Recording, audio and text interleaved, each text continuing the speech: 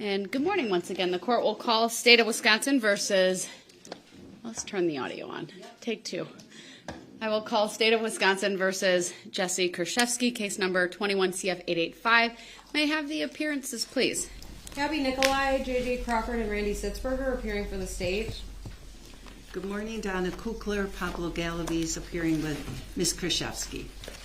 I'm told all of the jurors are here. Is there anything I need to go over with the parties prior to bringing them out for the continuation of Detective Hoppe's testimony? Yes, Judge, we went back through the video clips that we prepared because I noticed yesterday with the first two we've already played, both of them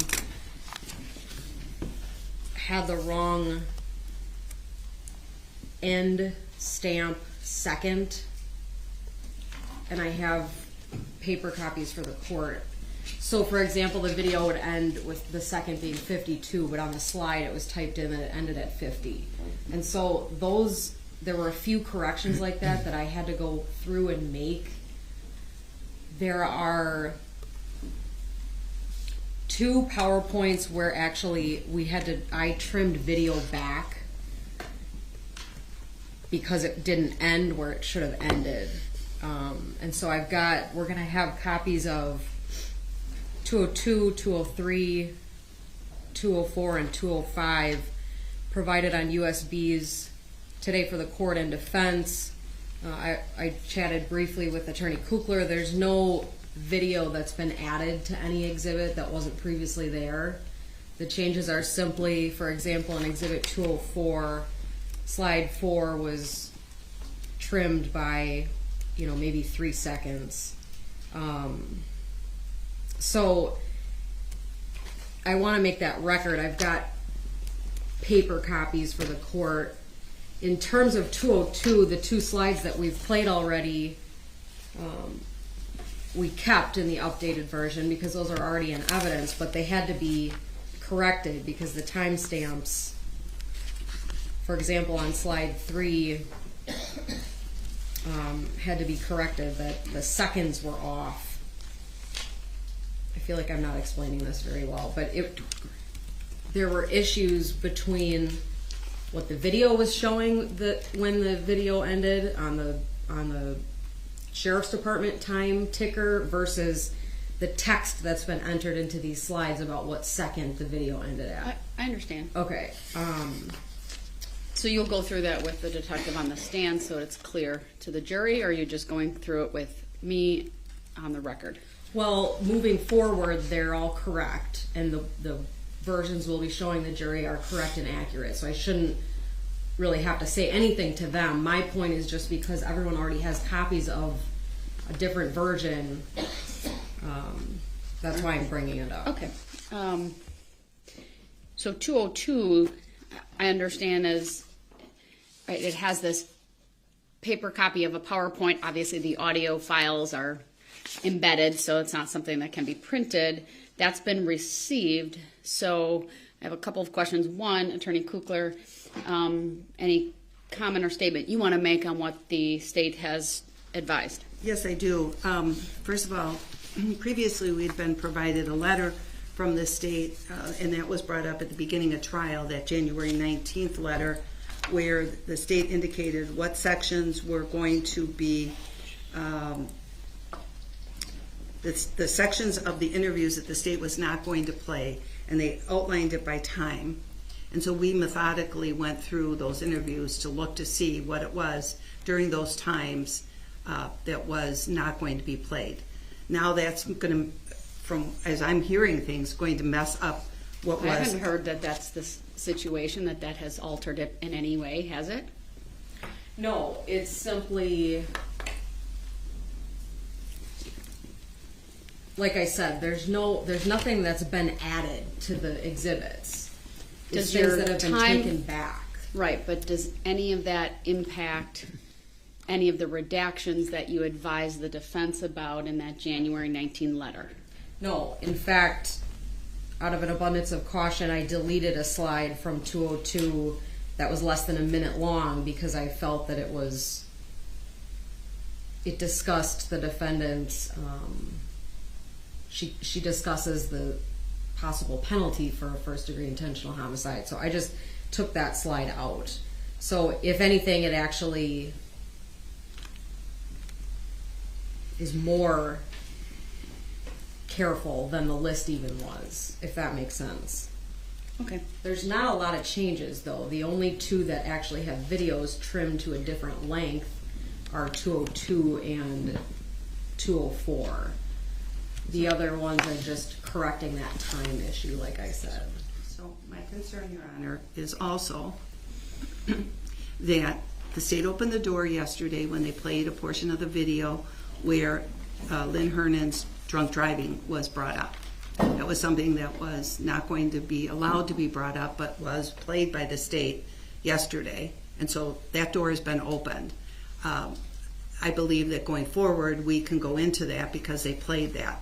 I suspect that part of what they've redacted today is taking out what they went oops on yesterday when it played. And I think that's what's really causing this. Okay, I understand what you're saying, but I need to focus on the initial issue that has been raised, not whether they've opened the door. We have a jury waiting.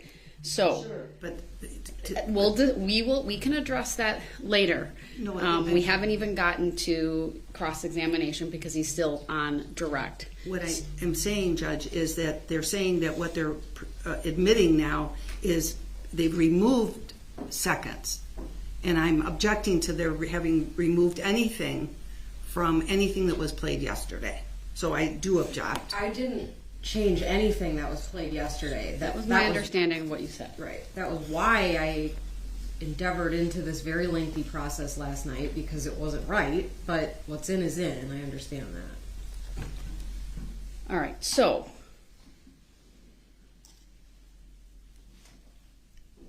in terms of the Exhibit 202 that's been received, if there's been a correction, it needs to be marked as 202A unless there's an agreement to replace it. Okay. And what's the defense position on 202 and whether it should be replaced or the new one marked as 202A? Marked as 202A.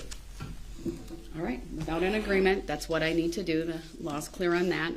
Can't simply just replace an exhibit without agreement. So we'll have it marked. You'll have to do what you need to do in terms of having the witness address that. And we'll go from there. And just to be clear, because I don't have the contents of that letter in front of me right now. All of the times that you indicated in that letter that you were redacting out and not showing, from what you're saying, you may have added a little bit to that out of an abundance of caution, but you didn't include anything going forward that was listed in that redaction. Correct. And it's only in 202 and 204. Well, I may have got 202 and 204 are the only two exhibits that have videos that have been shaved off a little in a couple of the slides. Correct. For the most part, the changes are the timestamp in the lower left corner showing the time that the clip depicts. Can you please tell me, with 202 only right now, what slides, as I'm looking at the paper copy, I think you said slide 3 earlier, what has been changed? Taken off. What did you trim back? The video, not just correcting that time. I did not trim any video from slide 3 because that was already played to the jury. But nonetheless, the timing was wrong. The end point of that clip should be 07:13:50, and yesterday it said 52. So that was what was corrected. The same with slide 2. The video wasn't changed at all, but All right. And then what about any slides going forward? Did you trim the actual video?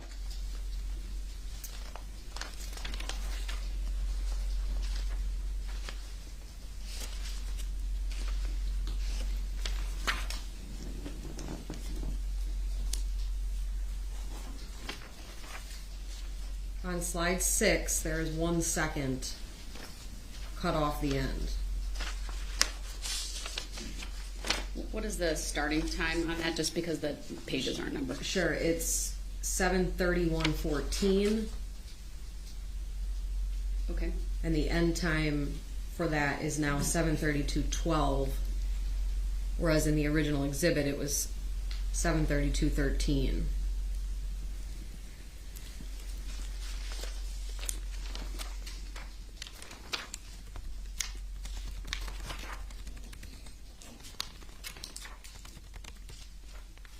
Any other slides in that particular exhibit? So in the original, slide 12 was starting 8:25:05 through 8:25:48.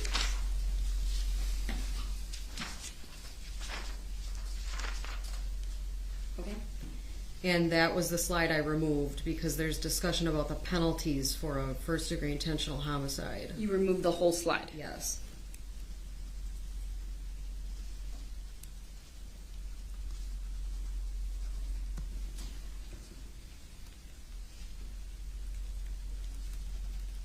Okay. I just want to bring. Anything else on that one? No.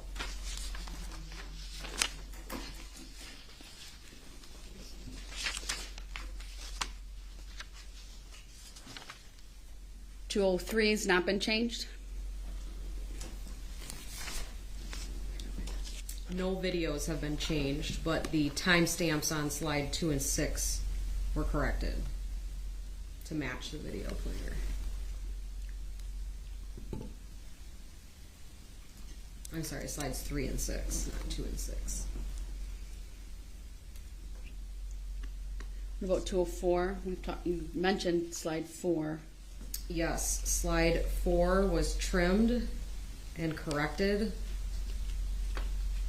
So that slide begins at about 9:45 and the new end time is 9:57:14.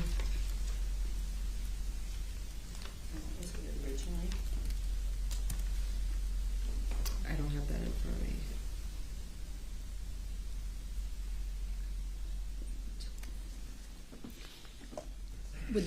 With the PowerPoints, I don't know that I have. I know I have 202 and I have 206, and I only have 202 because Teresa printed it off for me. It wasn't in my box, and I don't know that I have those other ones.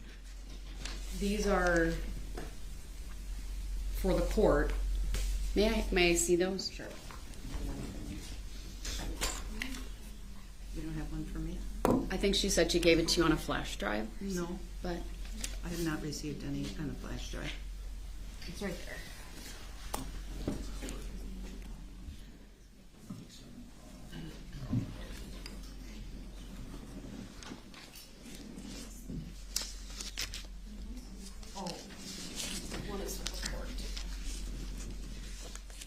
all right, do you have?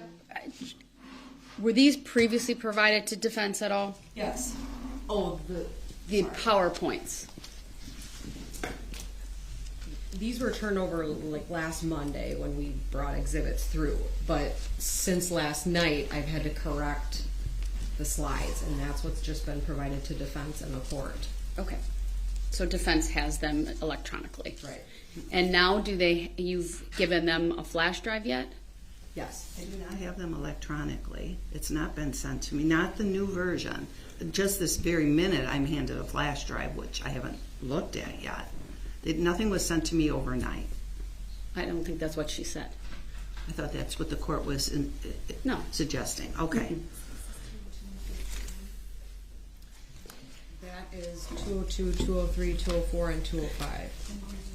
All right, just because there's been a change, and I don't want to hold us up too much longer, anytime we have a change, we should, just an abundance, make sure that you're printing off copies for me and the defense. I understand it can get voluminous, but I'll have Teresa print them off or copy what I have just so we can get them to them right now. You can use the printer in the chambers, Judge Bourne's chambers. If you have them electronically, you have the flash. Yeah, I can't plug the flash drive. Actually, let me do this. I need Teresa in here. I can't have her doing this. If the state could have them printed off and delivered as quickly as possible, that would be great. That way, and then you should be able to compare what you have with the electronic copies that you received with the information that was exchanged last Monday at the start of the trial due to my order on exhibits.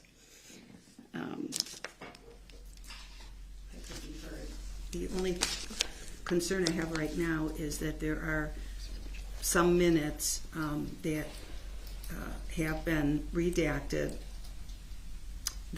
Looking at the original slide's not going to help me. I'm going to have to listen to hear what it is that's been redacted, which is what we did on the original letter that had come through. Now there's 3 sections that we've gotten to so far that have been discussed that have additional redactions that I need to listen to.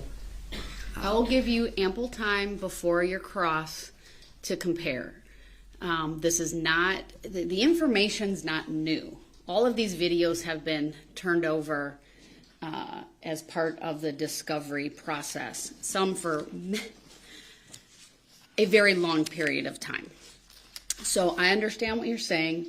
From what I have taken notes about, with the exception of the one entire slide, these are small changes. And we will all be here listening, watching during his direct examination, meaning of Detective Hoppe. I will give you extra time before you have to start your cross to compare whatever it is you want to compare and make any requests that you want to make in terms of whether any of that should be added back in. And if that means even if he gets done, today at noon and I need to give you an extra long lunch or whatever it is, we'll do it. That's fair. But I don't think it should hold up continuing his direct examination this morning. I will make sure we wait, though, until those printed copies are provided, because I know for me, I take all of these printed exhibits and I make extensive notes on them. And it's just easier for me to do that, to keep track of things, and maybe that's helpful to you, so I'll at least give you that so you have the printed copies of the replacements 202, 203, 204, 205, and I know there's a 206, but that wasn't touched is what you're telling me? Right. So that you at least have those before the direct examination continues. That way, I know you have, I think, 2 computers there. You should be able to pull up the electronic versions of the originals that you have and at least make some comparisons. And again, I'll still give you time before you have to cross-examine Detective Hoppe to go through all of that. But other than what I just said, in terms of waiting till the printed copies are provided to you, your opportunity to really review this will be in between his direct and your cross. Now, since I know we have a little bit of time and reference has been made to whether the state's opened the door, I am not allowing the defense to get into her drunk driving past. That is just simply an attempt to slander the victim's reputation. It has nothing to do with the allegations in this case, whether she has drunk driving convictions in the past. It was a passing reference. We've heard here today that was not originally intended. I believe that's inadvertent. I have no reason to believe otherwise. Even if it was or couldn't be avoided because of the context and the interview of your client, I am not going to turn this into a sideshow, frankly, about her past and drunk drive. It is not relevant to the charges in this case, period. I know that sometimes information comes in because it's unavoidable in the context of an interview, but that doesn't mean the door has been opened, nor does it mean, even if I were to consider that the door is open, that I'm going to allow further testimony and evidence on that issue. That's my decision, not taking any argument on it. I expect that the parties going forward will follow that. Now, if there's some other, I guess, slip along the way, or it comes up, well, I obviously will reserve my right to revisit that should there be a request. But at this point in time, the motion in limine, I believe it was number 19 that I granted in favor of the state, remains. I've not changed my ruling on that. The last thing is, and I've told the defense, and I haven't had a request, obviously she was in custody during this. She was in her civilian attire, but I could see her hands were in handcuffs. I know going forward, there's interviews where she's in the jail orange. And so I've let the defense know, if you want me to read an instruction about, that should not be held against her in any way, let me know. The sooner the better. I do intend to have it in the final jury instructions in some form, and it may be better just to do it at that point. But as a cautionary instruction, I will leave it up to the defense to make sure you request that from me. And if there's a specific request as to when, please let me know. All right, so with that, we'll just be in a holding pattern until those printouts get here. All right, I'm going to step off the bench. We'll be in recess.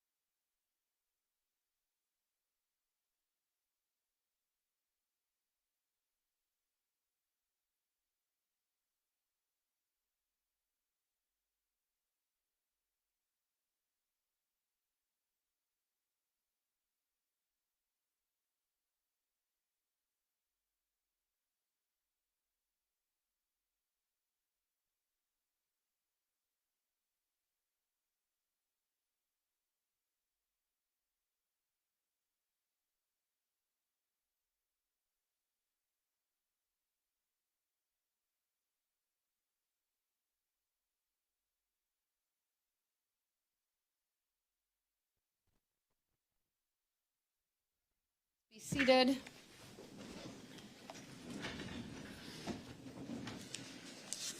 All right, has the state provided the printed copies of the PowerPoints that have been revised? Yes, Judge, we also gave essentially a shorthand copy of the notes that I had in terms of what slides the changes were on and what the change was. Defense acknowledge receipt? Yes.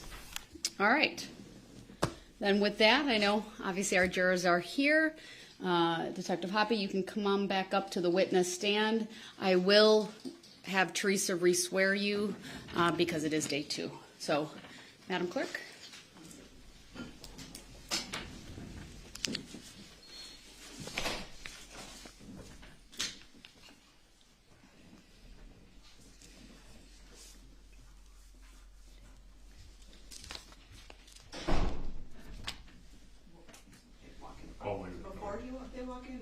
No, when after they come in. Yeah, sorry. No, that's right. I just said a moment where He's just prepared for I was when they ready. come in. way to be prepared.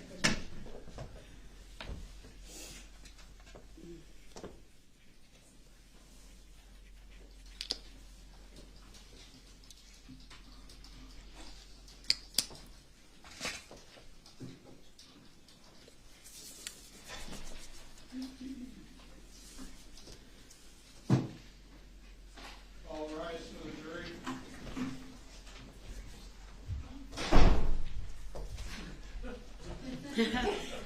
Or not.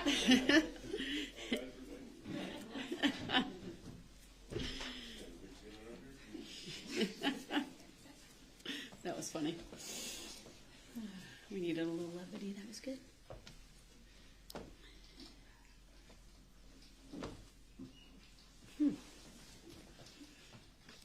Apparently my computer doesn't want to sign in today. All rise to the jury.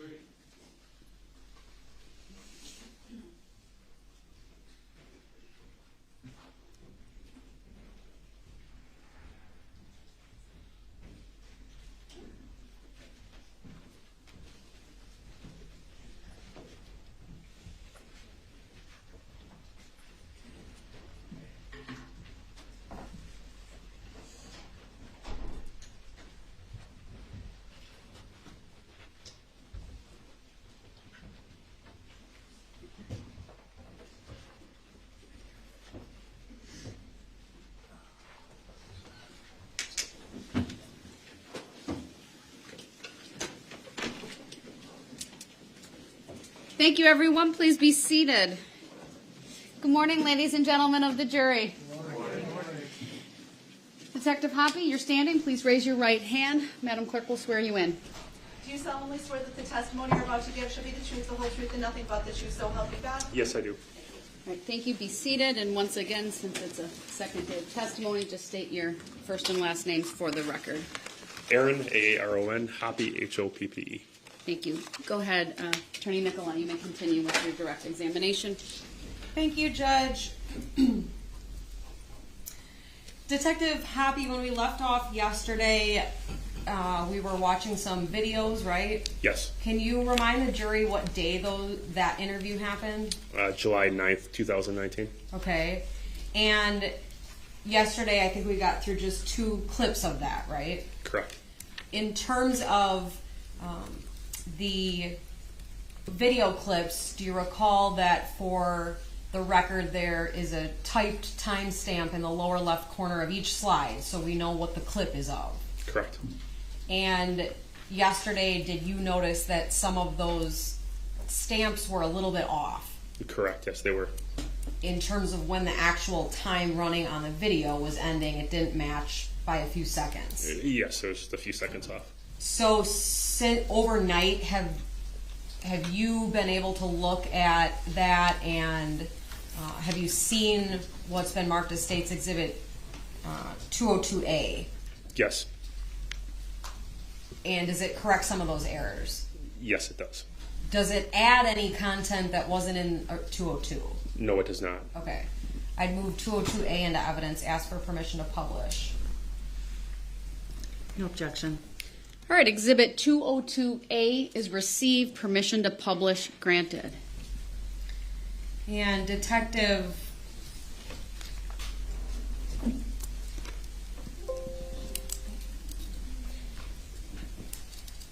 on the screen before you, do you see that marked 202A? Yes, I do. Okay. Now, if we go to slide 2, please. This is a slide that the jury saw yesterday. Is that true? Yes. Has the video been changed at all on this slide? No, it is not. Okay, going to slide 3. Again, is this a clip that the jury watched yesterday? Yes, it is. Same question. Was the video changed at all on this slide? No, it was not. Okay, so if we can please go to slide 4. And Detective, is this a continuation of that interview? Yes, it is. Where are you sitting? I'm basically beneath the camera. I'm in the corner of the interview room to Detective Cole's left. Okay, thank you. And for the record, this is a clip from 07/13/57, and at this point I'd ask to publish that. Go ahead. And we've never taken advantage of that, if that's what you guys are thinking. I mean, she was, anybody who knows her, she gave everyone money. That gym guy, she helped him with over $20,000 in legal bills, his house, his this. I mean, that's just how she was. It wasn't, you know, I mean, because I feel like now you're getting into finances, like you guys think something's up, but that's how Lynn was with her money. She did what she wanted, how she wanted. Mm-hmm. She had a $10,000 bracelet, a $12,000 necklace. Why? Because she wanted it. She bought that a year before she died, just for the fun of it. Mm-hmm. I mean, she didn't have a rhyme or reason on how she did things. She did what she wanted because she could, and she was always poor. When her parents died, she said, you know what, this is the first time I can do what I want, how I want. She bought the Jeep she wanted. She bought the condo. She hid the condo. She wanted to get out there. But she was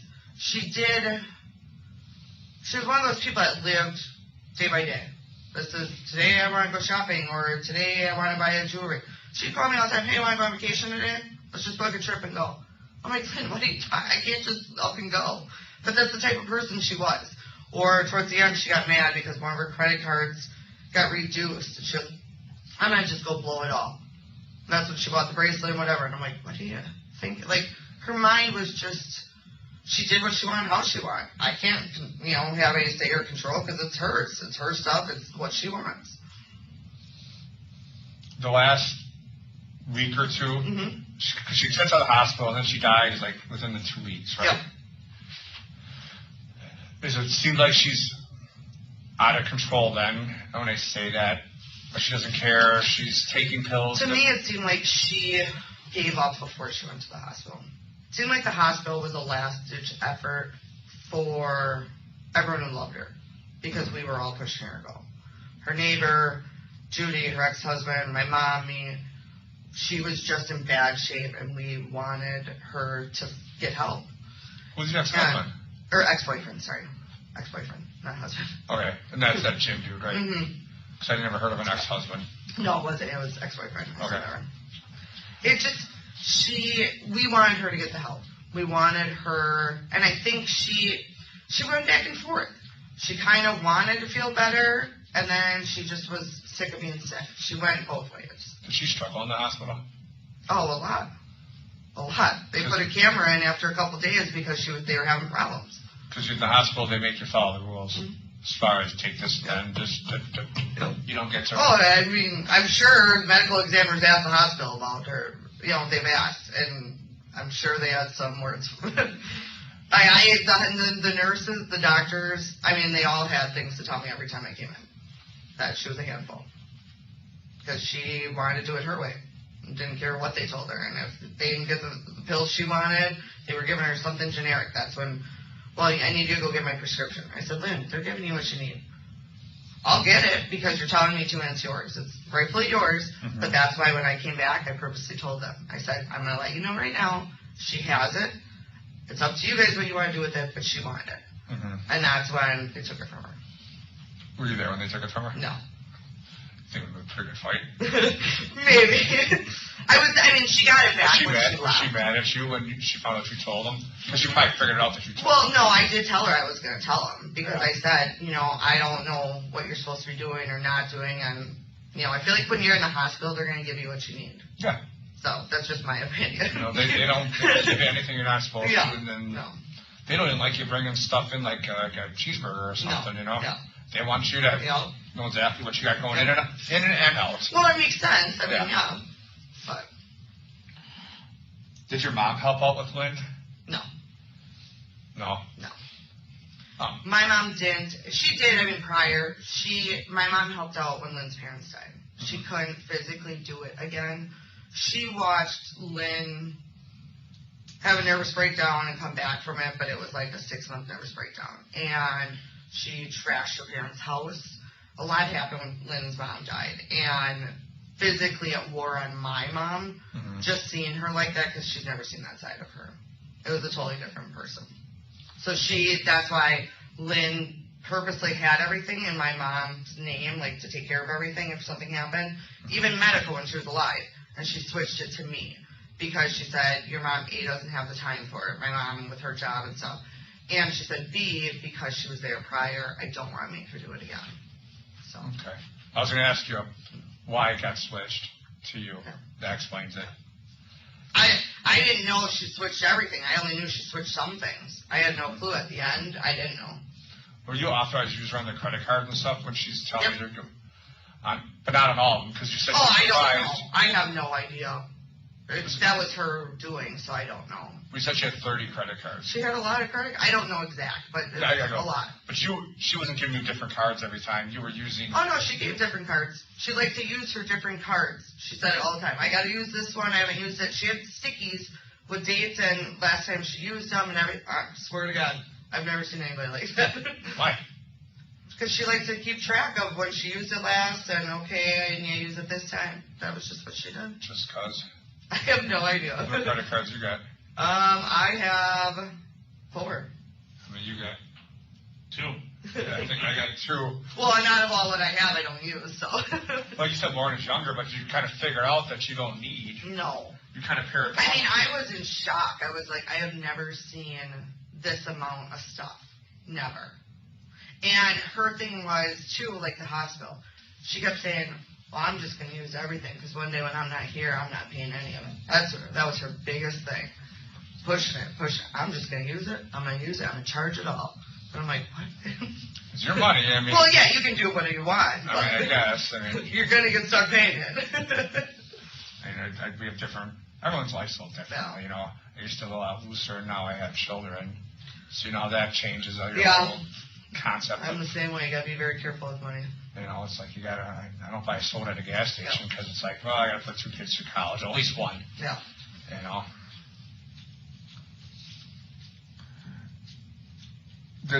The last 2 weeks, did she fall since she got out of the hospital, the last hospital stay? Yeah. Did she fall at all? Yeah. That's when her neighbor helped me. Then Judy came and helped her, or whatever her name was, Yeah. June, or. I don't know why I can't think of her name right now, but I haven't talked to her in a while, so. Yeah, she helped me Did Jim ever come over? Oh, no. Help? No. When did she give Jim the money? Do you remember? I want to say within the last year. And I think she might have given him money like 2-3 times, not just that. I want to say maybe like the last 3 years. Do you know the last time Jim saw her? So I thought at one time, and someone told me that like she didn't want to see Jim anymore. She told him not to come. Her looks and stuff, yeah. I don't know, because he didn't come when I was around. Okay. His mom did. His mom was Judy. His mom did. His mom's Judy. Mm-hmm. That's Judy. Okay. Not the neighbor, but that's where they got no. Yeah, yeah. No, Right. I can't think of the neighbor's name. It's driving me nuts right now. It's on my phone, but I can't think of the neighbor's name. But the neighbor would be probably the one who saw her just as, not as much as me, but I mean more, and helped out. When she fell, I needed help. Yeah, you can't get her herself. And then Judy was Jim's mom, and she would come every so often. She saw him more than Jim. I saw her towards the end more than Jim. So I don't know though than Jim. I couldn't tell you. You don't know. There's another beneficiary in the will. Anthony. Who's that? That is Kareen's son. Kareen is her best friend, just like my mom. Does Kareen come over and help?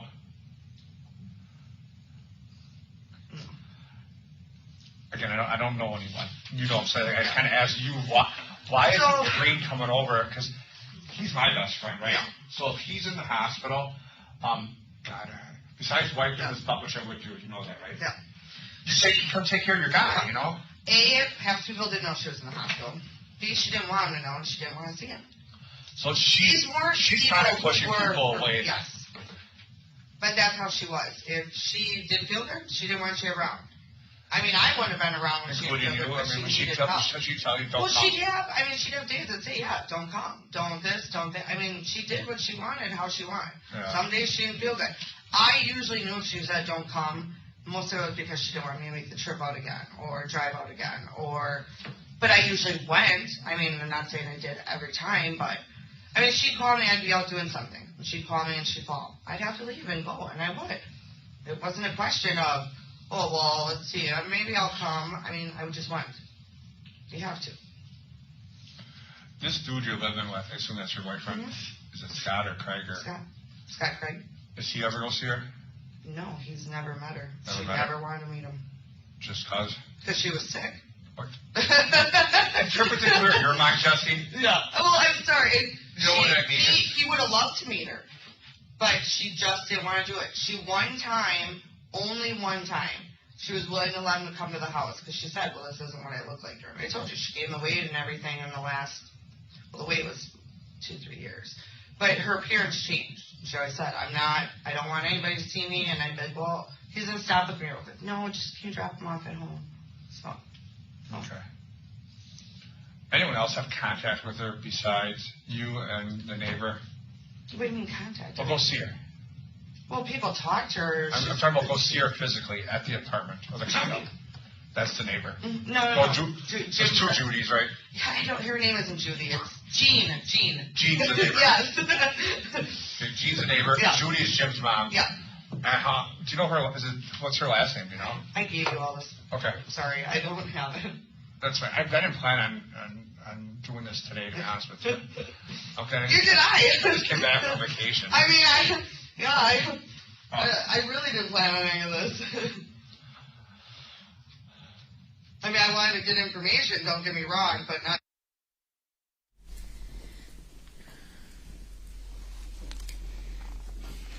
Detective Hoppe, in that clip that the jury just watched, did Ms. Kurczewski discuss with you and Detective Cole some things that she says happened in the hospital during the hospital visit? Yes.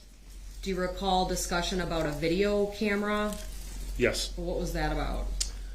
She said that the hospital was concerned for things that Lynn was doing, and they had set up a camera in her room. I'd like to show you an exhibit before we move on to the next clip of 202A. If I could please just show the witness exhibit 207. Detective Hoppe, throughout this case, were you able to review medical records from that hospital visit? Yes, I did. And in fact, were you in the courtroom when many of those records were shown to the jury in this case? Yes, I was. And fair to say exhibit 207 is a 2-page document? Yes. Have you seen that before? I have. Is it significant to this case? Yes, it is. Does it look like a fair and accurate copy of that portion of the medical record? Yes. I'd move exhibit 207 into evidence, asked to publish.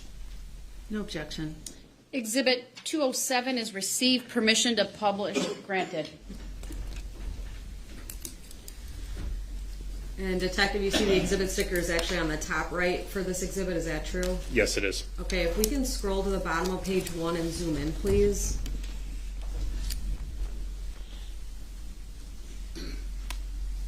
It looks like there is a note that begins on the bottom of the page and flows into the next page. Is that fair? Yes. Okay, so if we go to the top of page 2, does that note continue where it says progress notes? Yes. Do you see anything in this note significant to Ms. Kurczewski telling you the hospital put a video camera in Lynn's room? Yes. What is it? It says that there is the Avis placed in the room for safety. Do you know what Avis is? It's a camera system that the hospital uses. Does this note say why that was done? Yes, it does. What does it say? Patient confused at times, trying to pull on lines and get out of bed without calling. Patient does not use call light appropriately. What did Ms. Kurczewski tell you about why a camera was put in Ms. Hernan's room? About misuse of medication. Does that seem consistent with this record? No, it does not. When Ms. Kurczewski talked to you about that misuse of medication during her testimony or during her interview, how did she say Ms. Hernan got that medication to misuse it? That she brought the medication to the hospital. Okay. Being Ms. Kurczewski. Okay. Ultimately, did Ms. Kurczewski tell you that she told a nurse what she did when she brought it in? She alleged she told the nurse, yes. Have you looked through the medical records in this case? Yes, I have. Is there anything in the medical records consistent with the allegation that Ms. Kurczewski brought medication into the hospital and then told staff she did so? There's no documentation stating that. Okay. Thank you, Ms. DeBalconier. If we can please go back to Exhibit 202A, and we are on slide 5.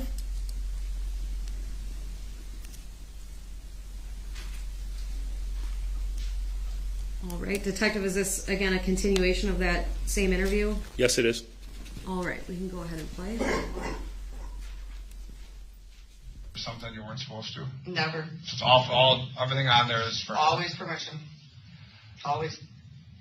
I know better. I know better. There's a reason I don't want to be sitting in these. I know better, and I really... And you know why I asked, right? I feel like you're asking because of my history. That's why. I feel like I'm sitting in cuffs for a reason now. I'll be very honest with you guys. I feel like this is all mixed together. You're in cuffs because it's policy. No, but I mean, I feel like I was brought in because of this. I didn't put two and two together until I saw you guys, and I'm wondering why I was going to Waukesha. Mm-hmm. Granted, I was half asleep when I left the house, but I'm really starting to think you guys think I did something or I did something wrong. And if you knew Lynn, you knew the way she was. I didn't do anything, and I'll tell you that honestly. I don't know. I love her to death. I don't know her. That's why I'm asking you a lot of questions because I don't know who she was. I get it. You know what I mean? Yeah. It's one of the disadvantages of doing this job is you know her intimately. Yeah, I know her very well. And I'm investigating a death. I get it. And there's an anomaly in her toxicology. There's a drug in her system that's not supposed to be there. And what would that be? It's called tetrahydrazine. What is that? Commonly known as eye drops. She uses eye drops all the time. What does she use them for? She used them for her eyes. But she went through them like crazy, which didn't make sense. Yeah? Yeah. Like, when you say a lot, how much was she using? I probably brought her 4 bottles while she was in the hospital. Yeah. She put them in her eyes all the time. All the time. And I was like, I've never met somebody that goes through it. She's like, my eyes are always dry. Always. What kind of eye drops were you buying her? Whatever kind. She didn't care. She didn't have like a history. I mean, I'm not an eye drop guy, but we also refer to it as Visine. Is that? Well, no, there's different. She likes a different kind. I don't know without looking at it. I really don't. Okay. No. The hospital didn't have concerns with it? I have no idea. I mean, she had it sitting out on her thing. The last couple But weeks. what would that do anyway? I don't get it. Apparently, it's not good for you to use lots of eye drops. And that's what the medical examiner is concerned about. Did they look in her house? Because she has boxes of them. Does Or she? had. Yeah. Because she was well known for eye drops. Okay. Yeah. That's why I'm like, what is that? Because that just sounds really weird to me when you said Well, it that. sounded So I'm weird like, to us, too. Yeah. Yeah. So, were you going to buy eye drops for her? You're buying at the end? Were you I buying mean, that's lots? the same stuff that I bought for her all the time. Yeah. How many boxes of eye drops you thought you'd buy in a week, maybe? In a week? I don't know, a week, but usually every time I went to the store, she'd ask for them, so I'd get anywhere, maybe like 6 at a time. Okay. Yeah. And you're probably buying, 6, 3 times a week? No, I wouldn't think that. I don't know. I don't know how many times you went to the store for once a I week. couldn't tell you how often, but usually anytime I went to get her water or something, she'd be like, "Go get eye drops or get," I always had the same list usually of what she wanted. When you say water, it's more like bottled water. Yes. That's just what she preferred. Yes. She didn't drink tap. She didn't trust her. She didn't, ever since she lived in those apartments, she said the water was just funny. She had tested like 3 times. And she said that it just had a bad taste to it, like well water or whatever, because she's lived in a lot of places with well water. Mm-hmm. So she's been like that for as long as I can remember. Did you ever taste the water? I always drink the bottle too. It's habit for me. I drink bottle at home. Just asking if Yeah. you ever tasted the water. Yeah. Maybe it's, I don't know. No, I drink bottle just like her. I never liked, because we have funky water too. So Did you ever see her, like squirt the stuff in her mouth? no, Eye drops? No. no. No. Did you ever see her use different kinds of alcohol when she's taking her pills? Oh, a ton. Well, what do you mean? Alcohol, like Vodka. spirits, vodka. Well, yeah, she drank vodka all the time. That's what was her main drink. The last couple weeks was she drinking? She drank up until, I can't even say for sure.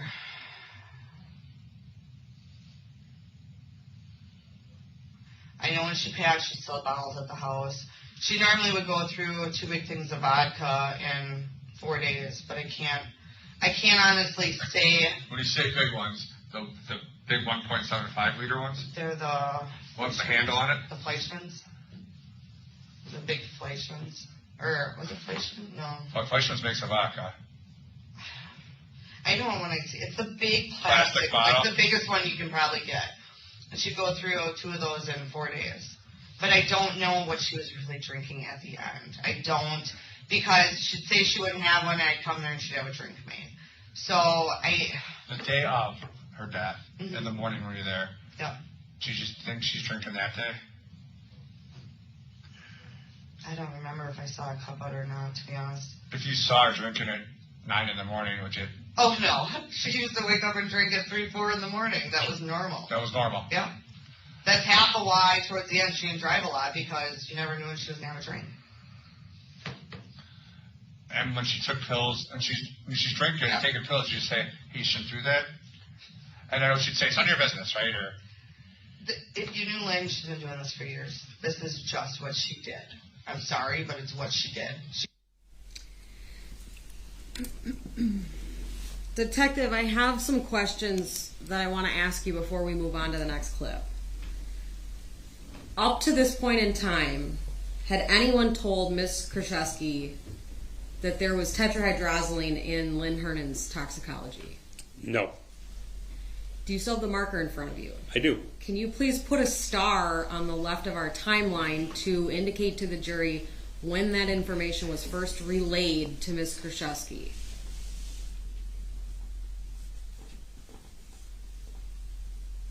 Thank you. Taking the board down, I apologize. Okay, that's fine. Thank you. The minute that eye drops were mentioned, what did Ms. Kurczewski say about a habit Lynn had? She immediately went into saying that she was well known for eye drops and used them all the time, and Ms. Kurczewski said she had to purchase several bottles at a time for her. Was Lynn Hernan being, quote, known for eye drops something that had already come up from any other source in your investigation? No. When, during this clip that we just watched in slide 5, when this substance is mentioned, what does Ms. Kurczewski say about what that can do to the human body? She doesn't know. She asked the question of what happens. Do you recall in this section Detective Cole actually asking Ms. Kurczewski if Lynn Hernan was drinking eye drops? Yes. What did Ms. Kurczewski say? She said that she puts it in her eyes. Okay. At this point in your investigation,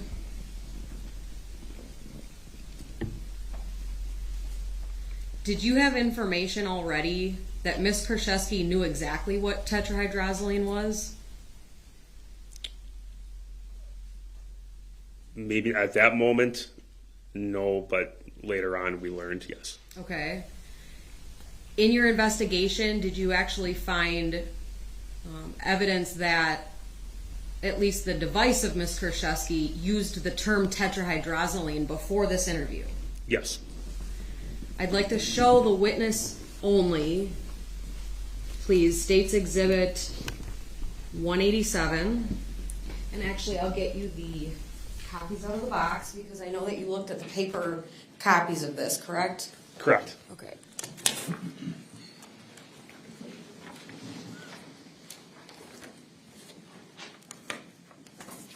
So I'm handing you, oops, Exhibit 188.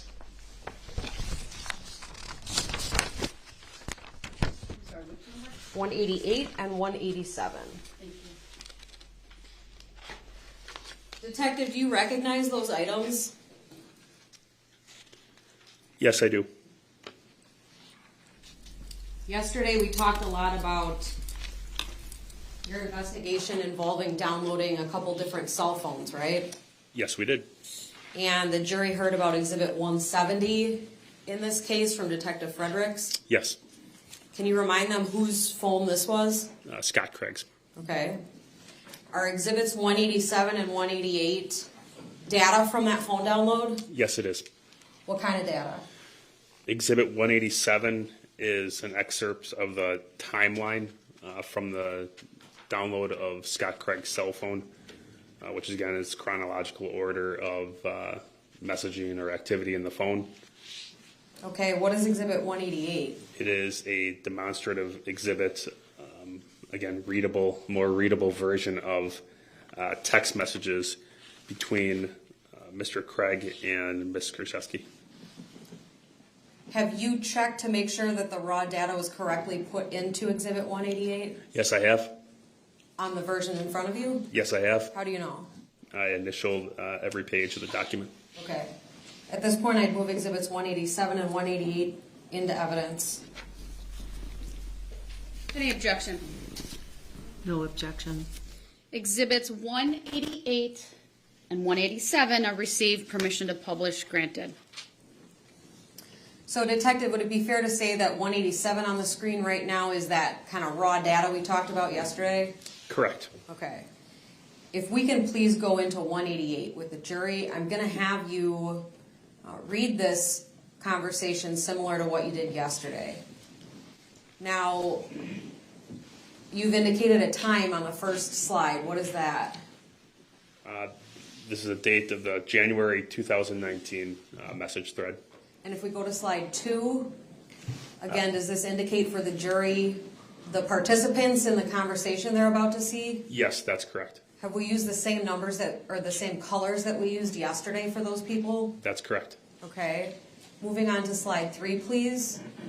What date does this discussion begin? January 12th, 2019. Okay. Can you please add January 12th of 2019 on our Exhibit 228, our timeline?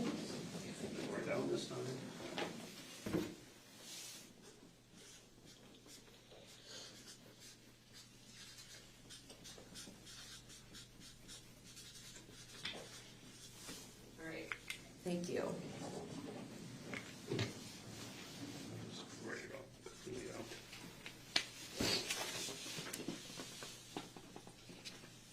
Okay.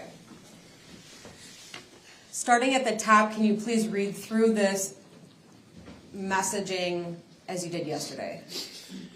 At 8:10 p.m., Scott sends to Jessy, and then what? Can't stay like that all night. It's almost done.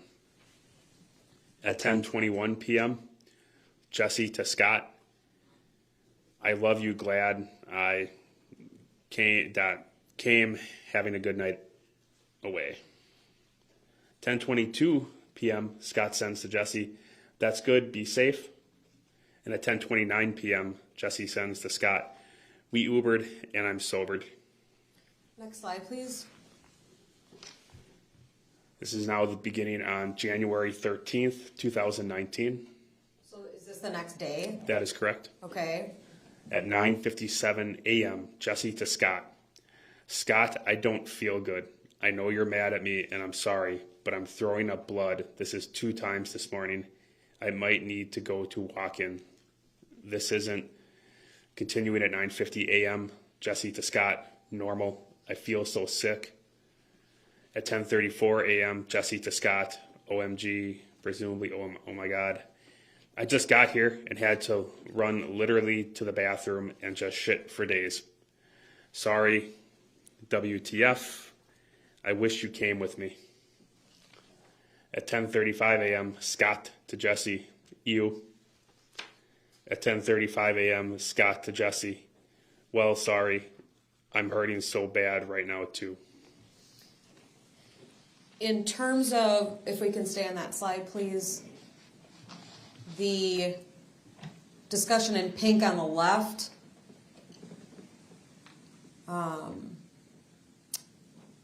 in the top box, the words walk-in is used. Correct. Does that have any significance to you? That was the information we believe was related to a walk-in urgent care clinic type location. And then, in fact, a couple down, it seems to suggest Ms. Kurczewski arrived at a new location. Correct. Okay. Next slide, please. Continuing on January 13th, 2019, at 11:03 a.m., Jessy to Scott. Did Alex take Liam? Are you feeling better? At 11:03 a.m., Scott to Jessy. Yes, she took him. I feel horrible. So bad. At 11:06 a.m., Jessy to Scott. Sorry, hun. I feel pretty bad right now, too. They said my blood pressure is really bad. I'm shaking bad right now, and my heart is flying out of my chest. It starts with TH and then continues on to the next text message, which was broken up at 11:06 a.m. Continuing, presumably they got me drinking water like crazy. Might have to give me fluids in my arm if it doesn't improve fast. They took blood waiting. The nurses keep, continuing at 11:06 from the last text, the nurses keep coming in every 2 minutes to check my blood pressure. Okay, next slide, please. Once again, we're continuing from January 13th, 2019 at 11:08 a.m. Scott to Jessy, oh geez. And 11:30 a.m. Scott to Jessy, what's up?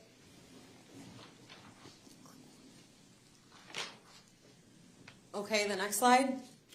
Continuing on January 13th, 2019 at 11:39 a.m. Jessy to Scott. I have traces of tetrahydrozoline in my blood. The doctor said that's what's messing with my blood pressure and why I feel like crap. He said that's the main, broken up to the next text, which is at 11:39 as well, ingredient in eye drops. WTF. I'm freaking out right now. He said so much stuff that I'm in complete shock. He asked me a ton of questions, where I've been. Next text is also continuing at 11:39, who I've been around and all this shit. I have to go for a chest x-ray and get fluids in my vein now. I have to have the charcoal crap. It's so nasty. I don't, continuing at 11:39 a.m., Jessy to Scott, want to. I'm waiting for the x-ray and I'm shaking now again. I'm reading about it online and I need to stop. Next slide, please. Continuing again on January 13th, 2019, Scott to Jessy, Jesus Christ, we'll try to calm down. At 11:40 a.m., Scott to Jessy, well. At 11:41 a.m., Jessy to Scott, the whole shitting thing is false.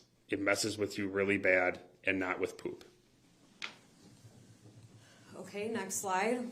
Once again, continuing on January 13th, 2019, Jessy to Scott. He said that people put it in people's drinks all the time. He said there's no taste to it and people don't notice. Who the fuck does that?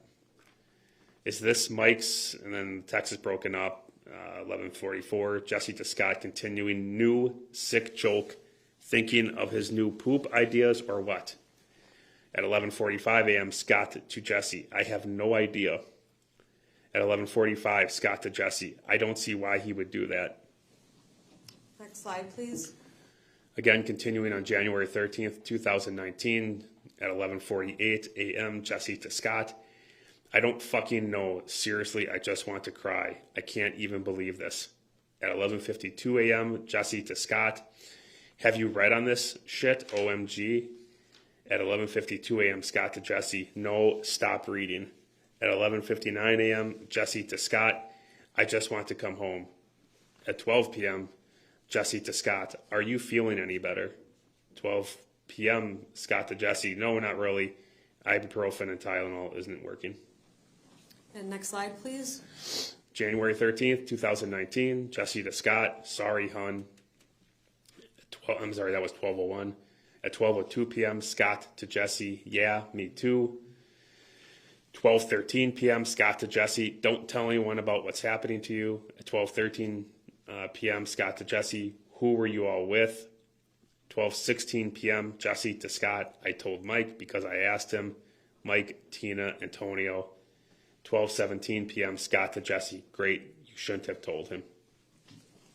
Next slide, please. Continuing again on January 13th, 2019, 12:17 p.m., Scott to Jessy.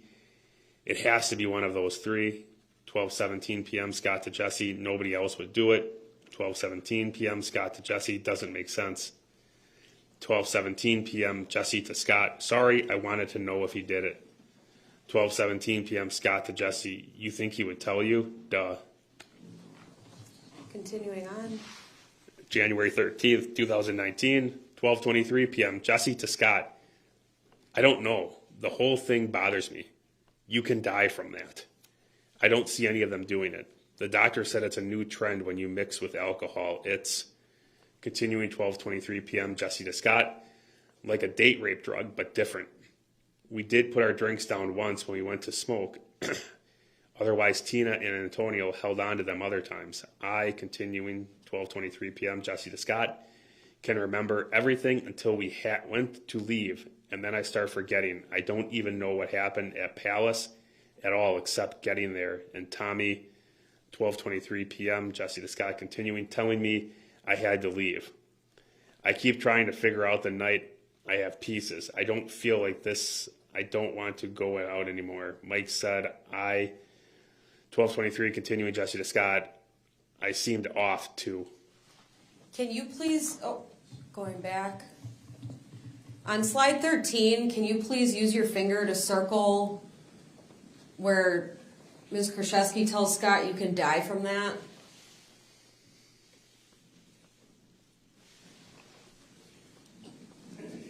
Madam Clerk, if we could please capture this as 188A.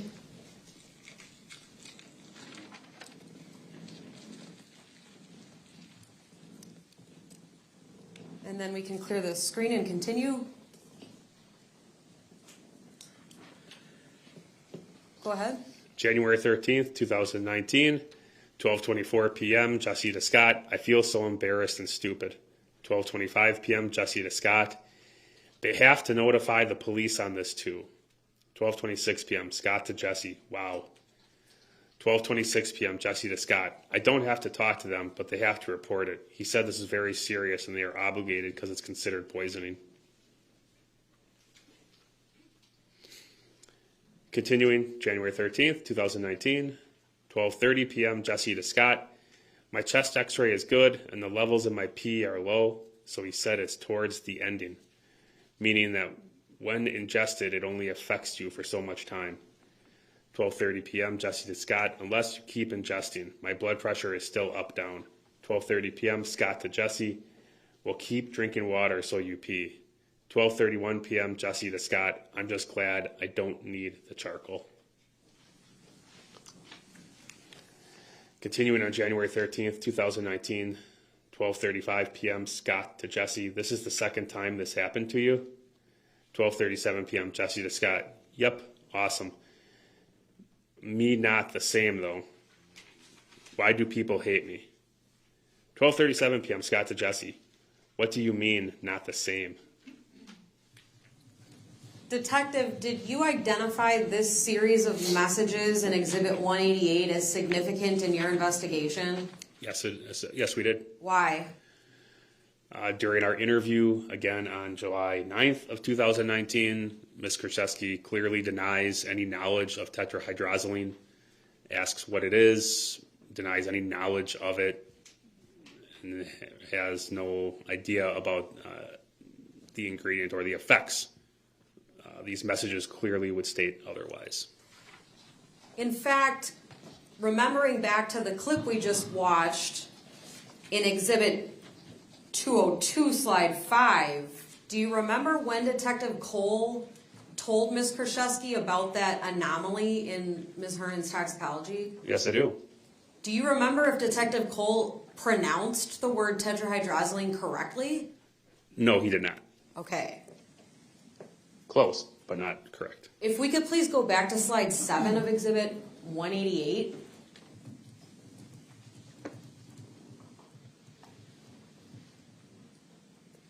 Detective, can you please circle the word tetrahydrozoline in this Slide 7 of Exhibit 188? Based on your information, is that word spelled correctly in this message? Yes, it is. Okay. Madam Clerk, if I could please capture this as Exhibit 188B. Thank you. Detective, were you in the courtroom when Scott Craig testified earlier? Yes, I was. Was he asked questions about this exchange? Yes. Did he recall it? Yes. Okay.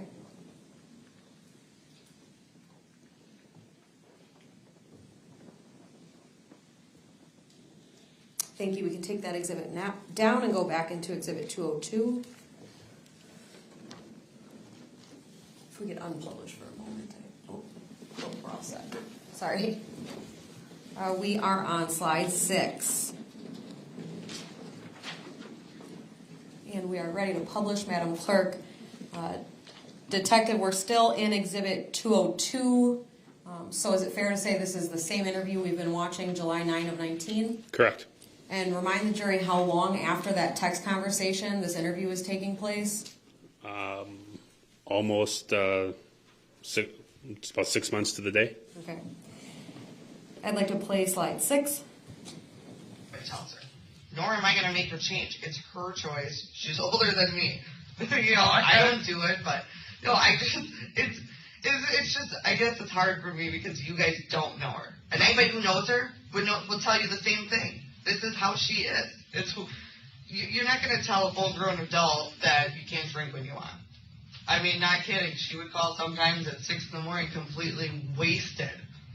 Because that's what she wanted to do if she felt like it. She call you just to talk? Oh, yeah. She's going to talk to you for an hour on the phone. And half the time you didn't know what she was saying, I'll be honest. She was very hard to understand when she started drinking and using her pills and whatever. Did you go check on her then if she called you at 6 in the morning and all blotto and said... Usually not 6 in the morning, but later eventually, that day? yes. Not always, because, I mean, that's just how I was used to, that was her. So I knew she was... And the next slide, please. Slide 7. If you thought she was doing something wrong with the pills, you would have tried to stop her, right? Well, I told her all the time she was doing something wrong. But she doesn't have the right amount of pills in there. But that's... I mean, I don't know what you mean by stopping. I'm not going to take her pills away from her. If she had you know how you found her. Did you ever see that happen before? Yes. When was the last time you saw her that she's spooning pills into her mouth? First she went to the hospital. Just before? I would say about a day or two.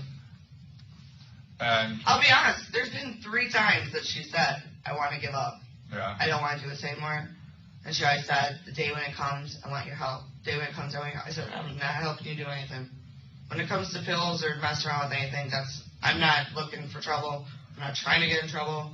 But She's a full-grown adult. Like her Dr. Kevorkian type thing to help her kill herself? She wanted it a million times. Yeah. I mean, she just was sick of being sick. And that's why towards the end, I mean, we said, Lynn, you need to go back in. The only one that can help you is a doctor. We physically don't know what more to do for you. When you completely give up and you're not eating, you're not drinking, you're doing whatever you want when you want to your body, but you're not doing physically what your body needs, it's going to shut down on you. And hers was. And that's why when she went in the last time, I mean, they were shocked. We walked in, they said, how are you even walking in here? Granted, we did get her a wheelchair as soon as we got in there. Mm-hmm. But she just didn't care. She was at that point where nobody was helping her. They weren't telling her what's wrong with her. She didn't know what more to do. When you were there the morning of her death, did you get the impression that something bad was going to happen that day? I didn't, looking back at it after the things she said, right away. I mean, when I came back and went the way I found her and replaying everything in my head from that day, I knew. That's what hurts the most. I didn't know when I left. I mean, obviously, if I would have known, I would have never left. I mean, that's the hardest part I have to live with, is knowing that she did this, and I could have been there, or I could have maybe got her help or something. That's my hardest part. That's why I want to know what the hell's wrong, or what's going on with her. But for me, that's the worst part, is she died, and I wasn't there, and I felt like she did it so I'd find her. Not that she wanted me to find her, but she did it knowing that I was going to find her, and she just wanted to be alone. Mm-hmm. And she did. I mean, she left that day, or I left that day. And, I mean, the things she said, it was just... Is there something specific that sticks out in your head that she said? No, she said, I'll see you later on. I mean, her usual. But it was just, she was rushing me. Just go do what you got to do. Just go. I mean, I'll see you a little bit later. And, and then I think it's just certain things, I guess, over the course of time, that she said. And, she was very big into, I want the doctors, the doctors aren't helping me. I want to know what's wrong. I want to know. And then, the next day, I just don't care anymore. I don't want to be here. She hit this where she went back and forth. And she always was, I'm sick of being sick. I'm sick of being sick. That's all she ever said, is I'm sick of being sick. I just want to feel better. You said earlier that you kind of would crush the pills up for her. No, You never did? Once in a blue moon. That's when she didn't have the strength, or would say, I want this under my pudding. But Usually the day of her death, she did it. you didn't crush them for her. What? The day of her death, you didn't crush No. them for her before you left. The last time you caught her with the spoon and the pills, did you have to take the spoon away from her? Did she fight with you? I mean, I've taken the plate and the spoon away from her, but I've also brought back to her because there were certain pills she couldn't swallow. Physically, she couldn't. Mm-hmm. I mean, we'd sit there and they'd come back up. Sit there and they come back. So, I mean, it went both ways as far as the pills she crushed. I mean, I didn't sit there and let her crush 20 pills in my presence. I let her, the main few that she always did. Usually if I come back, there'd be more or different ones, or, you can tell by looking at a plate. Obviously if they're all white, you can't tell. But, I mean, I'm telling you, I know when I left every day, and I'd come back and the pill amounts aren't what they should be. And then she always kept pills on the side of her that she didn't take anymore. And those were suddenly getting put up on the table. And she'd, I grabbed those by mistake. She'd make up stuff. And she'd act like she didn't, I didn't put those there, or I didn't take any of those. I'm like, why are they out? I'm guessing at one point you tried to, get rid of the old pills and try to get it organized. No, I've never tried to get rid of her old pills. You do not touch her stuff. When it comes to that, you do not. Because her thing is, if I need it down the road, I'm going to take it. They were her pills prescribed her, even though she wasn't taking them anymore. They were hers. I was not. There's some things you just do not mess with of hers. And that's her medicine and her vodka. Mm-hmm. The one time I tried taking her pills away from her and put them where they were out of her reach and hid them from her so she couldn't find them, she was pissed. Those are her pills. They're prescribed to her. And I thought, I'm not going to argue with you. We spent an hour and a half fighting about it. Yeah. They're her pills. I am not responsible for her. She's a full-grown adult. I gave them back to her because I spent an hour and a half fighting with her about it. I get you, but you have some responsibility because she's paying you to kind of help her. You have some responsibility. Sometimes people aren't in the right mind, and it sucks. It's not that. She was like this before she was sick. Yeah. If it wasn't this pill, it was that pill. She's been like this for years, and that was before she was sick. She liked her pills. Doesn't matter what it is. There wasn't a set. She was well known to like drugs and alcohol. That never changed. Lynn grew up that way, and she stayed that way. Maybe the pills changed, or the alcohol changed, or the drug of choice, but that's what she did. So it's just, Oh, it's so frustrating sometimes. Just thinking of like how she was. I'll tell you this, she didn't overdose on any kind of prescription medication. And Detective Hoppe, we've paused it at the timestamp of 07:39:29. Is that true? That's correct. And there's quite a bit more to this clip. Is that fair? Yes. And I know that we're getting into morning break time, but there's a couple questions that I wanted to ask you before that about what we've already heard. So you talked to the jury yesterday about that March 6, 2019 interview with Ms. Kurczewski, right? Yes. And around that time, what was Ms. Kurczewski telling law enforcement about the likelihood of suicide here? She didn't believe that was the case. Okay, now in this clip on slide 7 that we've just watched, Ms. Kurczewski tells you that there were 3 times that Ms. Hernan said she wanted to give up. Do you remember that? Yes. Do you remember the portion where Detective Cole is asking Ms. Kurczewski if she knew when she left that day that Ms. Hernan was going to die? Yes. Do you recall Ms. Kurczewski getting very emotional at that point in time? Yes. And what did she say her feeling was when she left? She, not looking back on it now, she didn't. She, looking back on it now, she thought that there was some concerns. Okay. But at the time, as she's crying, Ms. Kurczewski says, "I had no idea when I left this might happen." Right? That's correct. And she's crying, right? Yes. And Ms. Kurczewski says if she knew, she never would have left. Correct. And that Ms. Hernan was rushing her. Yes. Does that story stay the same throughout these interviews? No, it does not. Okay. There was some discussion in the last point that I want to chat with you about before we break, that there were certain kind of pills that Lynn Hernan couldn't swallow. Did you remember that? Yes. And that they'd have to be crushed. Do you remember that? Yes. Going back through those medical records, did you see any note ever that Lynn Hernan couldn't swallow pills? No, I did not. In fact, were you here when Dr. Bedrisky showed this jury 5 pills that evidently Lynn Hernan did swallow? Yes. Because they were inside of her at autopsy. Yes, that's correct. I think this would be a good time for a break, Judge.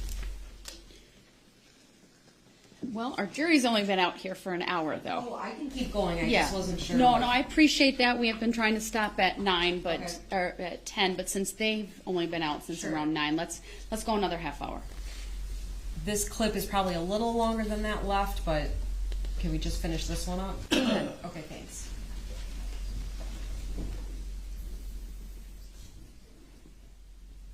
And for the record, we're starting slide 7 of Exhibit 202 at 07:39:29.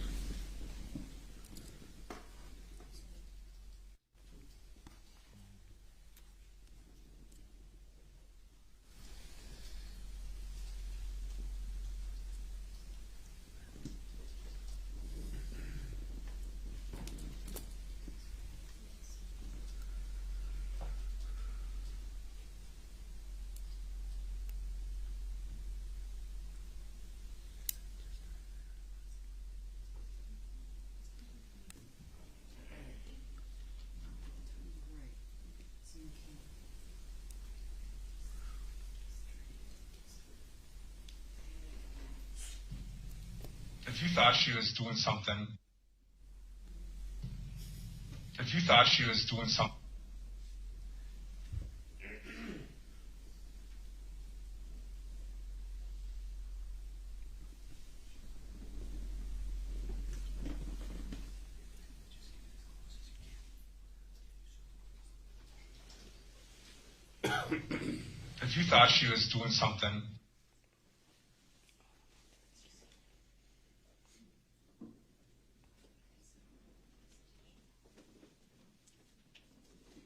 Let's take the publish down for a second.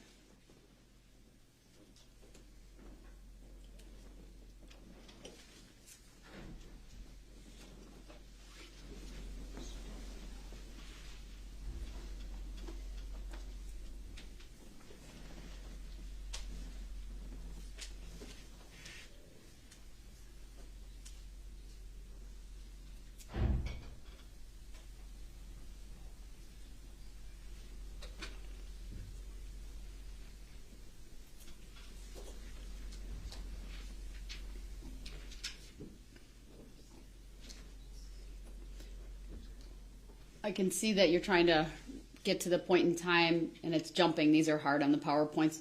If you can go back to that 0727, you could just mute it and then turn it on. If we have to wait a minute or so while it happens until it gets to that 072939, that might be the best thing to do at this point.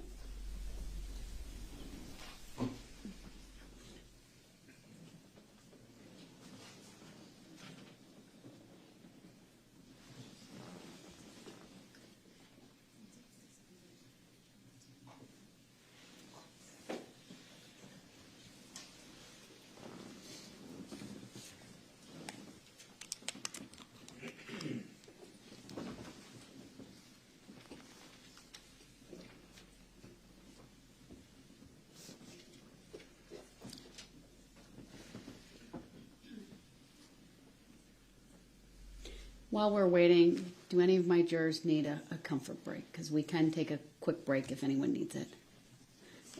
Me too. So we'll take 5 minutes just to use the restrooms and have a little bit of a comfort. We'll get that queued up and we'll come back out. All rise for the jury, please. Since we're having a technical.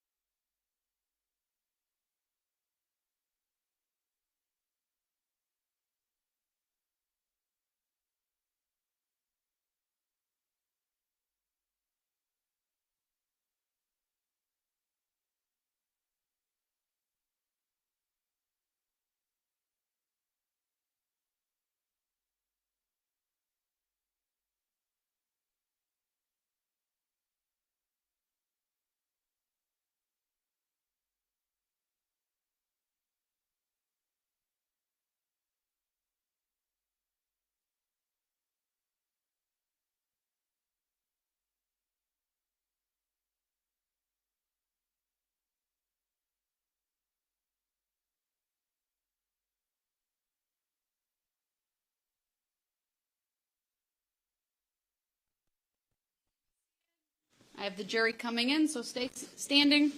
I don't know why I told you to be seated. It was force of habit. It's kind of like driving home. You just do it. That's right. Audio's on. For now.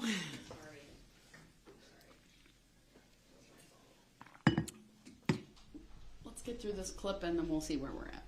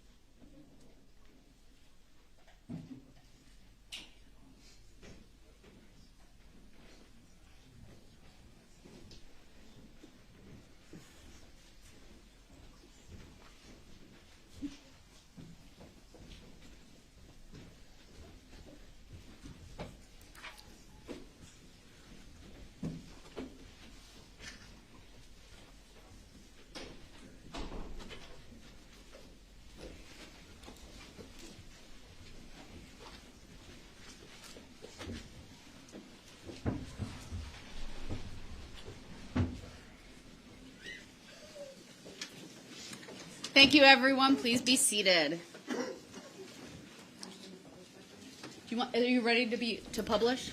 Yes, we are. We found our spot. We're going to just do the rest of this without being in presentation mode, because otherwise we can't get the right time. So, detective, we are at 7:39:28, and we will continue in this clip. Thank you.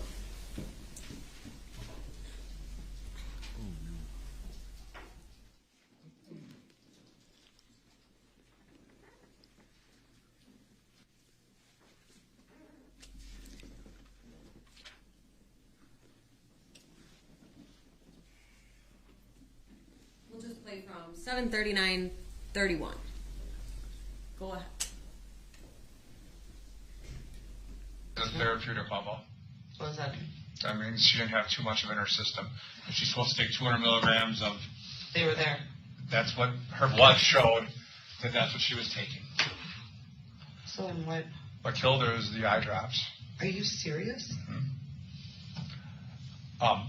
Do you think someone would have went in there and tried to kill her with eye drops? No. Put it in her drink? I swear to God, I don't. Her vodka? No. Does anyone have a motive? No. Jim? No, this would be all her. And Corrine? 100% honest. Is Corrine financially squared away? She doesn't need the money? It's nothing for money. This is what Lynn wanted. I'm telling you that. She looked at $1 million. I didn't know that, but she looked at ways. Yeah. Long time ago. She looked at the bag thing. This is something she knew what she was doing, obviously. Uh-huh. I didn't realize it, but she had to know what she was doing. Lynn was very determined to go out on her own way. She was determined to do things her way. That was just plain and simple. And I hate to say it, but she did what she did. The same with her pills. She got sick on her vodka. She got sick on pills. She did a lot of things that I don't agree with, but she did them the way she wanted them. I don't know how more to say it. The medical examiner tends to think someone killed her. Are you serious? Yeah. Why is that? Because they didn't find any Visine bottles next to her. They're all over her house. But she didn't really move around. That's what we were told, is she didn't really move. So the medical examiner tends to honestly tell you, I know they're think all that someone over gave it to her. No. I was the only one there. And I was there. I didn't see any Visine. I did not give her. They're all in her bathroom. And there was 2 on her nightstand. Not next to her. They were on her nightstand next to her. I swear to God, I know they were, because she always kept them right there. Oh, there's a picture of the nightstand. The medical examiner does a real thorough job when it comes to I medication. agree with what you're saying. 100%. But And there's no I don't know anybody who would do that to her, and I'm not lying. I don't know anybody who would want to do that. I don't know. I'm asking you. I don't know anybody. I don't know either. That's why I'm asking you. I know. Out of curiosity, she was in the hospital for 2 weeks. Why wasn't this found there? Apparently the body metabolizes it very quickly. That's why you can put it in your eyes. I say metabolize, you know what that means? No. Well, I do. I mean, process it real eat quickly. food, yeah. And people use eye drops like a date rape drug that I can slip in your drink like a Mickey. I've heard of that. Yeah. In fact, I was in a movie one time, apparently. Is it not White Crashers, I think? Yeah, But it was used to, like, diarrhea or something. Yeah, it gives you diarrhea. Yeah. And did Lynn have diarrhea at all? All the time. Yeah. All the time. Which kind of mean the medical examiner thinks someone was giving this to her in an attempt to kill her. Because she has a lot of it in her. What do you mean a lot? A lot. Like not enough, you can't take it through your eyes. It has to be ingested. Through orally. I've never seen her drink it. Ever. Ever. And why would you drink eye drops? I mean, what would it taste like? I don't even know, but... I don't know. It's very odd. This is why it's taking so long. So... There's not a lot of research on this either. I understand. You know, it's not like rat poison. The little rat poison thing with the wife and the husband. All her medications were completely normal. I find that very weird. In fact, there's no, there's 2 pills in her stomach. That's it. So the medical examiner thinks the body was staged. I was the only one there, and I didn't stage anybody. I'm not lying. I was the only one there. I haven't So you're accused you freaking. either. I know, but you're freaking me out right now because I know what people are going to think, and I spent the most amount of time with her, and I didn't kill her. This is my family. I told you I I have had no news, reason. and here it is. This is. Something's wrong. I see that, obviously. I mean, I kind of figured something was wrong, period, because I didn't think it should take this long, but I didn't think this is what you told me. I thought it was going to be 2 to figure out pills or something of that nature. It's real odd because the pills are where they're supposed to be. Everything's fine. There's no pills in her stomach. When I say no, there's 2 pills. Yeah. Which is inconsistent to her. That's inconsistent with what she should have been taking on a regular basis. Well, I don't know how long pills metabolize. And I don't know either how long it takes to process through the system. Yeah. But if someone's spooning pills into their mouth, they're going to be here, you know, and they're not here. Yeah. And this tetrahydrogenine. What about the pudding? Did they find pudding? I don't know. I can't answer. I mean, I'm just curious because I do know the day before I was what there. When stomach contacts, like pills, pills kind of stand out. Yeah. You know. Well, no, I understand, but I'm saying if they're crushed pills, I just remember the day before when I left at nighttime, she took her pills in her pudding, and I was there for that. Yeah. That was like her regular. But you saw her in the morning, and she's fine. I mean, everything's cool. I mean, she wasn't fine, but she wasn't. She wasn't like this. You know, she was talking to you. I'll see you later, hon. Yeah. That kind of stuff. And then you come back, like at what? I mean, she was asleep when I got there. She was her regular, you know, when we talked for a little bit, it wasn't like... You didn't think something was imminently wrong? No, nothing. You need to call 911? No, I would have called in a heartbeat, obviously. I mean, I'm the one who took her in. I'm the one who called the other times if she didn't. I would have never thought anything of that nature, ever. Again, the medical examiner is concerned because it looks like the body's staged with the spoon and the plate because there's no pills in her. Her medicines are fine therapeutically in the blood. Everything's where it's supposed to be. There's this tetrahydrogenine in her system, and I'm probably mispronouncing that. I don't. However, you're supposed to have 0 parts in your body. Mm-hmm. She has 160 parts. They say 60 parts is lethal to an adult. That's kind of the common belief in the medical. Like, how much is that? Like a part. When you say part, that's a scientific term. Okay. So. I mean, is that like 5 glasses or? The medical examiner think about 4 to 5 bottles of the little bottles of eye drops, and typical Visine drops. And it's probably given in a short period of time. So when they say like time, when did they think she died? Do they know that? Exactly, they don't. And it's not like on TV where they put a thermometer in and go, the body's been dead approximately between 4 and 2 hours, 2 and 4 hours. It doesn't work that way in real life. She obviously died that day. Yeah. They know that based on the rigor mortis and that kind of stuff. That kind of stuff. But even that's not an exact science to the minute. So that's why we're real concerned about how there's no pills in her. The blood's therapeutic. She's this high level of this drug in her system, and it has to go in real quickly.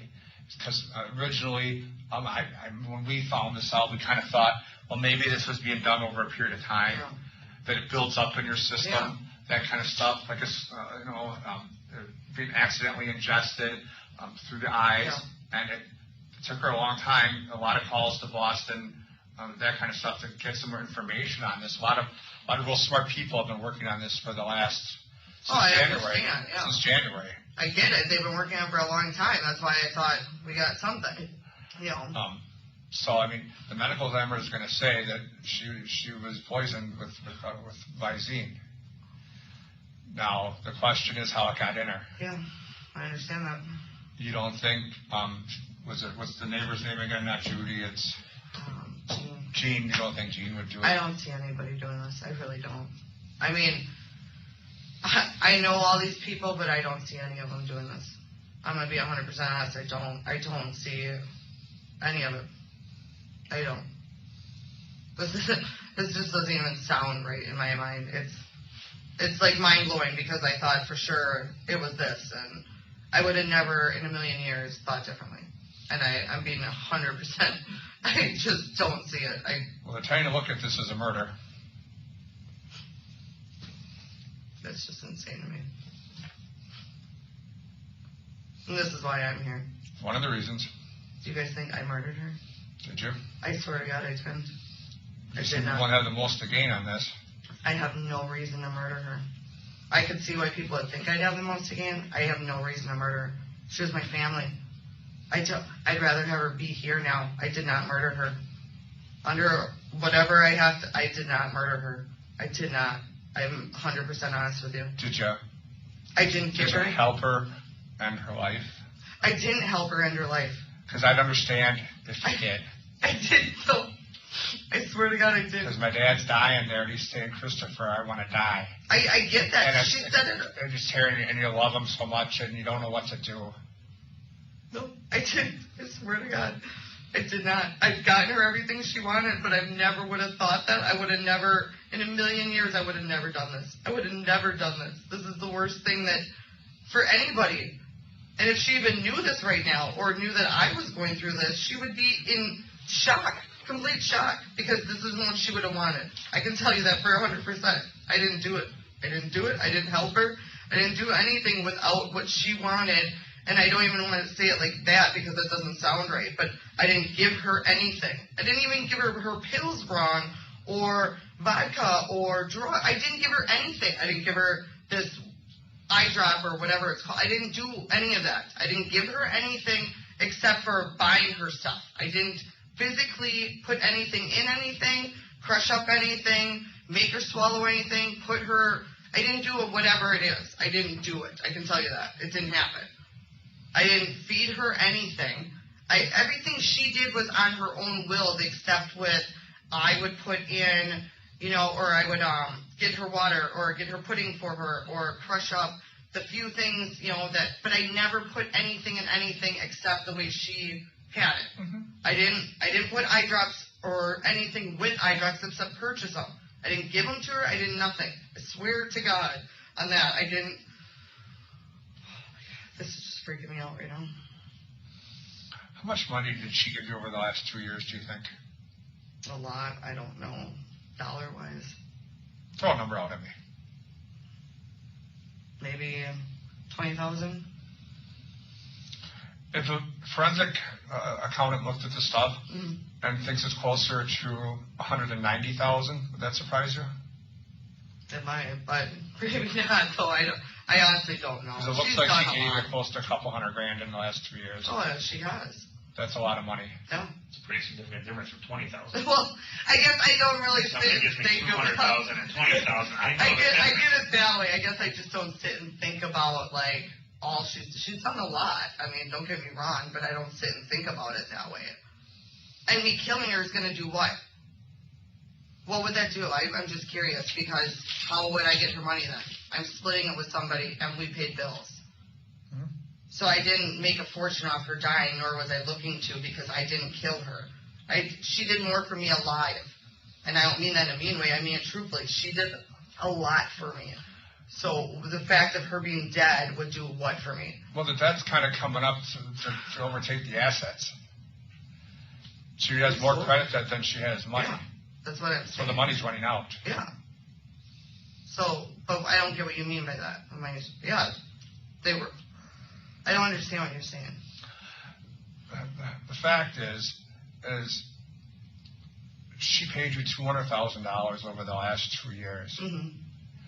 You're the you are handling the money. You are on the signer on the accounts. You are running the show. Yeah.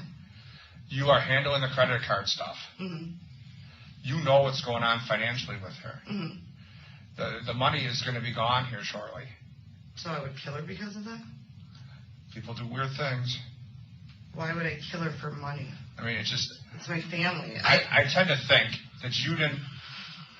When you say kill her, I don't think you killed her.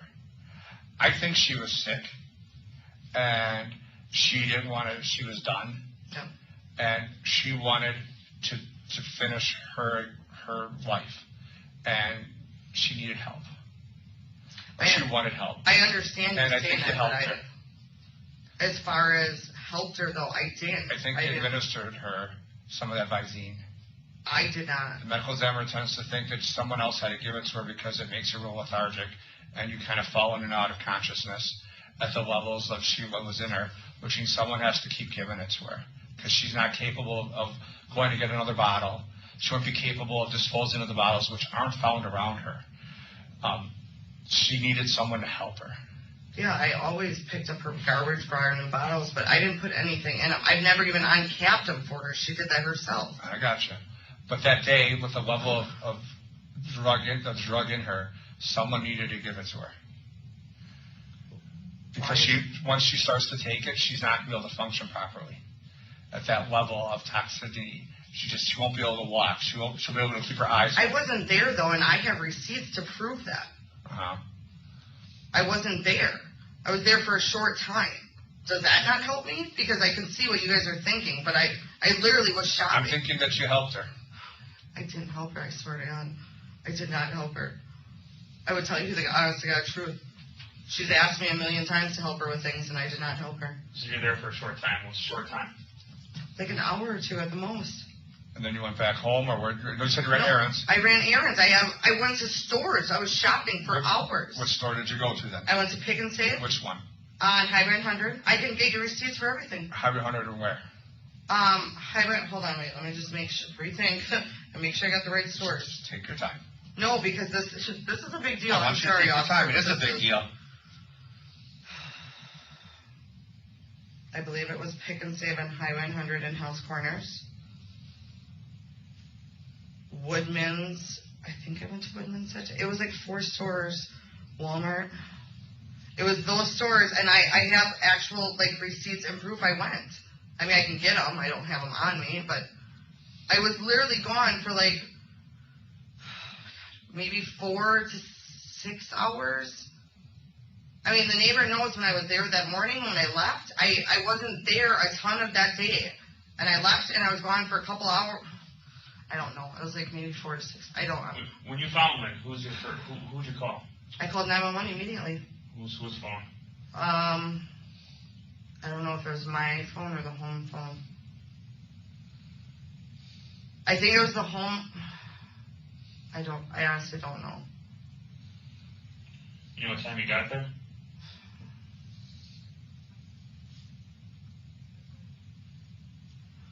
Maybe 5 or 6.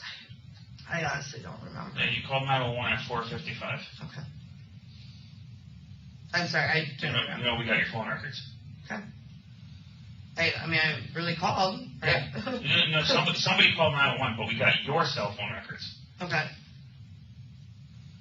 You called your mom 4 minutes before that, and you're already there. Because I was probably pulling up.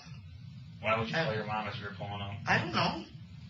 I talk to my mom all the time. I really do. I talk to her all the time. I don't know why I would have... I don't know for sure that day why I would have called her first. I don't know. Did you call her first? I honestly don't know. I don't think so. I thought I called 911 first. Kind of looks like you called your mom first and then 911. I don't. People in shock do weird things. I honestly don't know right now. I mean, this is all just shocking me out right now. How long do you think you were there that morning? At the most 2 hours.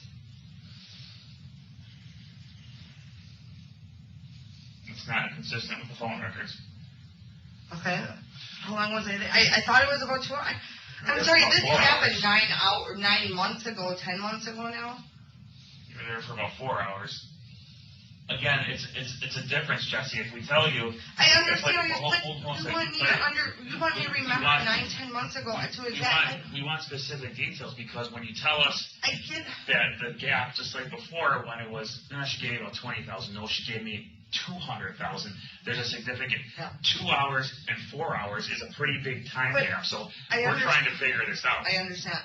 I wrote a statement that day, though. That's my best recollection. It's been how long? It matches what you just said. It matches what you just said. So your statement's off, and now what you're telling us is off because you're there for about 4 hours. I did not kill her. Oh my God, this is just. I did not kill her. I didn't give her anything. I've never given her anything. This is just insane.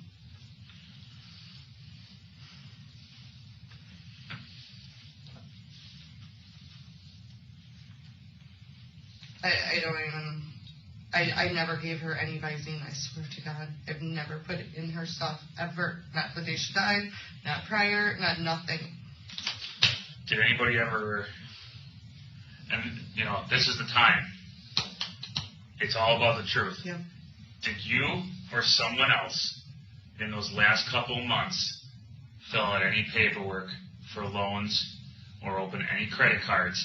And again, we've been digging for months on this. So, Jesse, who was trying to do that shit? Lynn and me together, we took out a loan from, God, what was the name of it? You guys do know, because the papers were there, she was trying to mortgage her house. She was trying to mortgage her house, and she couldn't do that. Well, clearly, and then there was a... Well, clearly, when we were there that day, we didn't know this. We didn't know what was going on for a couple months before that medical examiner called, so there's a problem. So, no, we don't know a lot of what was at the I house. did say that, though, I think, last time. I said she hated the condo. She hated it. Yeah. Okay, but so you guys are trying to... Where was this? We looked numerous times at her bank, and then she took out one from, she had me looking all over for different places. I don't know the name of it offhand right now. But we tried a lot of different things because her main goal was to get out of there, to put that place up for sale, get out of there, and get somewhere else. But realistically, she didn't have the funds anymore to do that. That's what she wants. She hated that condo. Why do you think she would give you that much money if she was out of money? Don't you think that's weird? Well, she wasn't out of money when she first started. She wasn't out of money at the beginning. That was towards the end. I wouldn't say she was out of money. She just spent it how she wanted to spend it. It wasn't that she was completely out. Did she apply? I mean, who applied for loans? Because we know there were loans. Both of us. She had me look up online stuff for her because she didn't do anything online. So I will say both of us. I didn't do anything fraudulently. Do you remember where? Offhand, most of them, no, I don't. I'm going to be honest. I mean, we looked at so many places. She didn't have internet access, but I never did anything without her permission. I'm not lying. That's one thing I didn't do. To everything I've ever done, I've had permission from Lynn. I mean, she has in writing a million different things because of that. I've never forged her name. I've never nothing.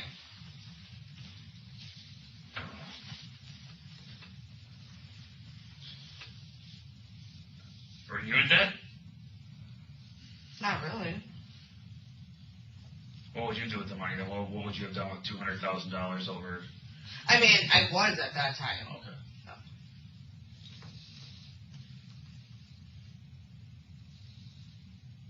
Someone tried to open up credit when she was still alive. Yeah, we did. A lot of It times. wasn't your phone number that was used. Okay. It wasn't her phone number. So then who was it? It was your mom. What? Why would my mom do that? I don't know. Tell me. I don't know. You see, like, things look real weird all the time? Yeah. Because we look into Lynn's financials, and there's a bunch of stuff there Mm-hmm. prior to her death. And it's like, well, this doesn't make a lot of sense because she's given you, she's taking care of you. Yeah, I told you. I mean, you're making your money, Yeah. you're taking care of her. And I know how people can be.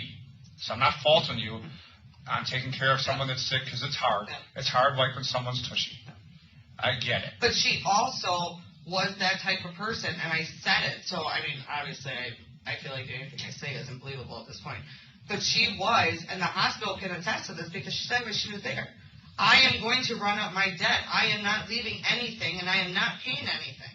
That was what she said all the time. I mean, it wasn't a joke. I wasn't making it up.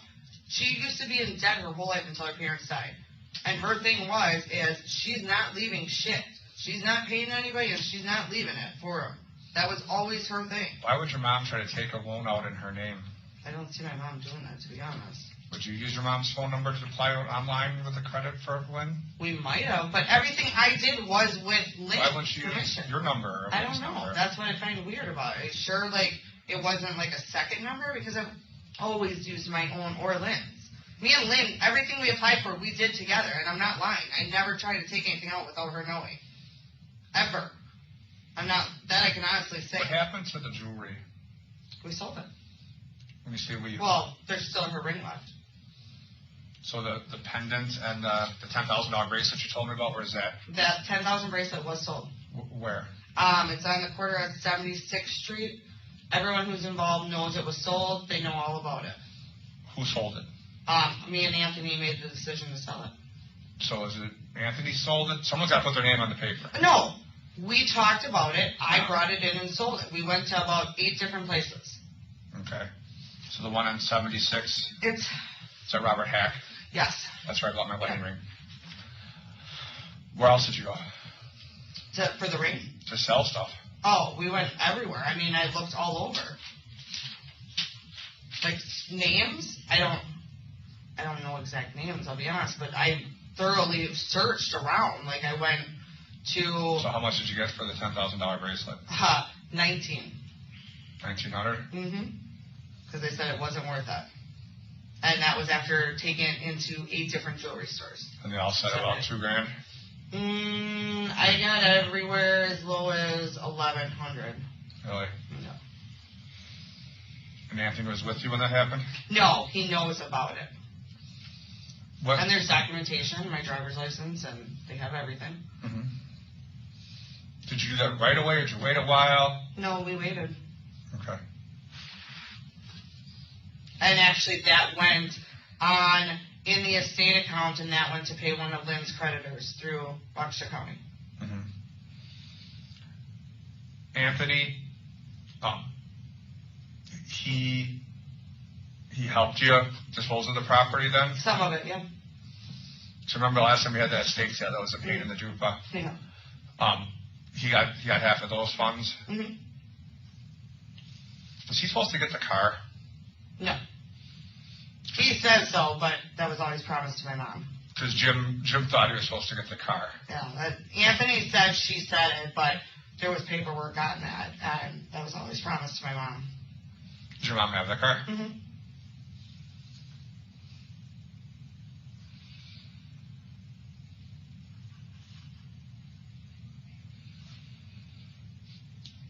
I keep swinging back to this medical examiner report that's puzzling. I agree. And I have to explain it. We have to explain it to the boss. And eventually maybe a judge. Is it possible, I mean, that you got the bottles for Lynn that morning, left it on the table next to her? No. No? No, I didn't get her any Visine that morning that I even know of. I think probably the last time I got it, I don't know when the last time was I bought it for, I don't know. I know that morning, though, I'm almost positive I did not go to the store before I went to her house. And I know she always had 1 or 2 on one of those tables by her, and the rest were in her bathroom. I know that for a fact. But the last 2 days before her death, she wasn't moving around so well, because you said she... Well, she was getting up, though, at least once or twice a day. She had the pee thing right there. Yes, she did. But that was just in case I wasn't there to help her. She made herself get up once or twice a day to get some movement because she had to. Mm-hmm. So usually I would help walk with her, or she would use her walker thing. No, she did get up, but not a lot. I mean, I said that already. So do you think if she's impaired, that she could get up and walk around? Probably not, right? I mean, she did to an extent. Not often. I did not give her the Visine. Do you have any medical training? No. I work at a dental office. Have you ever worked at a hospital or patient I care did do center before? 3rd shift ER admitting, but I was the patient. I was the front desk. Yeah. Because I guess what concerned me, as you said earlier, that you would bring, so Lynn was in the hospital, you'd bring her meds. Mm-hmm.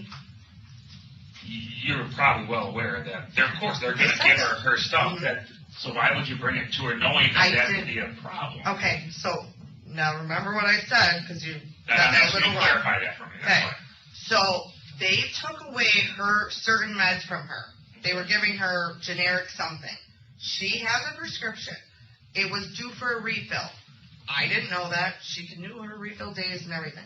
She asked me to go pick it up. I got it for her since it's her prescription. When I brought it back, I let the staff know at the hospital that I went and got it for her. I don't know if she's allowed to have it. She wanted it. So I said, please, no, do whatever you want to do. I just want to make you aware. She had me, and they did. They took it from her. They went in. She had it on her stand, like under a cup or something. I didn't know where she put it. They knew that. But they went in there, and they took it from her. And they told her, we'll give it back to you when you're released.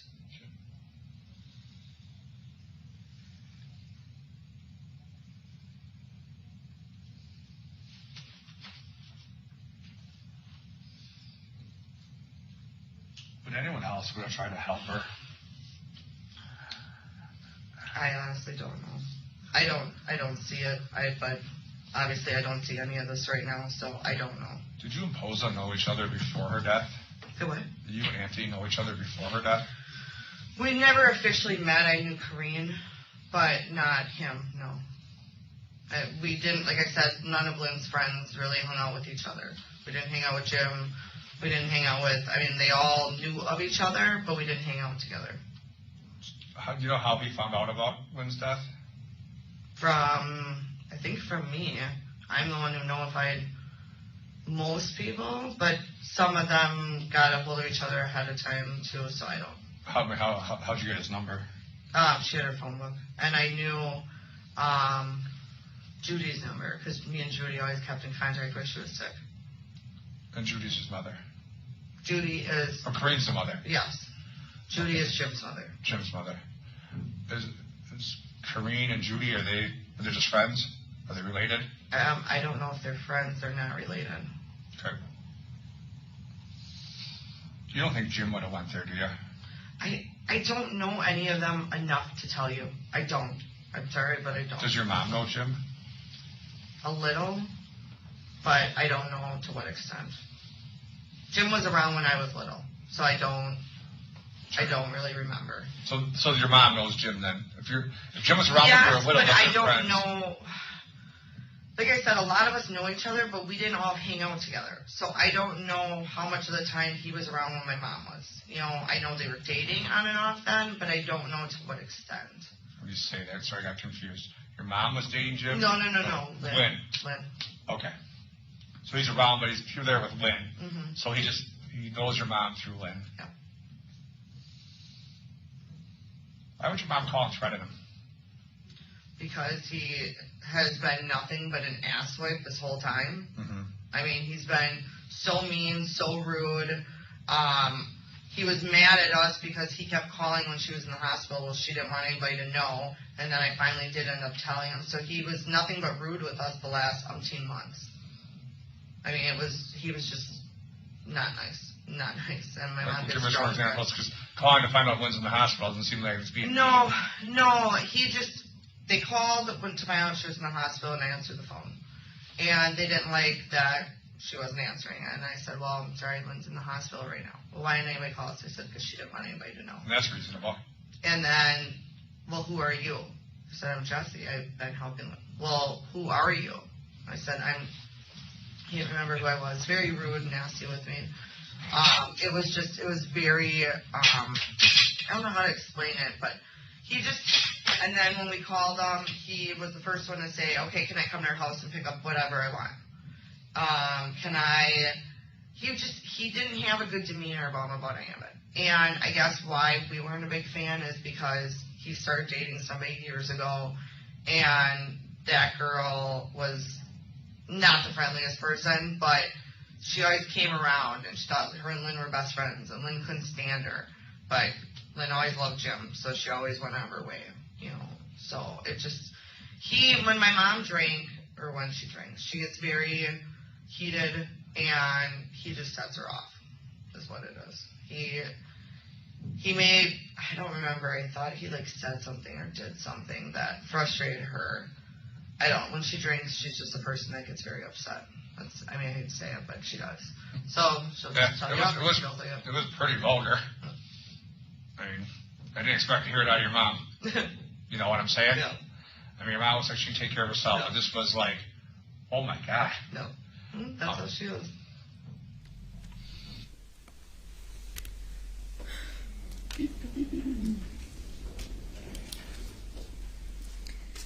Detective, before the break, I asked you about some things that Ms. Kurczewski said in terms of Lynn Hernan wanting to give up. Yes. Do you remember that? Yes. And in the interview, Ms. Kurczewski said she heard Lynn say that 3 times. Yes, that's correct. After the break, what did Ms. Kurczewski say about whether Ms. Hernan was suicidal? I believe she initially kind of changed the version of the story at that point. Do you remember the term bag method being said? Yes, she made comments about looking it up, looking stuff up on the phone, and including something described as a bag method. Do you remember Ms. Kurczewski describing Ms. Hernan as determined? Yes. In terms of the questions in this clip, which is again Exhibit 202, Slide 7, did you and or Detective Cole ask Ms. Kurczewski if she had ever seen Ms. Hernan drink Visine? Yes. Multiple times? Multiple, yes. What was the consistent answer that Ms. Kurczewski gave? No, she did not. In fact, did Ms. Kurczewski say she was shocked because she never thought this would have been a Visine? Sustained. What was Ms. Kurczewski's reaction when Detective Cole told her it was a tetrahydrozoline poisoning? Very shocked and surprised.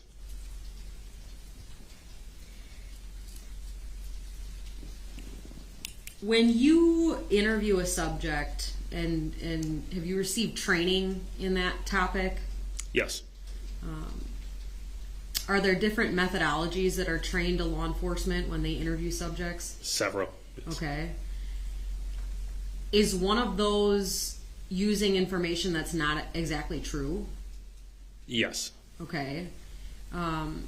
Were there portions of time where you heard Detective Cole say things that you know sitting here aren't necessarily correct?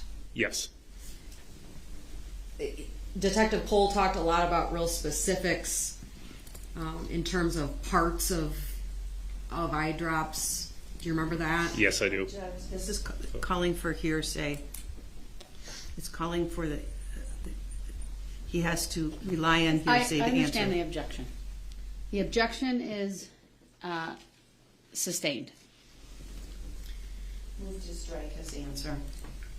Jury will disregard the last answer. Did you, throughout this investigation, speak with Dr. Budritsky I did. multiple times? Yes. And you were in court when Dr. Budritsky testified? Yes. Did you hear Dr. Budritsky's testimony that you can't calculate a dose of tetrahydrozoline? Object. Overruled. She's Ye- asking a question. You may answer. Yes, I did hear that. Okay.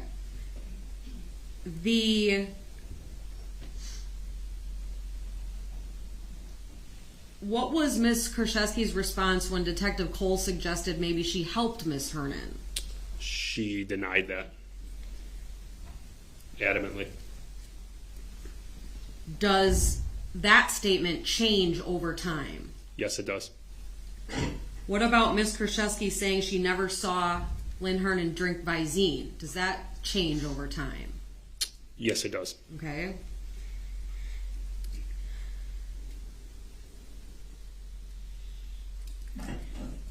If we can please go to slide 8, and this is only about a minute long.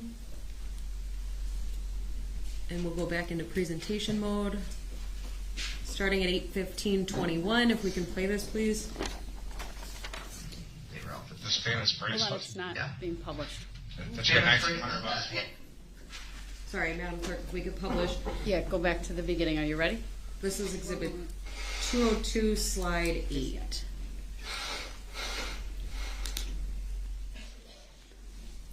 Are we ready? We're all set, thanks. Okay. Then you may want to wait for the jury box since it was off for a bit.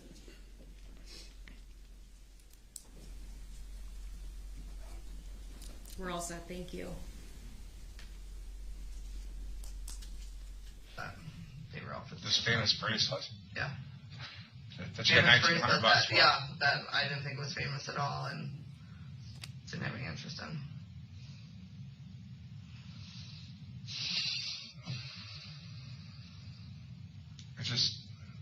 It's puzzling. Everything you've told me today is puzzling to me right now. My mind is. I told you I had information. I mean, I didn't lie there. I mean, it's pretty significant. Yeah, I understand. Detective Hoppe, in this clip, is there more discussion about that bracelet? Yes, there is at the initial stages. I'd like to switch to exhibits already in evidence, 88 and 89, and published for the jury, starting with 88.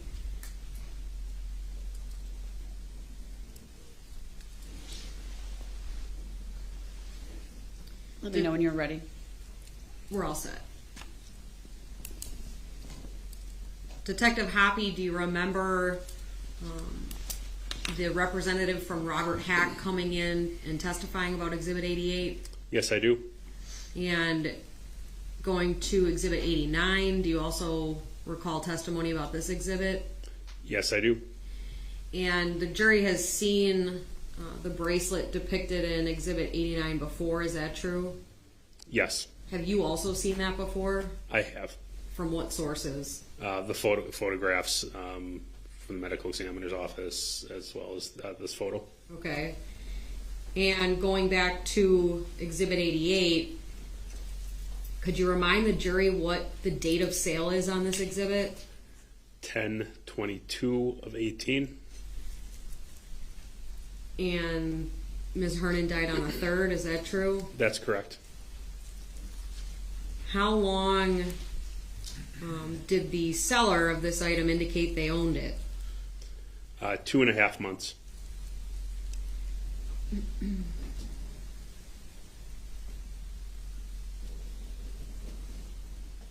Do you recall in the clips that we've seen this morning of Exhibit 202, Ms. Kurczewski being asked whether she sold this bracelet right away? Yes. What did she say? No. Yet this is within about, within 20 days of the death? Yes. Okay.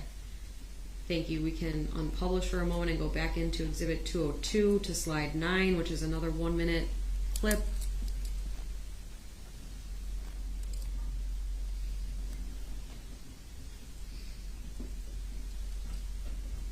And we're all set, Madam Clerk.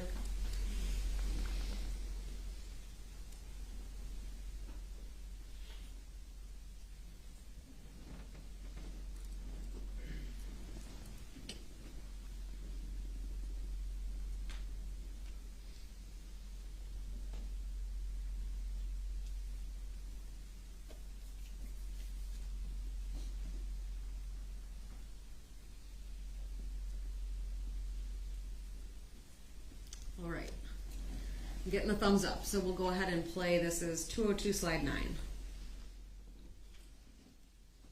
I understand. You had a lot of financial gain from her over the last couple of years. But I wouldn't kill her for her, I'll tell you that. And again, I told you I didn't think you did it. I think, again, I told you what I think. I was pretty honest. Yeah. I think Lynn wanted to die, and you helped her. Yeah, That's what I think. Yeah. And I understand that, and it's a plausible explanation, because based on my investigation of you. And moving to slide 10, please. I understand. You had a lot of financial gain.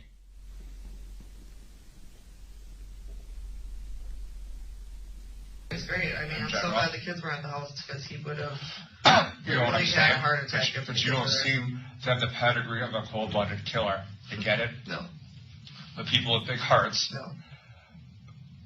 That's the kind of person I think you are.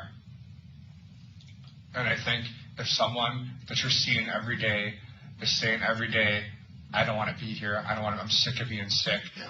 they can convince you to assist them in ending their life. No. That's the most plausible explanation to all this. That's what I think.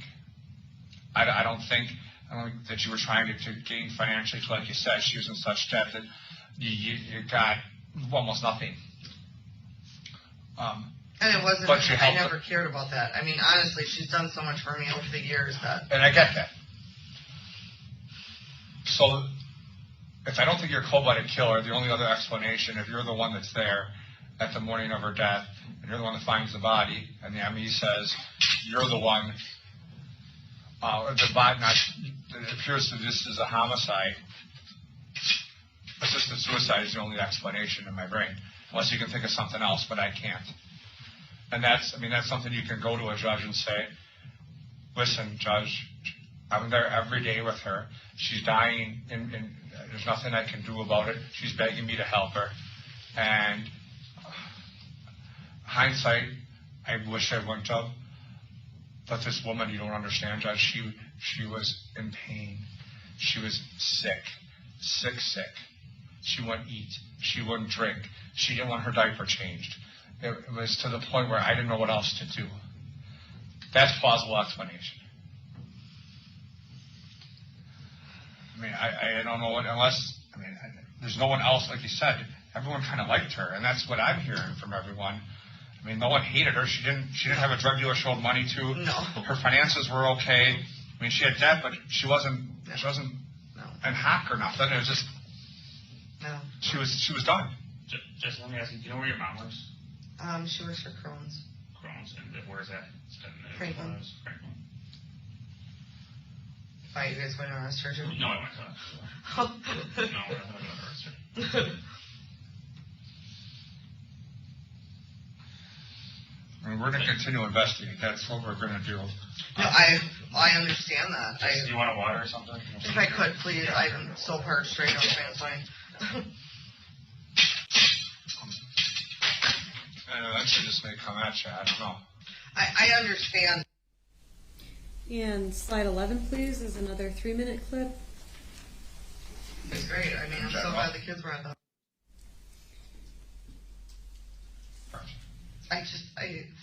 this is now what in a million years, I would have never thought this. I'm not kidding. I've been doing this a lot of years, and I have never seen anything, this kind of case. No. And basically nationwide, there's only been like 2 or 3. That's why it took so long. Yeah. Because, doctors don't go on assumptions. Yeah. They go on scientific facts. It's simple. So this is why it's taken such a long time. And then because of the length of the ME's investigation, we dug into a lot of stuff. And it just, otherwise we don't have the opportunity to look so thoroughly into the financial stuff and all that kind of thing. We don't have that opportunity. And again, him and I disagree, but I think you helped her out. That's what I think. She wanted to go, and she needed a person, and you're the one that she trusted and loved. I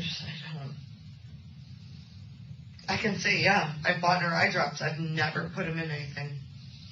And I would have never thought that ever in a million years. I mean, that's the biggest thing that's blowing my mind right now. Oh, she don't have internet access. No. She doesn't. We always did everything on the internet. With my phone, always. She wasn't an internet person. There's no searches on your phone for this, is there? No. Or any of your computers? No. Because they're going to look at them. I understand that. And again, going back, you don't know why your mother would try to. I don't see my mom doing that. I really don't. Was your mom there when you and Lynn were trying to do a credit app once? It's not for a mortgage. It's for one of those unsecured lines of credit, like a personal loan. And it was done 3 times using your mom's number. All 3 times? I know my mom didn't do it. I know that for She sure. didn't seem like the kind of girl that would go online to apply for stuff. She seemed like a fake kind of lady. It wasn't in my mom's name, was it? It was in Lynn's name. Lynn's name was your mom's phone So number. I'm guessing it would have had been one of the ones we did, and maybe I put it in wrong or so. I don't, because obviously I know my mom's stuff, my Lynn's stuff. I know all of our stuffs very well, but my mom wouldn't do it. I can tell you that. I know that for 100%. And I didn't do anything without Lynn. Everything I did was with Lynn. I didn't ever be like, oh, I'm going to take out a loan today in Lynn's name. I've been there, done that years ago. Well, you can see why we. That's why when you guys started questioning me, I went, okay, I know where we're going because. And slide 12 is a 20-minute clip.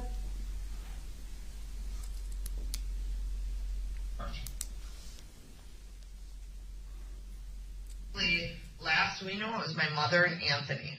That was the last time that we knew. I didn't know she changed it to me. I did not know that. So when we actually called, we always had the information who to call.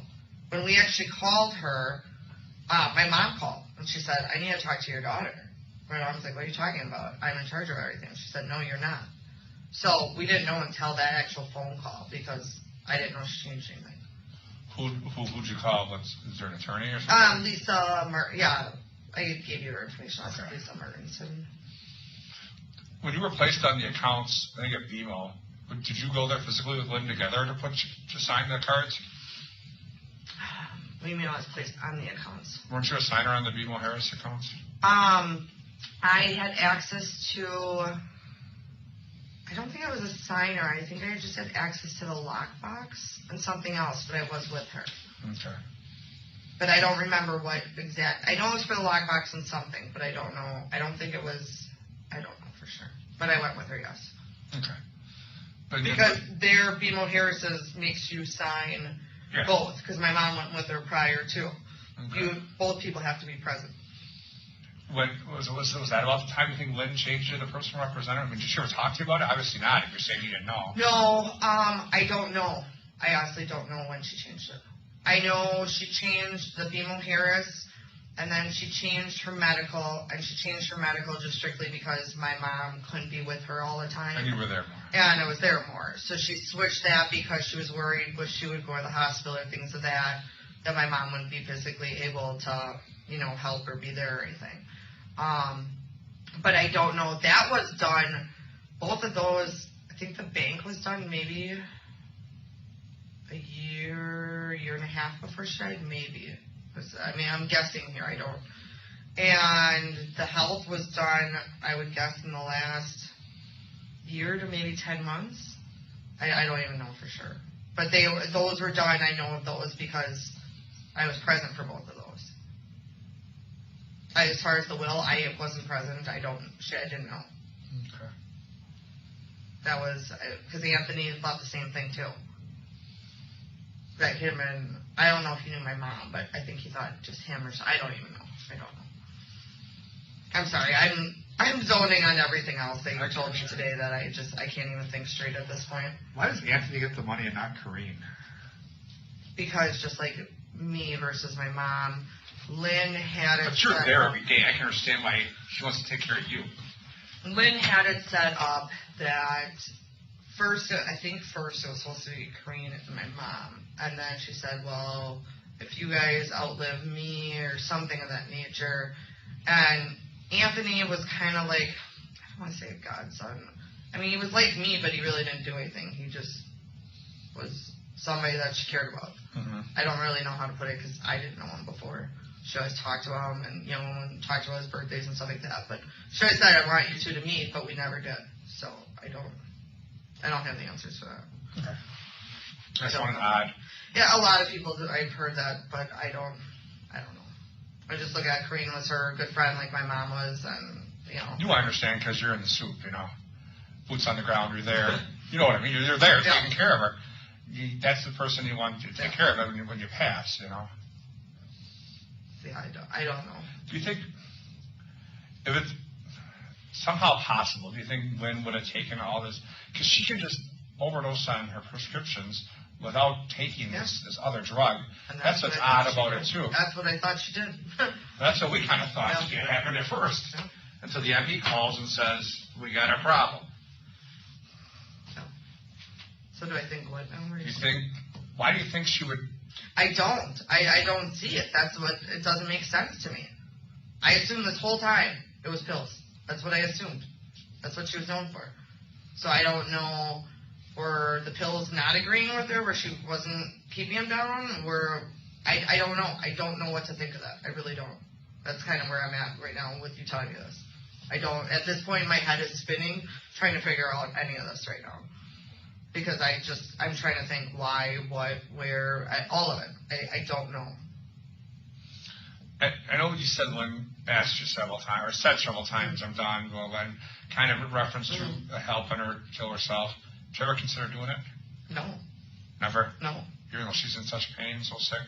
For me, it wasn't an option because I don't think like that. I think of the states that have, what is that like assisted, where the doctor helps you. I think that's, great, and I think every state should have that, but I don't feel that I'm a doctor and I can make those calls. I don't. That's my honest belief on that. I don't feel that that's something that, I feel that that's a lot to ask of somebody. If she would have told you to call the doctor to do it, would you have done that for her? To call a doctor and do it? Well, let's say we lived in California where you can do this. Well, to make a phone call. Just call the doctor because I'm done. Yeah, I would have called That's her. your comfortable with?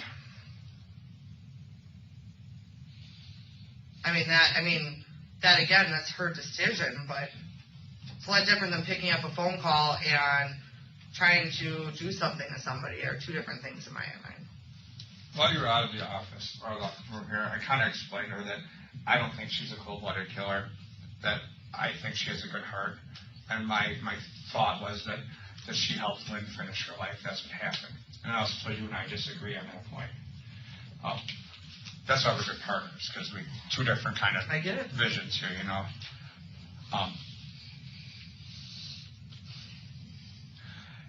If for some reason this comes down, I want to give you the opportunity to say, I didn't kill her for money. I didn't kill her because for money. that was bad. I said that numerous times already, because I feel like that's what you guys think. Well, that's what he thinks. I know that just by my past and what you guys came out with, I already know what the thinking in there. I get it. I think I get it. Let's take your past aside. What I see is somebody who has, I think, for a caretaker to get $200,000. Hold on a second, just hear me out.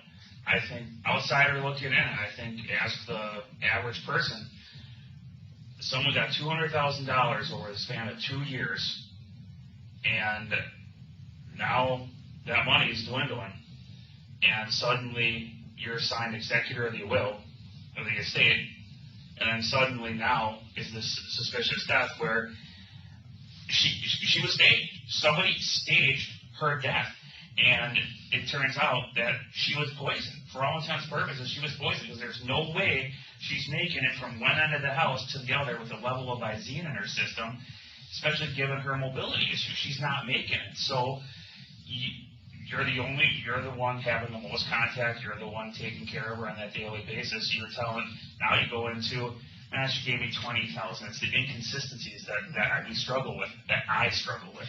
It's that $20,000. It's that I was only there for an hour or two. No, you were there for 4 hours. And your phone records don't put you on Highway 100. They go back to your house and then to another place and back to I can there. tell you. Again, right before you call 911, you're on the phone with your mom.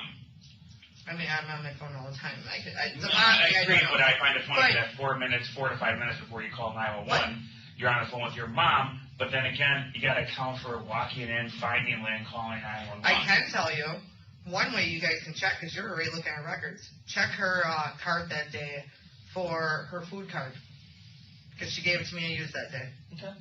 And that'll show what stores I was at and when. I only used that one But that store. still doesn't account that I you're get there what you're for 4 saying. hours. I get that.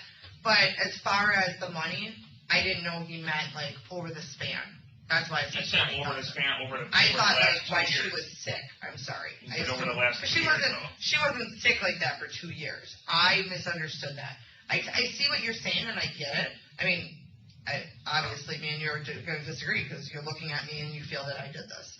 I understand that. I get what you're saying, but I didn't. And you don't know Lynn. You don't know the situation. And I'm telling you from somebody who does. I get you're a cop. You investigate. I understand that.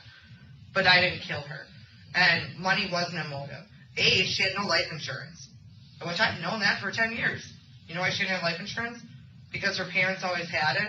Her mom missed 2 months not paying and never got it. That was her mother. So Lynn never had life insurance. That was, which I know. So what money am I going to get off that? None. I knew of all her debts. So what money was I going to get with her? Actually, you told us before you didn't know. You said that. Well, I mean, I knew. You found out. I get what you're saying. I knew of quite a bit of that, but I didn't know how bad. Let's put it that way, okay? Who knows? But I don't know what she was spending it on. Who knows what people? I mean, you can be with somebody every day and you don't know everything about them. Sure. Very true. You know, so I personally do not know 100% of this is what she spent her money on, or this is how much debt she was in, or this is how much money she had. Let me just ask you this question. You pull the average person off the street who has no law enforcement experience, no experience, and a very unbiased person, and you tell them that this lady who has no family and very few close friends suddenly becomes close to you, and $200,000 has been issued over the past couple of years. Suddenly? I've known Lynn since I was 4 years old. That suddenly Okay. you're taking care of And her, that's and suddenly 31 it's years of my $200,000. life, so. What do you? And then you tell them that this person has the most access, and pretty much, as you said earlier, you're the only one dealing with her those last few weeks of her life. You go to the fact that the scene was clearly stated because she has no pills in her system.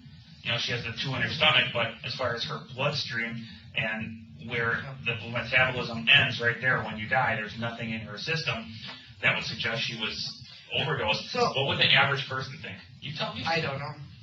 And that you were the last one. And that I mean, when you're telling me this and saying staged, I would think, okay, I know I didn't do it, so did she do it? I'm not saying, I'm trying to look at this from the other angle because I know what I did and didn't do. So I'm trying to figure it out as you guys are, and it's frustrating to me because I assumed this whole time she was taking her pills. And that's what happened. That's what I believed personally in my heart. So I am wondering the same thing when you're saying whatever, they mix it or they put it in and she had to have it hours before. I thoroughly want to know more about this myself because I've never heard of this. So I want to know how long you have to take this or when does it show, or I want to know the same things because I don't buy it. I don't buy it that I had to help her take that. She couldn't take it herself. I don't understand that. And I don't understand that it was taken right before. I don't understand that because I don't know anything about it. I really don't. I understand things happen with pills. I'm not saying that's what she died of. Obviously, she didn't die of. But even that, I know it takes a lot. I watched my mom try to commit suicide twice. Okay? It didn't work.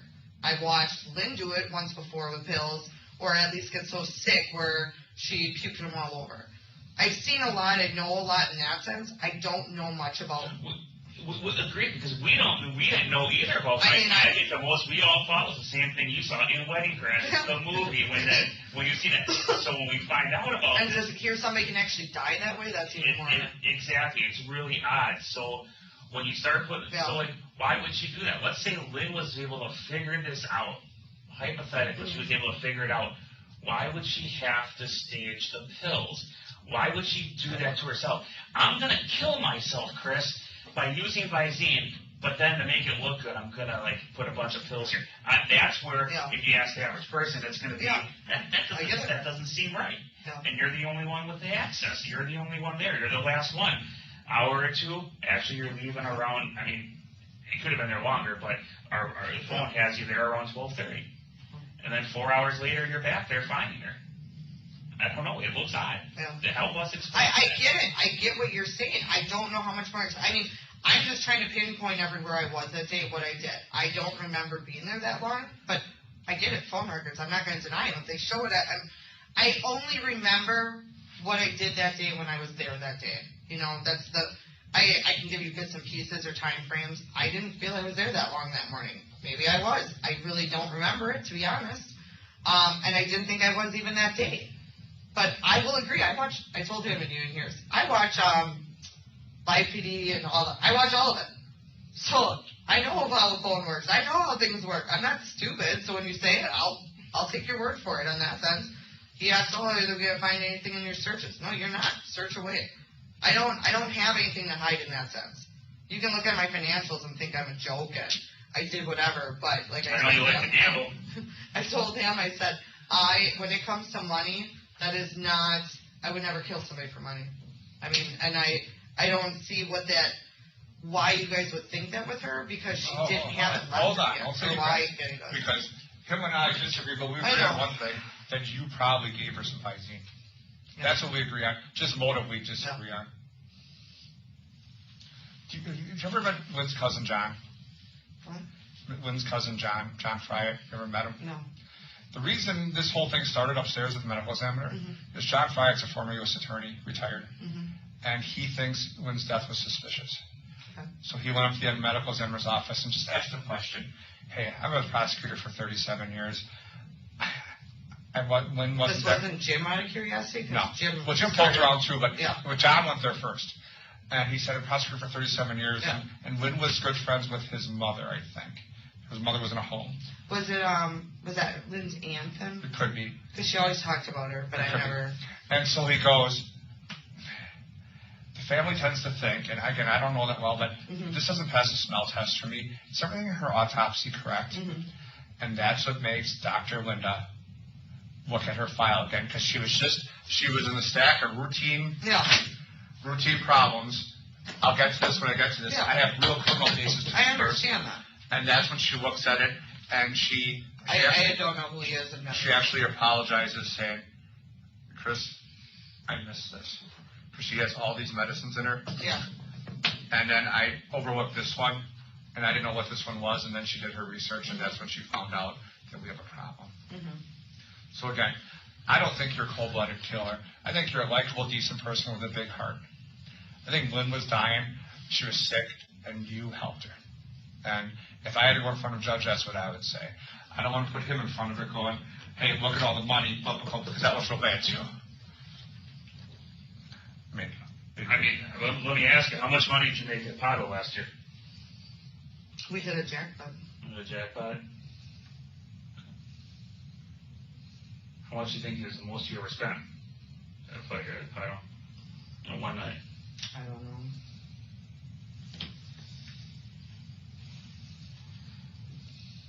I'll be honest. I mean, I know. I don't know. We hit a jackpot. That's why you think I mean, I got the text, and I'm asking. I'm like, that's why I'm asking, because if it's a span of over time, I mean, it's. I don't know, Jesse. I'm just trying to wonder where $200,000 went. Do you have $200,000 sitting in your bank account? No. Because you dress like a normal person. There's no Gucci or Louis Vuitton stuff. You're not a junkie. You're not putting it in your arm. No. My arms are completely clean. You're not a big jewelry girl. No. You don't have a fancy car. No. You live in a meager house that's rented with your boyfriend. Yeah.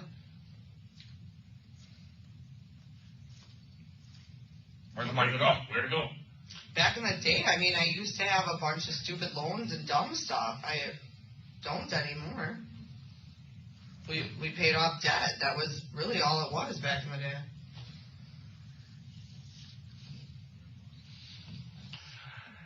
I don't believe you have nothing to do with this. And I want to give you all the opportunity to come up with a plausible explanation. And again, I don't think you killed her. I get what you're saying. I mean, I know we're going back and forth. I didn't help her. I guess the best thing I can say is keep investigating and look, because it wasn't me. What do we keep investigating? You're the only one. You're the one taking care of it. You're the one that has access. You're the one that was there. You're the one buying the Visine. You're the one buying the Visine. So you tell me, where do we look? Tell me where to look then, because I'm the one that's kind of has this opinion. Kurtz has another opinion. I don't know. I guess I would start looking into the other people in her life then, because it wasn't me. Oh, you were there till 12:30. She wasn't freshly dead when you showed up at 4:55. So in that 4-hour span, there was nobody there. A minute ago, you're telling us that she did this to herself. I think she did, but you guys don't, and you think it was me. So I don't know what to think with that. I didn't help her. And if there's somebody that helped her, then you gotta look somewhere besides me, because it wasn't me. I did not do this to her. And Detective, if I told you you've got about 3 minutes left on this interview, does that sound about right? Yes. Okay, so if we can go to slide 13, please. It's a 1-minute clip. Go ahead. Please. I'm willing to do whatever I need to do so you guys can see that it wasn't me. That's where I'm at. I don't want, because I asked you a question before and I still don't agree with it. I feel like right now I am being charged with murder. You're not. I feel like I am. I mean, I would tell you. And finally, slide 14, please. It's 2 minutes. If you guys are done investigating, then when are you moving forward? we're not done investigating. We're done investigating. Well, you just made it sound like you were done investigating. You just said, what more is there to investigate? No, I said, tell me who else to investigate. Yeah, if you have a plausible lead, I'll take it. I wish I did. Because now everything points at you. That's where we're at. I wish I did. That's why that was the first thing I said to you. Well, she was in the hospital recently. I wanted to know why the hospital didn't see this and the medical examiner did. You told me that they feel it was done the day of. I don't agree with those theories. Originally, I thought it was I get it. They have a license and I don't. I would think this was something done over time, or I would think that stay in the hospital, something would have came up. I don't see how. Made my case better. Originally, I thought that you did this so glad everyone thinks so. for nefarious reasons, because I thought it was over time. Yeah. And I thought over a 30 or 60-day period, you were giving her a little bit in her pudding or her jello or her coffee every day, and that's how it built up in her system to such a degree. And the doctor says that's not what happened. So that threw my theory out of the way, which puts you in a better light in my eyes going, well, you have a sick lady that's asking you for help, and you assisted. That's kind of where I spun this in my brain, because, again, we talk to people about you. I mean, I get it. I'm sure you do. And you don't fit the profile of someone that's going to cut someone's throat. That's not you. You're helping a lady in her worst times. Yeah. That takes a special person. And when I say helping a lady, not your mom or your father or your brother. You're helping a stranger, for lack of a better term. When I say a stranger, you know what I mean. It's not blood. Yeah. It's like my mom, though. But you're taking care of her at her worst time. And that says something about a person. So I was hoping it was over a little bit every day. That's building up in her system. And eventually, when got more and more compliant and lethargic, and her system shut down. But that's how it happened.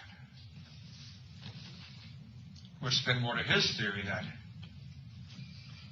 So, I have to excuse myself for a second. I got a little bit of a thing going in my tummy. Detective Hoppe, in the portions that we just watched, do you recall a discussion about Lynn's estate and the personal representative? Yes. Do you recall Ms. Kurczewski saying she didn't know that she was? That's correct. Is that true? Object. Object. Sustained, thank you. If I can please show the witness and publish Exhibit 83, which is already in evidence. Detective Hoppe, were you here when Attorney Nowakowski testified about the probate file? Yes, I was. And were you here when there was a discussion about Exhibit 83, which is being published? Yes, I was. What does it say for the scanned date on the top of this document? November 4th, 2019. And what was the date of the interview we just watched? July 9th, 2019. And on the top left, is that PR case number that Attorney Nowakowski talked about? Yes, that's correct. Okay. And if we scroll to page 3 of this document,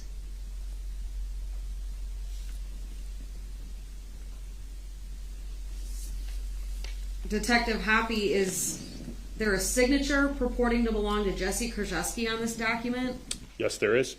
Do you remember, have you seen this document before this trial? Yes, I have. Generally, what is it purporting to be? A last will and testament. Who is the only one that is benefited from this document? Ms. Kurczewski. What is the date by Ms. Kurczewski's signature? July 29th, 2018. And remind the jury when the interview is? July 9th, 2019. So almost a year between the two. Just a few days short of one full calendar year. And the interview the jury just watched, Ms. Kurczewski said that she didn't even know she was personal rep on the estate, right? That's correct. Okay. We can take the publish down. Detective, were there occasions in the next several days when you interviewed Ms. Kurczewski additional times? Multiple, yes. Why did each of those interviews happen? Every day I came to work, I was notified that Ms. Kurczewski wished to speak with investigators again. Okay. Was one of those notes sent on July 10th of 2019? That is correct. Did you speak with Ms. Kurczewski on July 10th, 2019? Yes, I did. Was Detective Cole with you? I believe he was present, yes. Okay. If I could please just show the witness, and this may take a moment to load, Judge. We're on to Exhibit 203 at this point. How long is your questioning on 203? Well, the clips alone are over an hour. And I know I had an abbreviated morning break, and I think it'd be helpful if we just, since you're on a new exhibit, a new interview, that we break early for the lunch hour. I don't know what time they ordered for some of you your lunch. I'll make sure we do not start. I think it's usually been about 12:15. So we'll start back up, but I'll have the attorneys come back in an hour, give you all an hour, and then we'll see where your lunches are at. If you all are done, we'll start soon after that as well. So my admonitions previously obviously remain: do not discuss this case, do not do any research, and enjoy your lunch. I'll rise for the jury. Yeah, they're pretty good. A lot of them sooner.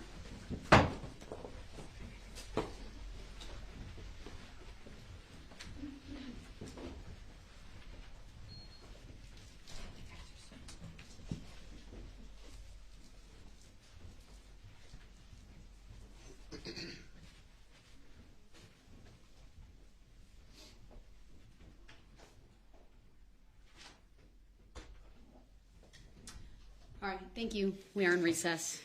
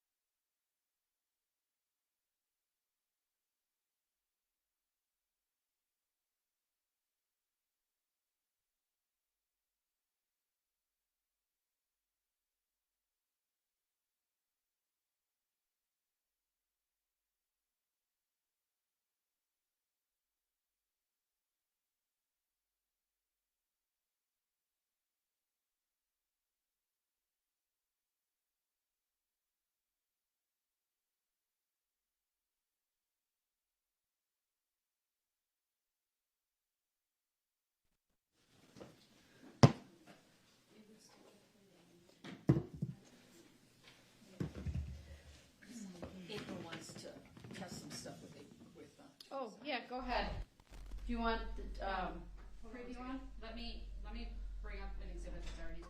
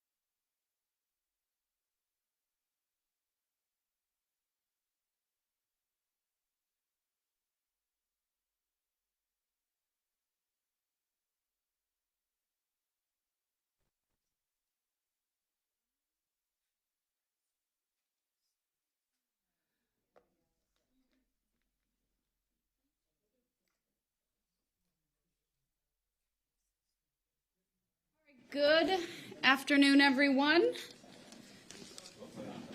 We are back on the record in State versus Kurczewski. Appearances are as they were before. And I'd like to just have the jury brought out. Okay. So I'm just wondering if the court has given any thought to, this is unrelated to the testimony, but to what time we might end today. And I just would indicate that the state said they have another 3 or 4 hours of just video to play, plus a couple more hours of questioning. So it's clear to me that they won't finish with this witness today, and it'll take some time on Monday. So if there's any chance of being able to finish early today, say in the 4 o'clock hour, I'm just asking if that could be something we might think about. I'm sure the jury would appreciate leaving early on a Friday. I can stay as late as the court wants, although I do have some plans tonight. So I'm just asking for a special consideration.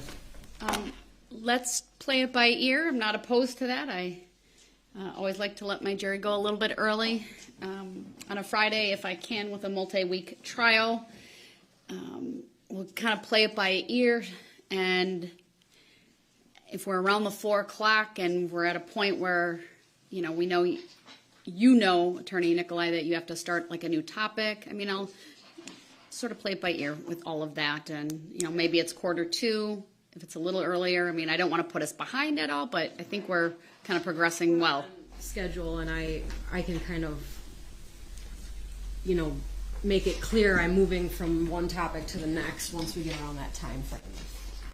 Okay, great. Yep, we'll see what I can do. No promises, but I'll see what I can do. All right, then, Madam Clerk, if you could have the first Detective Hoppe take the stand. It takes a little bit, and then Madam Clerk will get the jury.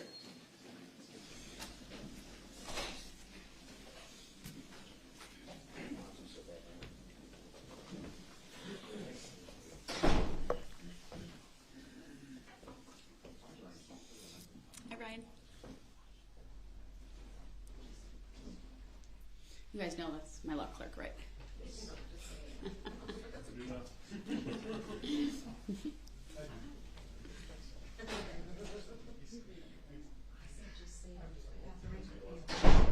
Good. Almost ready? Oh, got it. It's all right. It's always good to stand a little bit.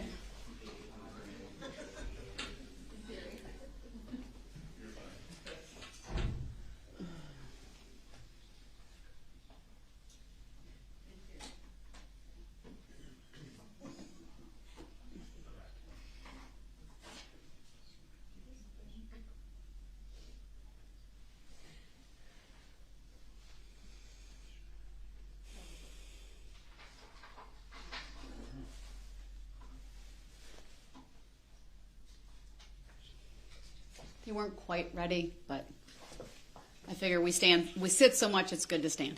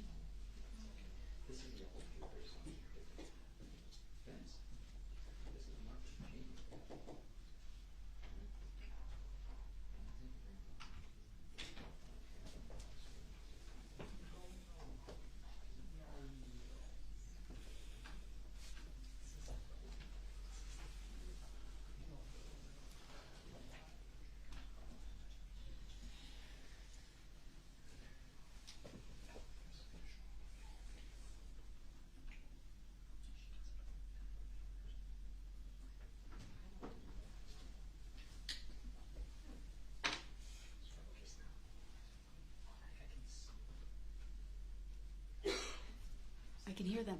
Mm-hmm. All rise for the jury.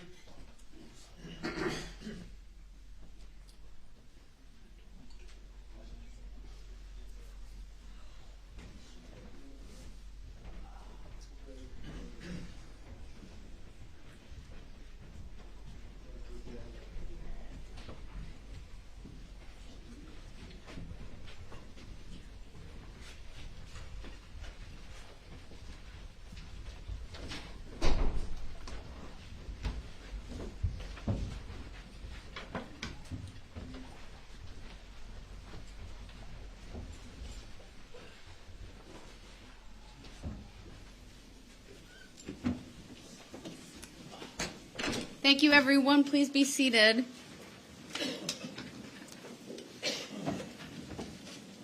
Attorney Nikolai, when you're ready, you can continue. Thank you. Detective Hoppe, when we broke for lunch, I was asking you some questions about July 10th of 2019, and I think you testified you spoke again with Ms. Kurczewski. That's right. And that was at her request? Yes. Okay. If I could please show the witness, Exhibit 203. And as we've talked about, sir, with Exhibit 202, you're aware that this interview also has been clipped apart? Yes. And have you seen all those pieces? Yes, I have. Have you also seen the entirety of the interview? Yes. Okay. Do you see Exhibit 203 before you? Yes, I do. And do you recognize it? Yes. What is it? It's the interview that was conducted with Ms. Kurczewski on July 10th, 2019. Are those video clips fair and accurate pieces of the interview from that date? Yes, they are. I'd move Exhibit 203 into evidence. No objection. Exhibit 203 is receive permission to publish granted. And on slide 1, Detective, there's some information just to kind of orient the jury, right? Yes. Okay, so moving to slide 2. And again, there's actually the date stamp in the video player as well, right? That's correct. It looks like maybe the same interview room. Yes, it is. Okay. And I know I already asked you this, but if Miranda warnings applied in any of these interviews, that was done? Yes. And Ms. Kurczewski wanted to speak with you? That's correct. Okay. I would ask to play. The first clip is from 14:30 to 14:35:51.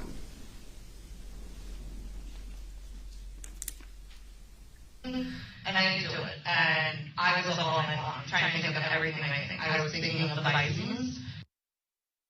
We're going to pause that. Looks like we got some audio problems.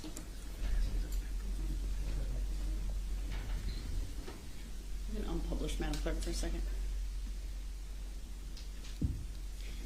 Despite our best efforts at testing over the last hour. Why don't you turn down the source audio from here if we need to as well?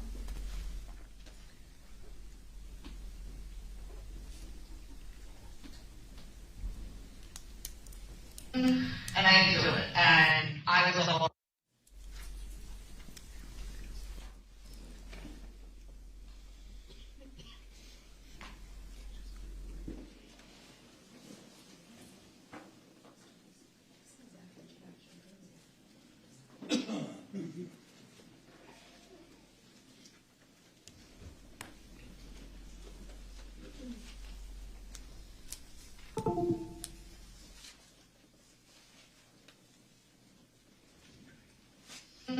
And I didn't do it. And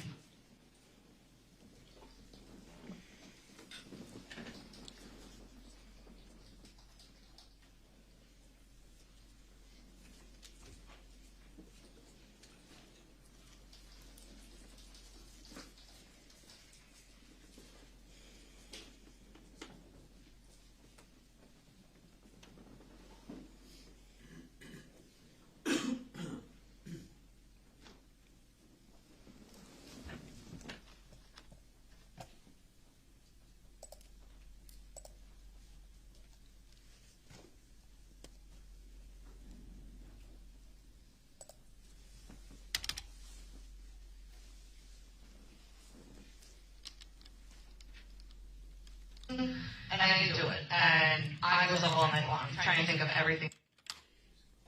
Do we need to maybe perhaps excuse the jury and have you work on that if there needs to be further testing? Why don't we do that? Okay, I'm sorry. We'll get that figured out and we'll have you brought back in. I'll rise for the jury, please.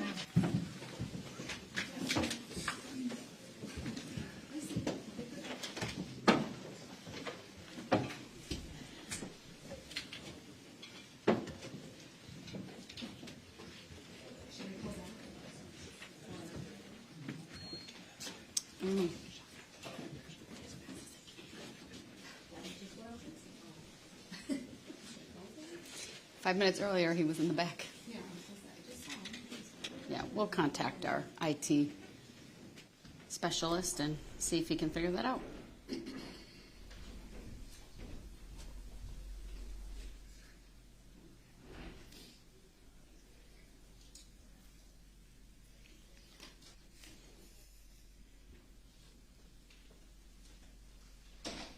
All right, we'll be off the record then until we get that sorted out.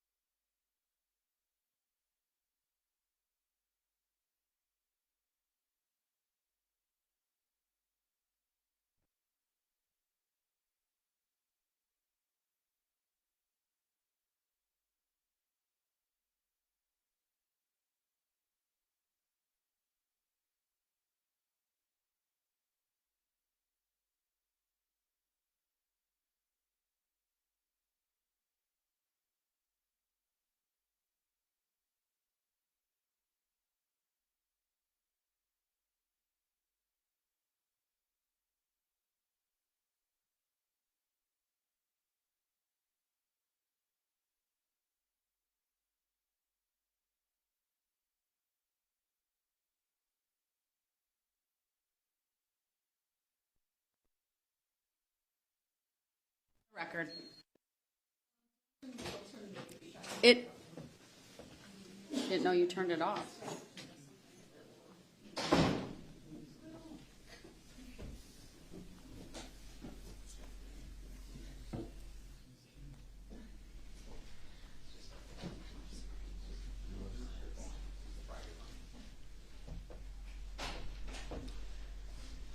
Just the two, maybe. Just the two? Just the one. Oh, they're all. That one. Say they're all. Okay, yeah, just the one. Then we're good. Yeah, I just wanted to not have things. Mm-hmm.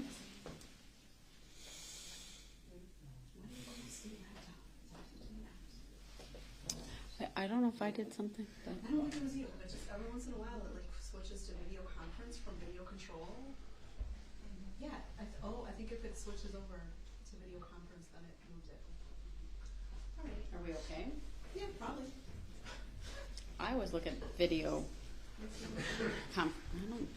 Controls is the one that we have to do if there's no Zoom.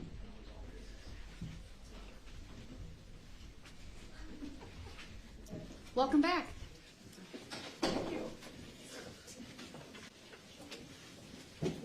I'm helping you all get your steps today.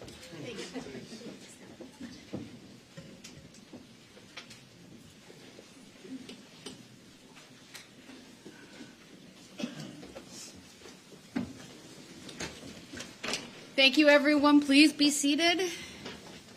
And then are we ready to publish? I believe we are, Judge. I apologize for that error. I think that the echo is gone at this point. So let's try. This is slide 2 of Exhibit 203.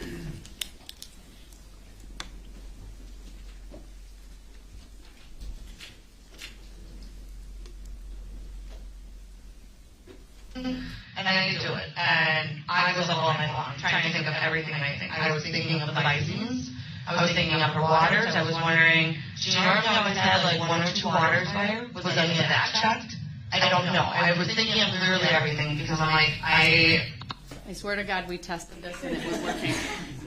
So, I don't know what's happening. Let's get Zach here. You didn't cancel my message. No, I think That was just. Was it published when we tested it? I don't think so. No. No. Maybe the. All right, well, that's a good thing that we'll bring Zach into.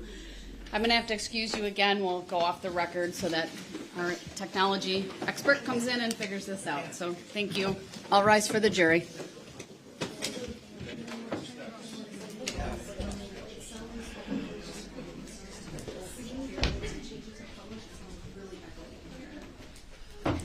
Just come down.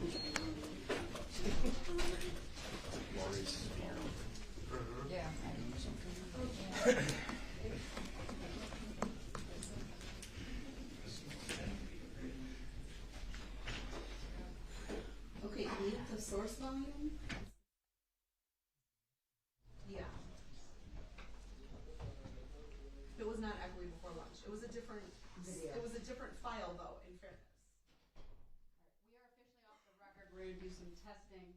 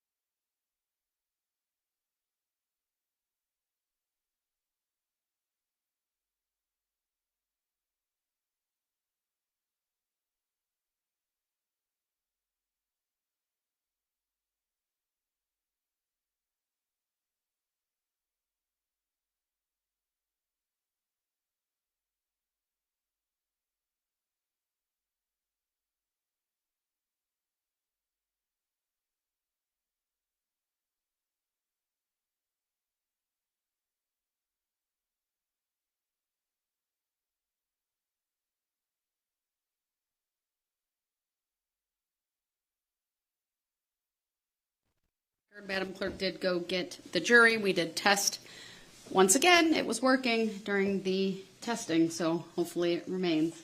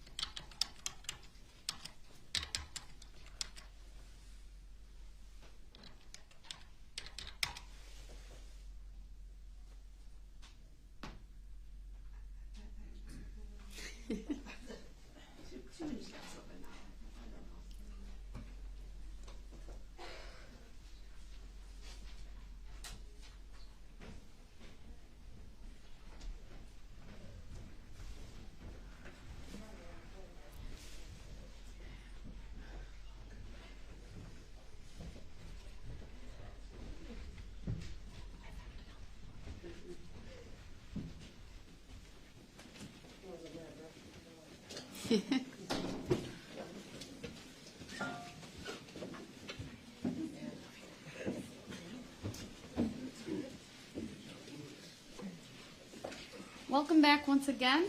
Thank you for your patience. You may be seated, everyone. Go ahead and play the video.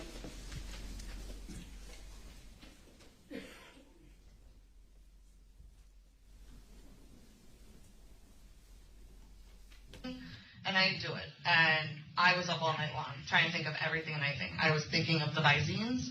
I was thinking of her waters. I was wondering, she normally always had like 1 or 2 waters by her. Was any of that checked? I don't know. I was thinking of literally everything because I'm like, I want to know what more we can do or I can do. I mean, my biggest thing right now is I am ready to try to find an attorney because I feel like no matter what, I'm going down for this. And I feel like I'm going to need help.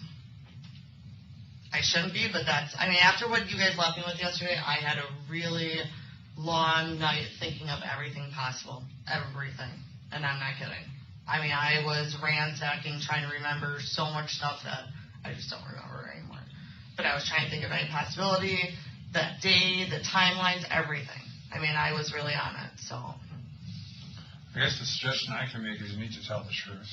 I am telling the truth. It doesn't sure seem like it. There's just a series of inconsistencies and half-truths, if you want to say, not call them lies. Your story, your recollection doesn't match the physical evidence of things. What I want to know that you said yesterday is about the Visine. How much Visine are we talking about? Drop the Visine. Drop it. Why is that? That's not changing. We told you yesterday. I understand. The medical examiner has made that decision and she's made that ruling. That's not changing. It's been almost a year. She has done tests. She's done But several. I never heard how much, and you guys are saying she can't drink that by herself or put it in food or whatever. So that's what I'm trying. I don't know how much we're talking about.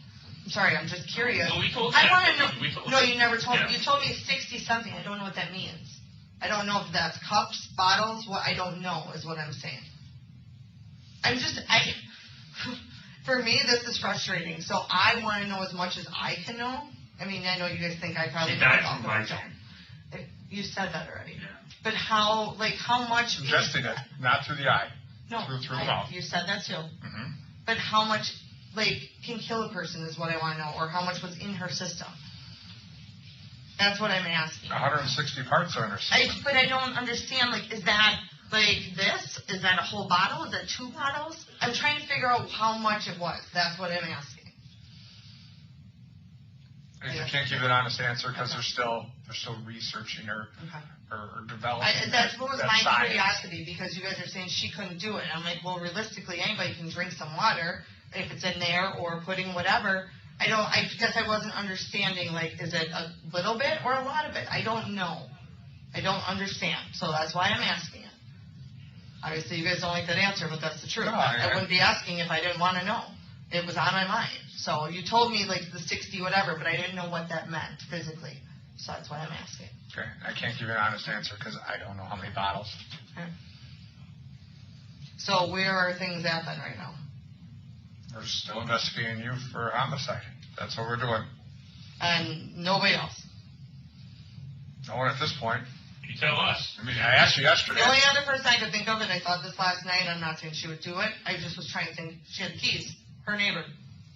I literally was up all night long. I'm not blaming her neighbor, accusing her. I'm just giving you a name. Well, Gene wasn't the one that was getting hundreds of thousands of dollars from Lynn, and Gene wasn't the one opening credit cards and trying to do loans in her name. Everything Let I me did ask was you something, Jesse. Chris said the best thing possible. Yeah. It's time to tell the truth because this is it. This is true, real life here. Okay. Everybody we've talked to, you've lied to. You've lied to Scott. You've lied to your mom. We talked to your mom yesterday. What did I lie to her about? We talked. She said there's no reason Lynn should have given you any money.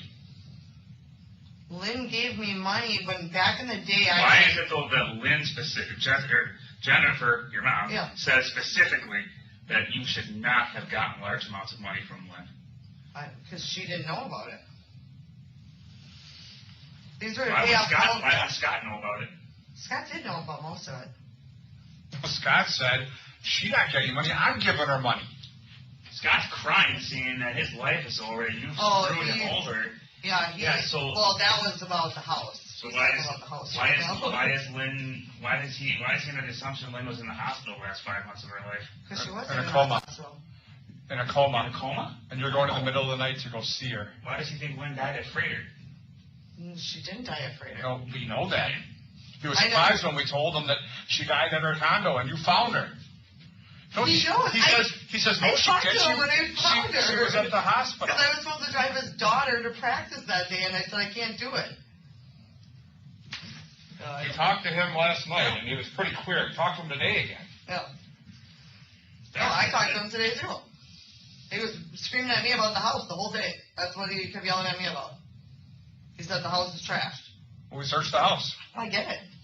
I mean, the funny thing is, you sit here and you're laughing. The funny that you're literally laughing. You're laughing. I'm not laughing that she died at all. I understand that. This is a huge deal. I'm looking at like a life sentence right now. That's a huge deal. We're trying to figure it out. What happened? But the money that you guys keep talking about, majority of the money she gave me in the large amounts was over a year before she died. She gave me smaller amounts towards the end. The bigger amount.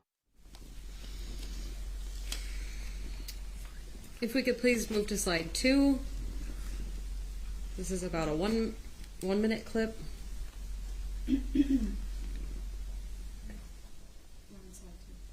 I'm sorry, slide 3. If you look on Lynn's check stubs, they stated the ones they're for.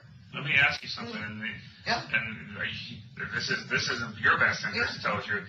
Did you ever write out a check from Lynn to you? Did you ever write it out? Did I write one out? Did you write one out? Did you ever sign Lynn's name? Did you ever sign Lynn's name? I have paid bills for her, but a check to me, no. She did one from her account to rent it to me online, and I was with her in presence. But as far as writing, I don't think I've ever wrote one. I mean, I had access to all of her funds, but I don't think I personally wrote one to myself. Don't you think it's curious that somebody got like $200,000 minimum over a 2-year span? It was a 3-year span. And the bigger chunks were way before she died. That was not anywhere close to last year. So why should she give you all this money? I just explained that. I had so much debt. But why does she care about your debt? Because that was what she was. She always cared. Like, these people were coming after, and Mom and Grandma never Why filed would she give your mom money and specifically write a letter saying, don't, make sure Jessy gets none of this? And slide 4, please. I'm going to do it. She helped my mom a ton, too. Did you ever claim that on taxes? No, I didn't claim all of it on taxes. I know I had to, for one, because if she's helping and she's paying half the bills directly, not even just me. Somebody gets $200,000, you got to claim it on taxes. It wasn't in 1 year either. We keep saying this. This was over a 3-year span. So I get what you guys are saying, but majority of this was like a year before she died. When she was still alive towards the end, was smaller. We don't do financial. So we have a forensic accountant from the IRS look at all the accounts, because that's what they do. And this is what he's telling us. $194,000 over the last 2 years. It's 3, but minimum. Yeah. Minimum. This is the stuff, the solid checks and account transfers. That's not any cash. And if you look on the bottom of all her checks that she writes, she puts what they're for. Yeah, once to the IRS, they never receive any funds from you. The IRS. She never even checked for you. out. Yeah. In the memo, it says IRS to you. I've never asked her for IRS money. That one I know for sure. I've never asked her. The IRS guy was kind of surprised. Here's one. Here's it was like $12,000 or something, or 14. I don't remember. God. But it says IRS in the memo. He goes, well, we didn't get that. I haven't owed IRS that kind of money ever. I don't know. I didn't fill out the memo. Well, she did it. She filled it out. You're very close to your mom. Yes, very close. So why wouldn't your mom know about how much money? Why don't you tell her? Because my mom didn't want. Your Lynn didn't want my mom knowing half of it. So wasn't me. Your mom wasn't suspicious that all of a sudden now your bills are paid, your debt's gone. No, she didn't really know half of it. Part of it, the few things that there was stuff in my grandma's and my mom's name. She covered those because we kept hearing from them. Slide 5, please. Do at this point. I'm not lying about that. I'm dead serious. How much on restitution? Video. Quite a bit. When you hit the 70 large, Yeah. why didn't you pay the restitution off and get the monkey off your back? Because we paid our creditors. I mean, how much money were you in debt because you got all that money from when? Scott had a credit card of $17,000 and $25,000 was just for taxes. And then I had my few. Of all the people we've talked to in the last 24 hours, you know who's the most credible of all of them? No idea. Scott. Oh, I'm sure. He knows nothing about anything law enforcement or jail related or nothing. No, he doesn't. He doesn't understand shit about what's going on. No, he doesn't. He's and at first I thought he might be a knob, No, he's not. He's a great guy. and I talked to him a couple minutes that morning. I'm going to be sitting on the porch, and Aaron's talked to him extensively over the last 2 days, and my heart goes out to that Oh, guy yeah. because he says I don't know who she is. That's what he said. I know. It's I don't know. This my world is crumbling. He's on his knees in the parking lot crying because all the lies you told him. I didn't tell him any lies. He just didn't know about him part of the money. It wasn't that I lied to him. I just didn't tell him. When he told her, Lying by omission. I mean, I understand. come on. I get it. his heart was like ripped out when he says, "Well, she got about $200,000 over the last 2 years," and he's like, "I'm a cardiac arrest." Is how you describe it. He's like, I've been giving her money. She watches my kids. I don't know nothing of this. He's giving me money. Was he lying? That part isn't true. I mean, you're living together. Yeah, I mean, we both pay for stuff, but that part, he doesn't officially give me money for anything, no. Why? But he's a great guy. He's a great guy. He seems like a normal, yeah, I know. normal, He's having a really hard shenanigan. time with all this right now. A really hard time. I mean, your house was clean. Yeah, it's completely trash. Well, when I said, it's not trash, it's been ransacked, it's Oh, that's searched. what he said. So everything has gone through. For a guy that keeps a neat house, it looks like that's chaos. Him. You know? Yeah. So that's the most baffling thing. Like, he is convinced that you told him when he was in the hospital for several weeks with a coma. And that's where she died. I said she was in the hospital. And I mean, I don't know how well you guys know guys, because you guys are guys, but I'll be honest. I can talk to Scott many times, it goes right in and right out. And I know you guys are going, yeah, whatever. But he never met Lynn. Yeah. He knew I was going out there a lot. He knew there was a lot going on. But I swear, I talked to him when I found her because I was supposed to take his daughter to softball that night. But you So I also was said that sitting. you would get up in the middle of the night, at all hours of the night, even between midnight and 8 a.m., and allegedly get a call from Lynn. Or Yeah, from the hospital. I checked your phone records. Oh. It's not that. No. Yeah. You would get calls from the hospital saying you need to come. Lynn's in bad shape. They And have then you'd be called gone me a for an few hour. times. And you'd be gone for an hour Yeah. or two and come back. Where was I going? You tell me. I didn't have another boyfriend. I don't care. I don't care what you were doing, but I'm saying you weren't going to Lynn's house. Are you sure about that? Because I didn't have another boyfriend, so that's why I'm curious as to where I'd be going. Because numerous times is when she called me falling, so I'd be out by her. Again, this is a guy who swears he's told me she was in a coma. No.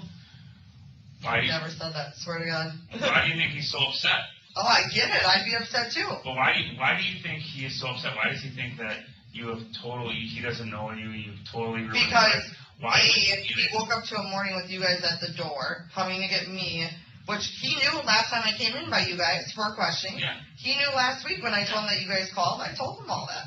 I don't lie. So I don't know where he's getting. Well, why is he even still today still so upset? It's not just because his house is a mess. Oh, he's going to be upset for a while, I'm sure. Well, He's why like, do you think he's upset? Why would he tell you you're done? because he doesn't know everything. What doesn't he know? As far as the money wise, he doesn't know all of it. When me and Lynn did a lot of this, we didn't talk about it. So I think you guys are thinking 2 years ago I did this. Obviously, you can tell a difference in handwriting. That's Lynn's writing. I didn't. No, I've seen that. They're not all the same. Okay. And, The only ones that I did were the ones for the bills at the end. And that was with her in the hospital writing them. She has a very signature. Have you ever looked up anything with Visine poisoning? No. You've never heard about Visine poisoning? From the movie, yeah. That's just making someone sick, but you've never heard about someone poisoning with Visine. I've heard somebody getting sick with the diarrhea, but not poisoning, no. I've never heard somebody dying from Visine ever in my life.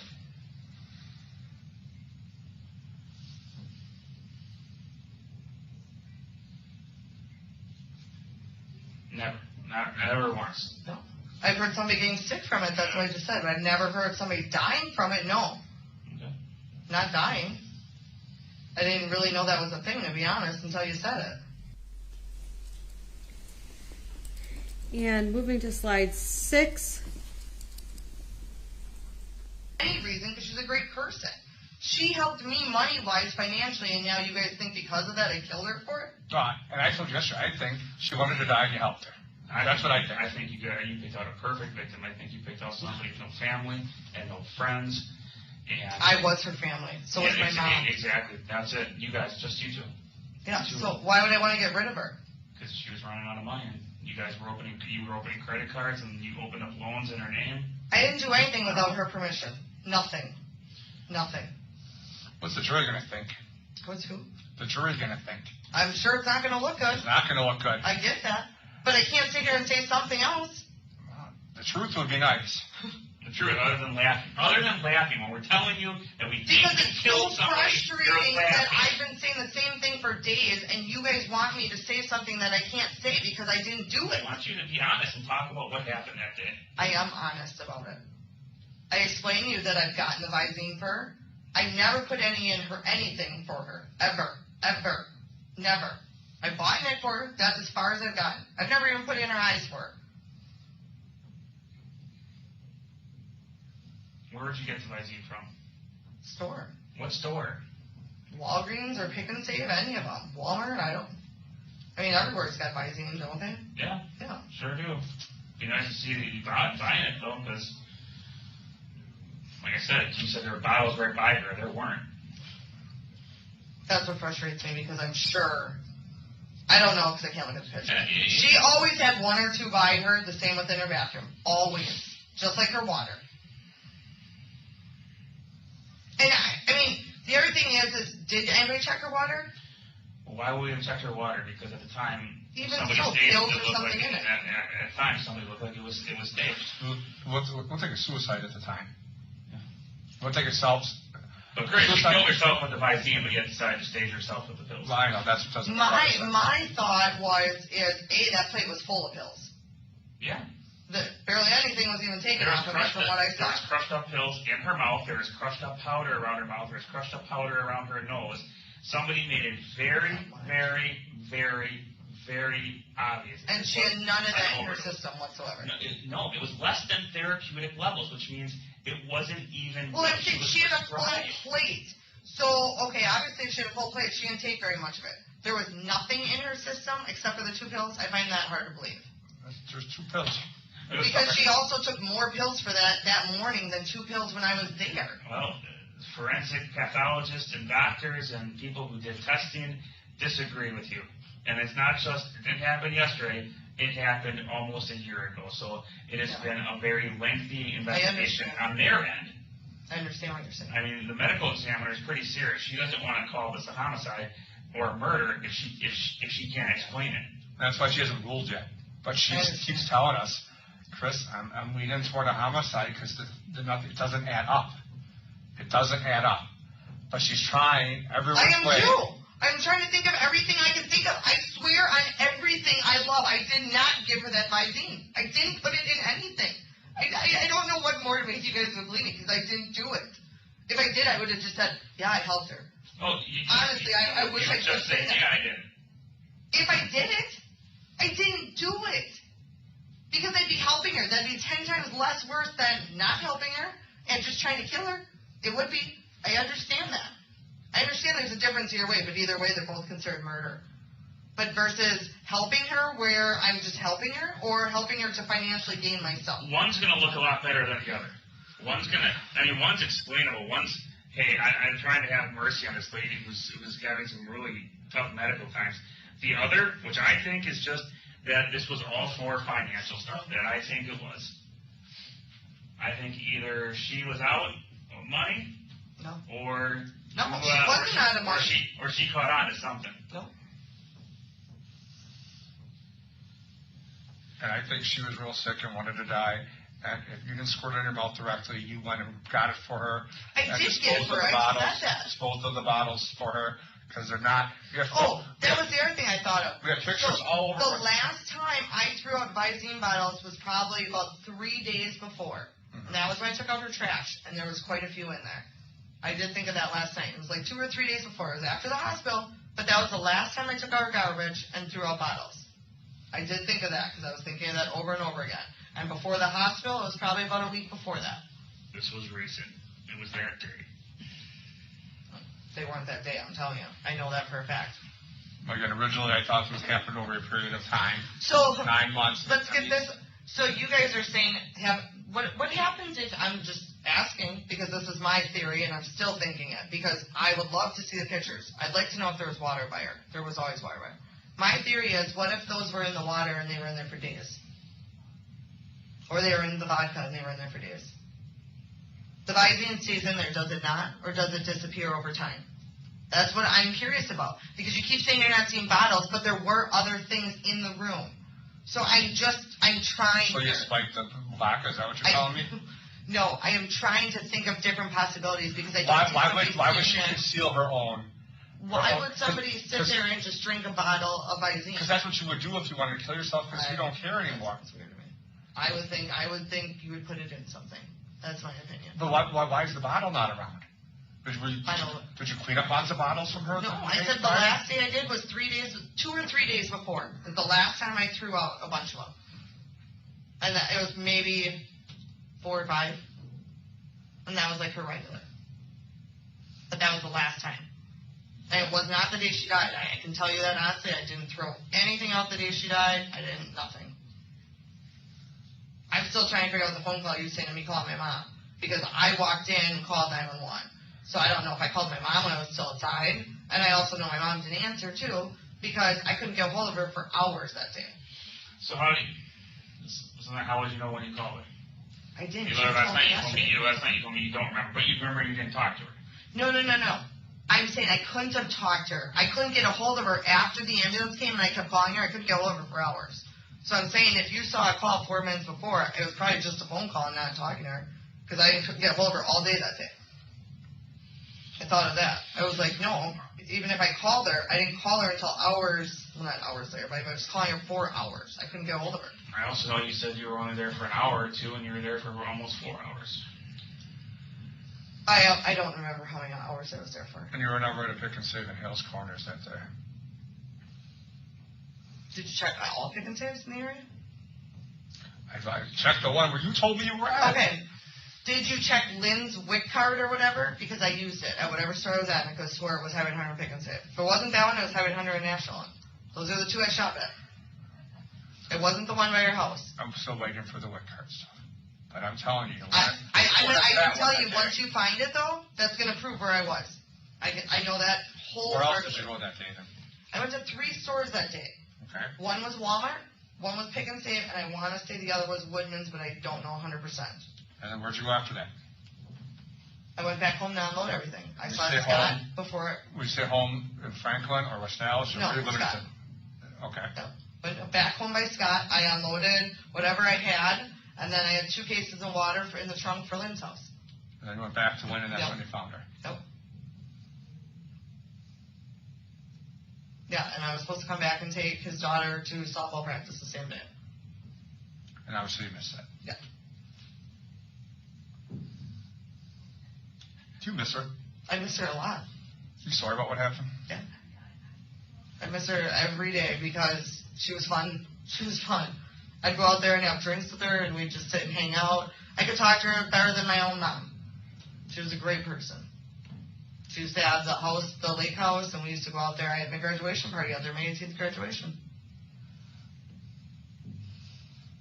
Do you think your mom was jealous of your relationship, maybe? Do you think your mom's capable of this? I don't. Do you think your mom talked about the money? I think so, but I don't know. I know my mom doesn't know about the money, and Lynn didn't want her to know because Lynn did a lot for my mom. And she didn't want her to know she was helping me because she knew it would be a situation. She knew she helped me a little, not to the extent. She did. But she didn't. That was Lynn's doing. Lynn did not want my mom knowing. It was not me. So if your mom found out, do you think she would have been upset? I mean, sure, she'd be upset. I don't think this kind of upset, but she'd be upset where she'd tell me Is your mom capable? I mean, capable of going to kill her? I don't see it. Or she's capable of using very foul language on a voicemail. That's what she's capable of. I know that. She's probably a more likable person than that voicemail. My mom's a very feisty person when she feisty drinks. People with short fuses can do things. I couldn't tell you. Do I see it? No, but I don't know what everyone's capable of in the world. I don't know. It's your mother. I have to tell you, my mother can't kill anyone. I don't think she could, but I know she's tried to kill herself numerous times. But I don't.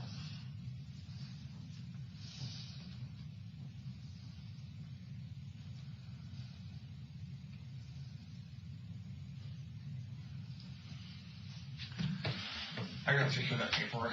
I'll just take up a few minutes. I'll be back in maybe 10 or 15. Can I ask you guys, is there like a bubbler or something? I'll get you some water. Sorry, that's not mine. I'm just so Yeah, thirsty. yeah.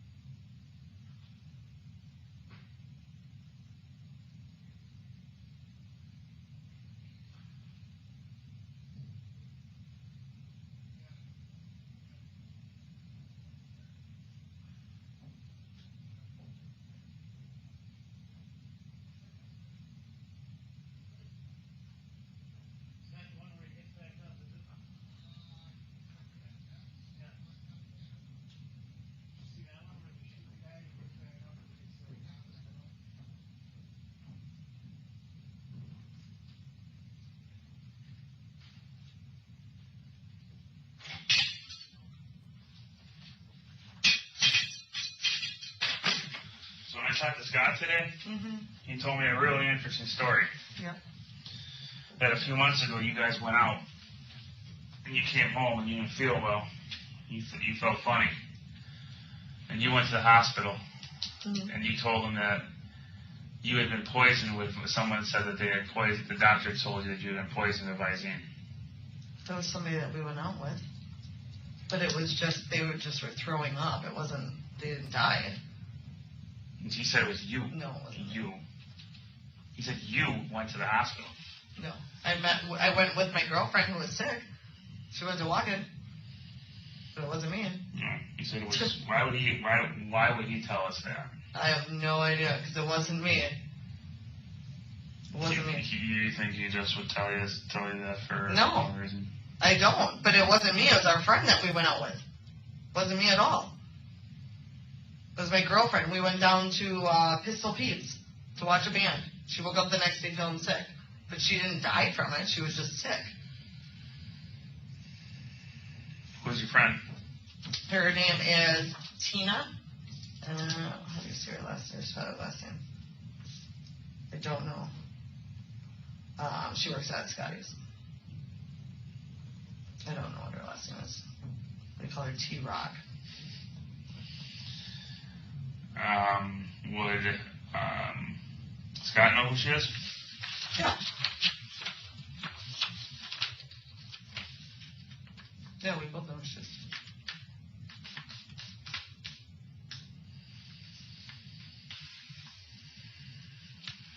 And I really would feel better if you guys just left Scott alone at this point. No. Because I have to too, obviously. No. Scott's very cooperative and he wants to help us with this investigation. Oh, well, that I'm sure is fine. Why would we leave Scott alone? Well, because if he's helping us, one thing, I just don't want you guys bothering him with his personal life because he feels bad about his kids right now and the house and me, obviously. I think you're his first priority. He feels his world's been turned upside down. I'm not for priorities. His kids are, obviously. Well, but he's also concerned about what's going to happen. He feels he's had the wool pulled over his eyes the past year. Which he has. I don't agree with that, but he does all the same stuff I do. So he's just making it out to act like he doesn't do anything. He doesn't go gambling. He doesn't go out and have fun. That's absurd. But when someone gets a couple $100,000 from somebody and they don't know about it. He knew about half of it. So that's another thing he's not telling you guys. How would he know about half of it? He knew about part of it for certain things. Yeah, he did know about it. Not all of it. He knew certain times when she did it for certain things. Yes, he did.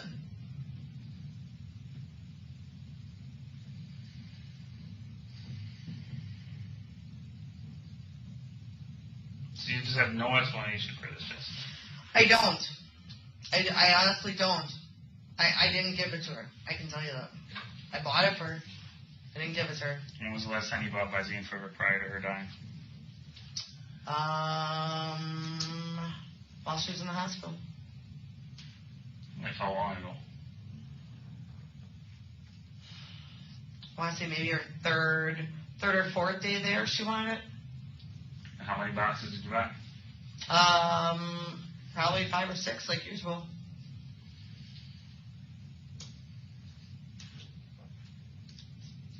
And 2 of them she kept at the hospital and she took the other ones home. Or had me take the other ones home. She had them sitting on her tray at the hospital. The reason I can be 100% honest with you, I'm not buying what they're saying, and I'm not buying the deal for her. So you're not buying what forensic pathologists and doctors who are trained and do this for a living, you're not buying. I sat with her in her house on Monday, and she was drinking vodka and Visine. Now, how do you know she was drinking vodka and Visine? Because that's what she had mixed together. And that was the day before. How do you know she had mixed Visine with her vodka? Because that's what she did. She's done it about 3 times. Why didn't you tell us that yesterday? Because I didn't want to tell you guys, because you guys are making it sound like it happened the day of, and that's not when she was doing that. She didn't have any more that I knew of the next day. And I'm getting tired of being put on me because I didn't. Did you ever put the vodka in her Visine? Never. Vodka? Swear to So God. she put Yep. Visine in her vodka. Why Yep. would she put Visine in Because her she vodka? wanted something with it. And Visine's the option? No. She looked at Visine a long time ago, and I already told you that. When I told you she was buying multiple. She was looking for her way out, and because she tried pills twice and it wasn't working. She was looking for her way. And when was that? The day before, you said? The day before is when she had the vodka mixed with it. And it was a glass probably about that big. And how much Visine did she? I don't know that because she had it poured in her vodka bottle prior. Last time I bought the bottle, she dumped them in her vodka. That's why I asked how many days it lasts for in there. Because she did it about 3 times and she'd get so sick that she'd shit all over, and that's when she shit her room, and I had to clean that up when she was in the hospital. And why was she putting the Visine in the vodka? She was doing it because she was trying to find an easy way out. She was trying She to did kill the herself. pills first numerous times and it wasn't working. So she was trying to kill herself by drinking Visine and vodka. She also bought a gun offline When that was I that? disposed of for her before she died too. When? How long? Oh, 2 months, a month. She did a lot of things. I just didn't want to have to put it all out there. Yeah. She bought a gun What are you offline. worried about? What are you should be worried about you because you're sitting I'm worried right because there. you guys are making me feel like I did it and I didn't do it. You said that whole thing I put in there and I didn't. I didn't. And the whole money thing, I think you guys are just turning it, making me look like shit, and I didn't do anything with the money that she didn't approve of. Never. I didn't ever. But I didn't want to put her out there as being a piece of shit either. Okay, she bought the gun. She bought the gun. Someone wants to end their life. Because I didn't want her to do it. I didn't want her to do it as much as I did so much. But you didn't even stop her then. So then with your theory now, you didn't even stop her. I did stop her. I threw out both the guns. I threw out both the guns. But you saw her drinking vodka knowing that there was Visine I in there. didn't know right away. She told me after she had about half of the cup. I didn't know. She had to get rid of the Visine the day before. I didn't know she had put it in the vodka. I didn't know. She was going back and forth between her water. That's the honest to God truth. That's why I kept throwing out her waters on her, because I didn't want her to do it. And I didn't know. She drank about half the cup, and then she started to get sick, and I asked her because she kept getting sick off of it. That's the honest to God truth. That's why when you guys say it happened that day, it didn't happen that day. She was still alive that morning, so I don't know what changed. I didn't give her anything that day. She had no Visine left in the house that I knew of. And there was none that you guys found, except for there was 2 in the bathroom closed. So I didn't give it to her. That's why I don't believe what they're saying, that it happened that day, because it didn't happen that day. I'm telling you. I didn't give her anything that day. She was awake and talking to me in the morning. But She wasn't all there. You just said something that's really cute. You really did. You just said, I didn't give her some that day. I didn't. Did you ever do it before? No, what I've seen is I bought it. I never mixed it. I swear to God, I bought it for her, and I knew she was mixing it. I knew that. I didn't purposely ever mix anything for her. Never. I swear to God, I'm not lying. She put it in her water once in a while and in her vodka once in a while. She kept trying more different doses. I didn't agree with it. I kept throwing out bottles of water. Anytime, that's why I told you guys, anytime that the caps were open, I was throwing them out. Because I didn't like the idea of it. She was shitting all over. She wasn't dying from it. She was shitting. It was disgusting. But that's not what it does. Well, that's what it was doing to her. It was eating out her body because she was literally shitting. She shit all over her bedroom on it. That was the first time she took it, and literally she called me, and I wasn't even there. She called me, and I got there, and she had shit all over her whole room. That's serious. She couldn't make it to the bathroom. And that's the first time she said she tried it. And I got there, and there was umpteen boxes empty. And I'm not lying. Dead serious. Before that, she bought a gun. She looked at trying to buy, what's that pill online? It's some, get in other states, supposedly a pill or a shot or something, other countries. It's like supposed to be a suicide pill or something. She looked at the hood method. She looked at a million things that How I would she didn't look know. that up? On my phone. On your phone? Yep. She'd use your phone to look up All the suicide time. messages, or suicide methods. Every time I was there, she used my phone. She used my phone for her credit cards once in a while. She'd use it for shopping once in a while. She'd use it to show me something she liked. She did a lot of catalog shopping. She looked up a ton of stuff. She's bought 2 guns, and I've gotten rid of both of them. Or she bought, so she bought 2 guns from your phone. 2 guns, using her own shit. 2 of them. From where? They're online places. Shit, I don't even know the names. She looked around. You custom put them together. They're not even like fully put together guns. And she's a felon, and so am I. And my mom knew about that because she knew I threw it out.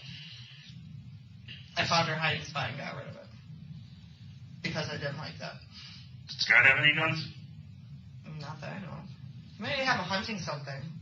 Or not. I don't know. You had 2 guns under your bed that you guys slept in. You didn't know that there were guns underneath your bed? I did not. I'm not supposed to be There were around 2 guns. long gun cases in the house that Were were they clearly hunting obvious. Doesn't matter because a hunting gun or a handgun. No, I don't. Yeah. I don't You know that. I know his cousin used to have one. I didn't know he had 2 of them. I did not. You didn't know there were 2 guns underneath No. your bed. I didn't. I thought those were bow and arrows. I swear to God. I don't open them. I've never opened them. I don't have anything to do with hunting. Period. I know they're hunting. The outside is like hunting. This is why Scott doesn't know a lot of this. Because I couldn't tell him how bad things were. My mom does know about the gun. She knows about some of that. I couldn't tell him because I couldn't face up the fact that things were that bad. Things got extremely bad. And she literally didn't care. She tried so many different things. Half the time I wouldn't even be there. I'd come home and find her. And usually every time I could either get her to the hospital or do whatever we needed to do. And this was the one time I couldn't. And that's why I'm telling you the only thing she had by her that day was water. And I threw out all the bottles of water I thought that she had put stuff in that were open. So that's why I really don't buy it, because I threw out all the magazines prior. Not that day. So that's why I'm having a really hard time believing that.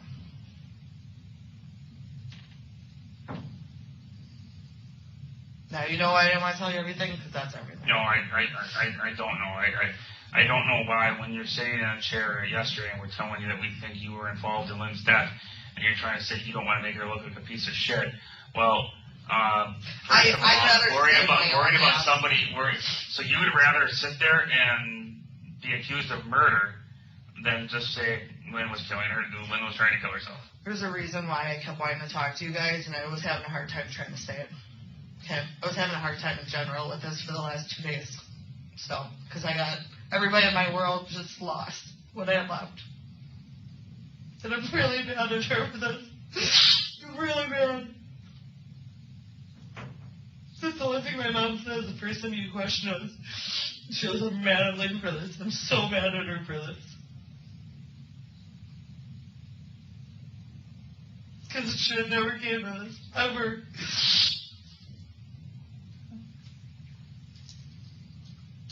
I get it, you don't want to be here, but there's got to be a better. I honestly believe that we should have that thing where if you're so sick you can go to the doctor or whatever, and the other states have. Because some of those things are just not the way to do it.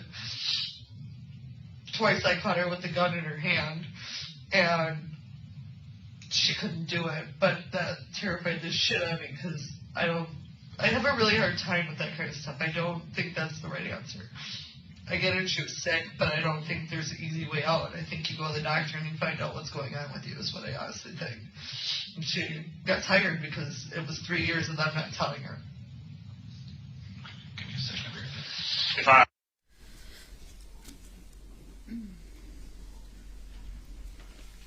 Detective Hoppe, at any point prior to this point in the interview, did Ms. Kurczewski tell you Lynn Hernan was drinking Visine?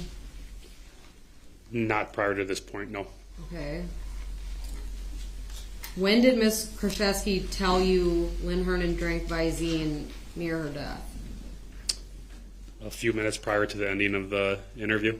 Or No, I'm sorry. I'm sorry, that was a bad question. In terms of October of 2018, in the clip the jury just saw, when did Ms. Kurczewski tell you Ms. Hernan had consumed Visine? The day before her death. So that would have been October 2nd of 2018? Yes, I believe she might even reference Monday, but later on she referenced the day before. Okay.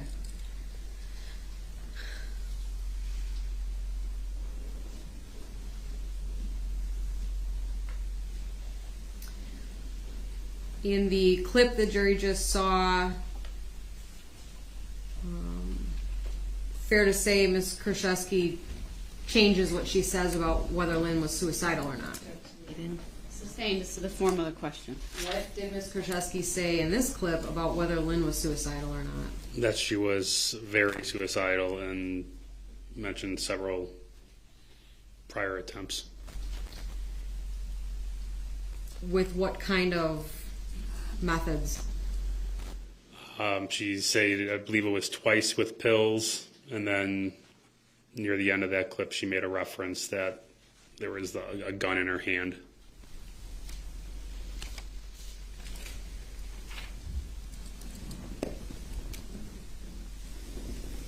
In the portion of the interview that we just watched, does Ms. Kurczewski explain to you how Lynn Hernan was researching ways to kill herself? Yes. What did she say about that? She said that Miss Hernan was using hers, meaning Miss Kurczewski's cell phone. In fact, Ms. Kurczewski indicated that Lynn Hernan used her phone for other stuff too, right? Sustained. What other things did Ms. Kurczewski tell you Lynn Hernan used her cell phone for? Looking things up. Your Honor, to the continued questions of what we've just heard Ms. Kurczewski say in the interview. Overruled. Looking things up, and along with financial information, applying for loans, and other, beliefs, spending money was a reference, but nothing specific. Was that information consistent with your investigation about Lynn Hernan? No, it was not. Why?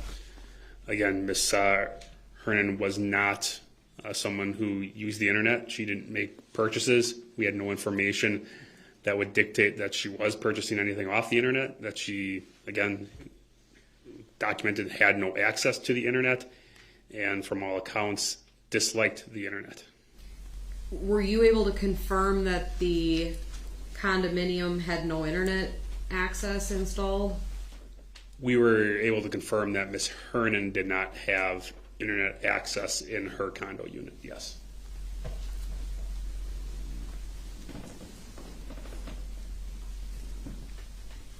In the clip,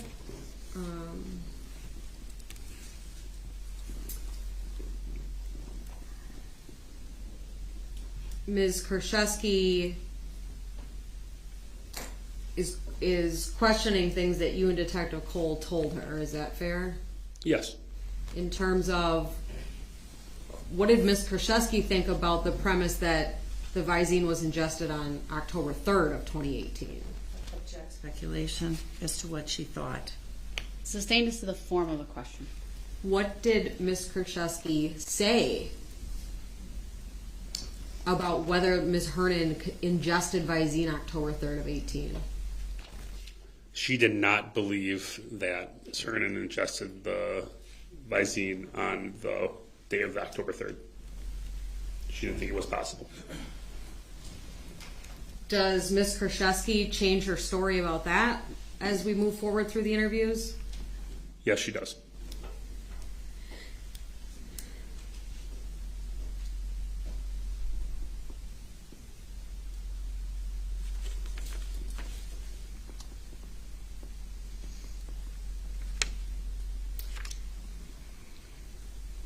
In terms of State's Exhibit 88, which was 188, Can you remind the jury what that was around the time frame of January of 2019? I believe that was the demonstrative exhibit of the messages between Ms.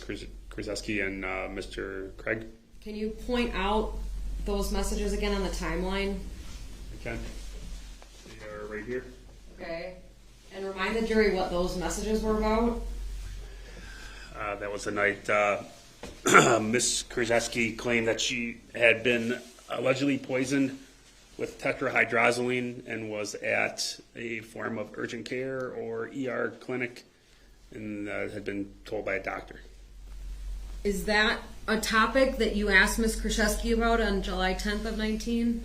It is. And what did she say at that point about it? She claimed that a friend had been had gotten sick.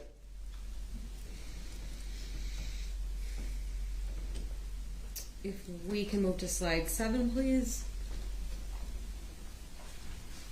And play from here.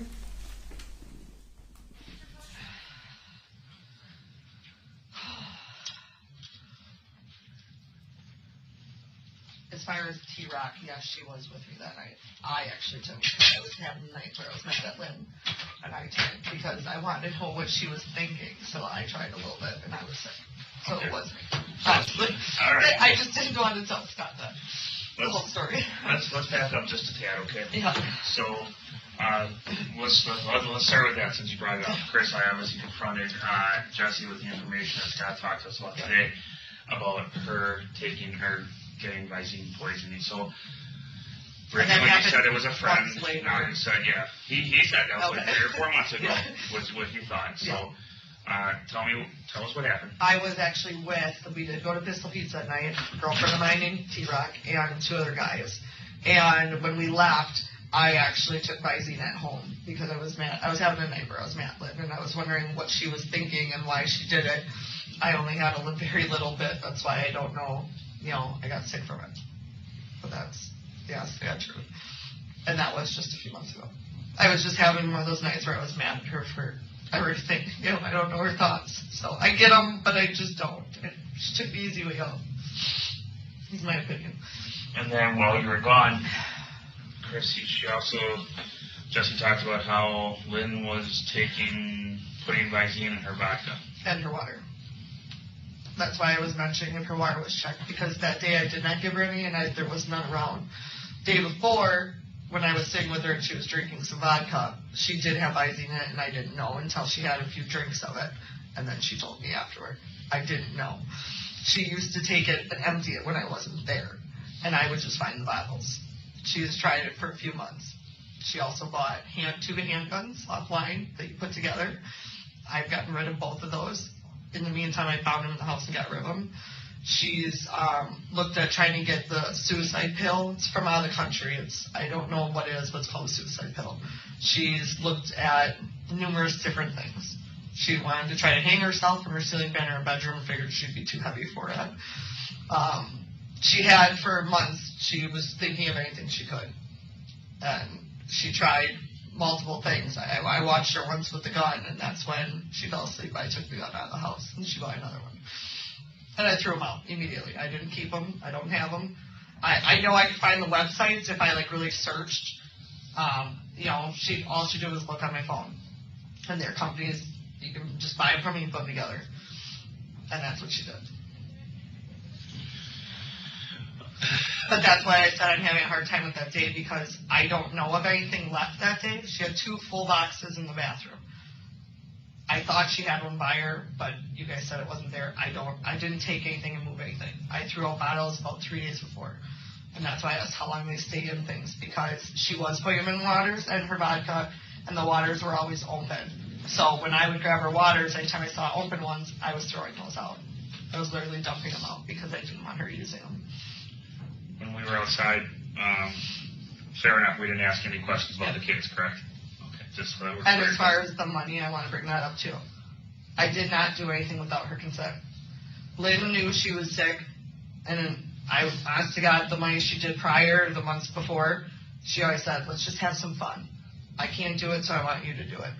She gave me money all the time. Towards the end, she maxed out everything. She did not want nothing left, and half of it was she didn't want Anthony to get anything. I was asked to get the truth. She was too sick, she couldn't change the will. She wanted to change it a long time ago. Why didn't she just go change it? Because she was sick at that point and she felt they wouldn't do it. And why did she want to cut Anthony out now? Because she hasn't talked to them in years. They weren't close with her. Like you asked me the other day, you were right on that, but she said it. I mean, my mom knew that too, as far as Anthony, that she was going to take him off, and she never did. And that's, honestly, I mean, you can ask Was me. Anthony supposed to get the car? No. I actually have it in writing and a picture. I emailed it to you. Oh. Can I ask some questions? Let me fix those handcuffs. No, and I honestly, I don't. Lynn also promised things to people, but she promised them to multiple people. Mm-hmm. He swears that he promised her the Jeep. I know Lynn's had 2 Jeeps, that one and one prior, and she promised both of them to my mom. She took pictures and wrote it. Just asking because I mean. No, I heard that. The same with the bracelet. Supposedly she promised it to 2 people. That's why me and Anthony said nobody's getting it. We're selling it. I mean, I went by everything she hand wrote who got what, and I gave it to everyone. And I did send that all to you in an email. Mm-hmm. I'm just asking. Clarifying questions. Yeah. Well, now I'm ready to give you what you want to know because I can't do this. I can't. So that morning when you go there, Yep. You go there. No more bullshit. Nope, I mean, I'm not. Laid out. Yep. I'm getting tired. Yeah, I am too. I told him I wanted to tell you. That's why I wrote you twice, and I had a hard time doing it. We had a rough day. I was there, got you soon. You get there around what time? I honestly don't remember the time, but obviously Early it was morning, longer. late morning. I thought it was like maybe 9-ish, 10-ish. Okay. That's what I'm guessing. And what's Lynn like that? She was sleeping when I got there. Okay. She woke up. Did she sleep in the chair? Mm-hmm. Yep. We talked. I asked her, what medicines she took for the day, what she didn't take. I don't remember to what she said she did or didn't. I know we took a few. At the time, as far as the crushed pills, that she must have did after I left. She was doing that, but like I told him, she tried that numerous times and it wasn't working. But I didn't know about that until I came back. I got her a water. I asked her if she wanted a pudding. She didn't want the pudding. And that was pretty much it. We sat there for a little bit. And she dozed off in and off. That's what she normally would do anyway. And we I don't know, we were probably watching a soap or something. That's normally what we did together. We had her set soaps. And she was in and out. And eventually I said, I have to go. I have some errands to run. And she's like, yeah, no problem. Go do your errands. And within 10 minutes, she was snoring again. You got her a bottle of water. Mm-hmm. Are there anything else around her? She has her medicine. Her regular, yep. Did she get her some vodka that day? Nope. She didn't have any vodka that day, or at least when I was there, I didn't grab it for her, so she wasn't getting up that day for anything. Okay. And why isn't she not getting up? She wasn't walking around well. I mean, She would get up occasionally, but not well. Okay. And how long do you think you're there? If you got there like at 9? I honestly thought it was like 2 hours. Obviously, you guys are saying it's more, and I'm not saying it was. I just don't know. I really don't remember. I don't. I'm being 100% honest on that. I don't remember. And there's no reason like I'm saying I don't, or I wish I did, or we did something. I just don't remember. I was there all the time. I don't. On the way to her house, did you stop anywhere? Stop at a Starbucks, stop at a Quick Trip, get a coffee. If you're a fat guy, you stop at McDonald's, get one of those bacon, eggs, I was trying to think potatoes. maybe I got us cigarettes or something that day, but no. Not that I can think of. If I would have stopped anywhere, I would have had cigarettes or gas. That would be it. You were not a coffee girl in the morning, nothing like that? I drink tea. I drink tea. I Did you stop for a tea? If anything, it would have been gas or cigarettes if I stopped. Trying to jog your memory a little bit. Some people have a routine every morning. Yeah. And they stop. I stopped. Well, honestly, I was stopping every couple of days because I was driving back and forth so much. But I'm not ringing a bell of anything that I did except going there. And you're driving the car you have now? Yep. So you go there, you take care of her a little bit, you watch a little TV. Yep. And then you go run and do your errands. And you're doing errands for you mostly. Yeah, the only thing that she needed was water, and I think that was it. Maybe pudding? I don't know. Offhand, but I don't think she did. No, When I went for the store to her, it was literally, she wasn't eating, so it was water, the same things I'd always get her, water, Visine, and she really was putting Visine in her eyes too, like crazy. I'm not saying that's where it all went, but she used half a bottle in her eyes in a day. They were so dry. I don't know where that came from, but. Was it dry in her place? I mean, you know. Well, she smoked in there, and I haven't smoked in a home in years. Okay, don't say you don't smoke. I just saw you. No, I haven't. We haven't smoked. None of us smoke in our homes except for her. So that was the one thing we always smoked. So it was very smoky, obviously, in the cats. But you know, my wife's real sensitive to dry. Oh, it's so dry in the house. Yeah. It's so dry here. Yeah. Hotel rooms are real dry. That's me here right now.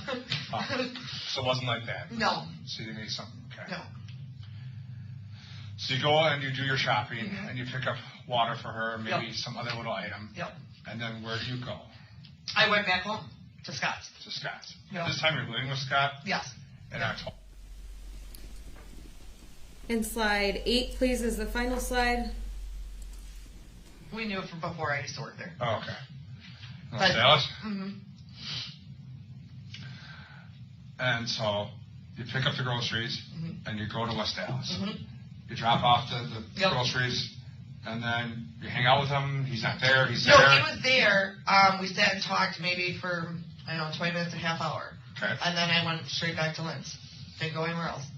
You know, and you went to Lynn's. Yeah.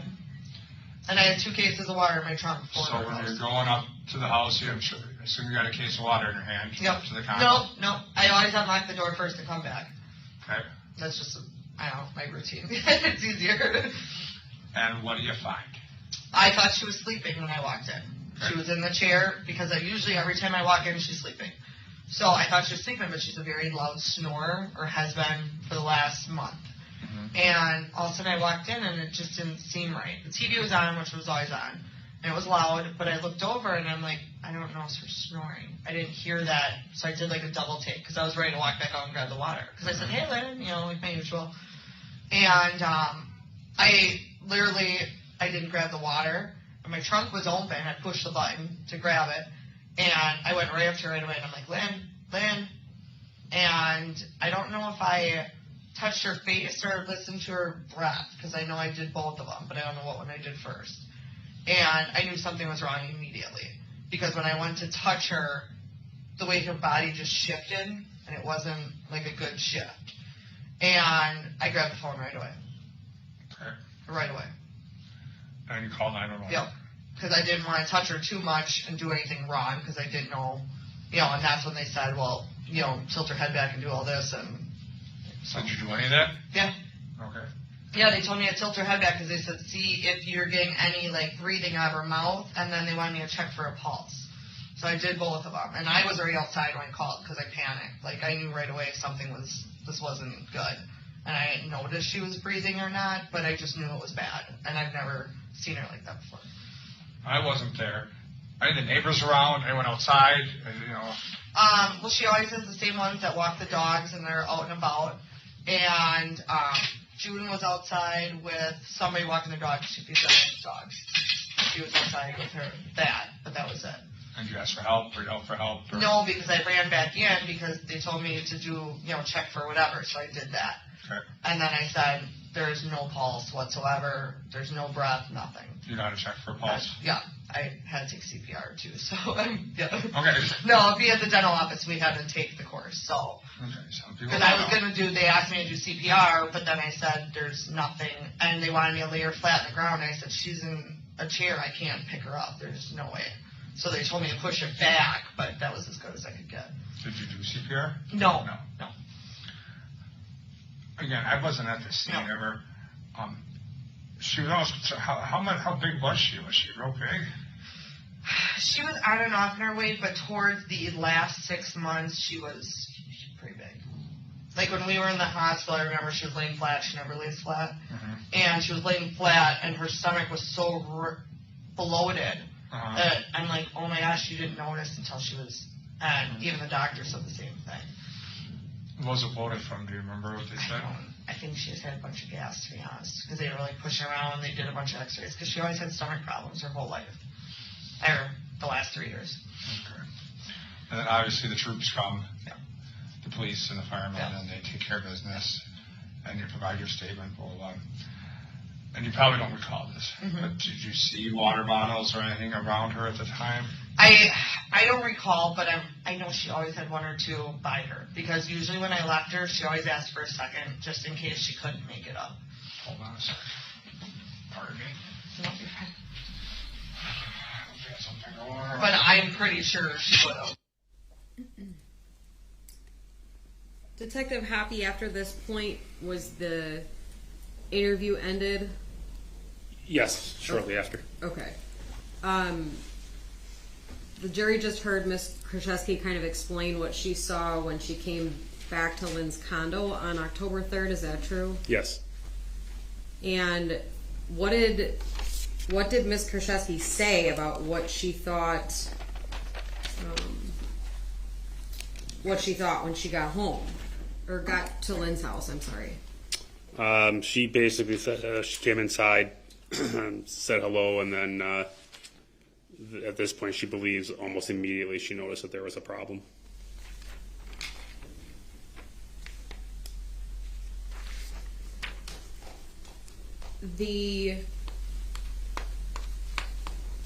Within this clip that we just heard, was there a discussion from Ms. Kurczewski about whether Ms. Hernan was sleeping? Yes. And what did she say about that? She believed she was sleeping at first. At first when? When she walked in. So fair to say Ms. Kurczewski tells you she was at the condo 2 different times on October 3rd, 2018? Yes, in the morning and then later in the afternoon. Okay, so what did Ms. Kurczewski say about when she returned in the afternoon about Ms. Hernan? She opened the door, noticed the TV was on, that it was loud, and then she looked over and initially thought Ms. Hernan was sleeping. Okay. I want to show Exhibit 25, which has already been entered into evidence. And Detective, you have been able to see the photos from this case, true? Yes. Okay. I'd like to publish Exhibit 25 when we get it. Yes.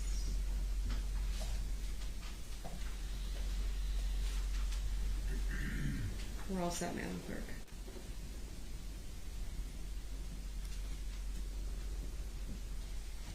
What was this a photo of? This is the photo of how Miss Hernan was found on the day of her death. And you've seen other photos taken around this time, is that true? Yes. And you've been in court when those photos were testified about? Yes, I have. At any point in this interview with Ms. Kurczewski, does she mention the powder that's laying on Ms. Hernan? No, she does not. Did Ms. Kurczewski say she thought Lynn Hernan was sleeping? Yes. In the interview, states Exhibit 203 that the jury just saw. We can take this down, thank you.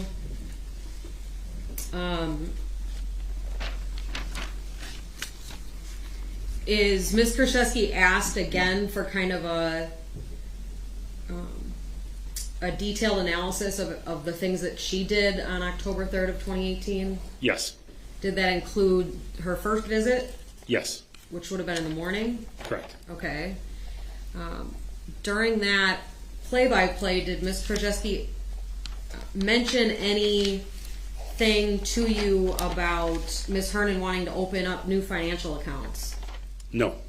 Or doing online shopping that morning? No. I'd like to pull up Exhibit 147, please. That's already in evidence.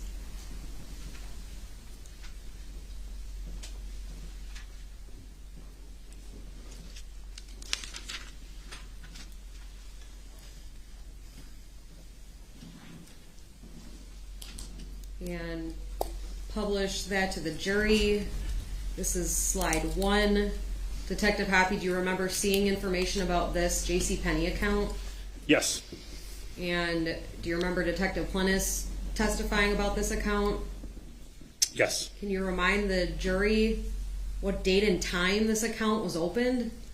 The account was approved at 10:39 a.m. on 10/3 of 18, obviously meaning it was opened on 10/3 of 2018, which is the day of Lynn Hernan's death. What was the email associated with the account? Lynn Hernan, 1955 at gmail.com. Okay.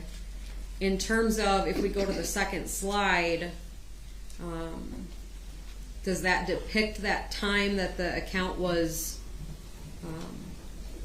opened Yes, from the previous slide we just saw? correct, yes. And going back to slide 1, do you know, based on these records, that purchases were made on this card after it was opened? Yes, Were those purchases associated with a shipping address? yes, it was. And whose address was that? The residents where Miss Kurczewski and Mr. Craig were residing in West Dallas. Okay. I'd like to also show you Exhibit 116, which is already in evidence. If we get unpublished, thank you.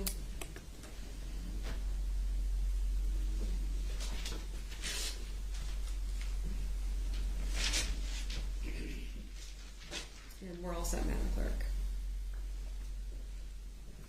Detective, do you remember Exhibit 116?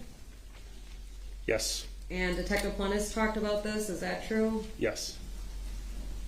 Zooming in on the top part of this exhibit, is there a date on it? Yes, there is. What's that date? There's a written and a delivery date. The written date is 10/3 of 2018. Okay. And whose name is in the bill to information? Lynn Hernan, What about the ship to? Jessy Kurczewski. You recognize the address below Ms. Krzyzewski's name? I do. Whose address is that? The residence of her mother, Jennifer Flower. Is there an email associated with that? Yes, there is. What is it? Lynn Hernan, 1955 at gmail.com. And scrolling down, can you remind the jury what this purchase was for? Television, a wall mount, and we know that the last purchase, or this is the watch series 38 millimeter, is going to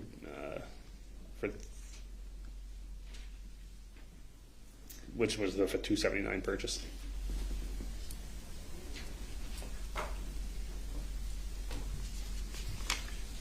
And again, when Detective Plennis testified about this, he talked about the account of Lynn Hernan's that the purchase was made on. Is that true? Yes. Okay. We can take that down. Thank you. All right, moving on to New topic. Let's take a break then. I'll rise for the jury.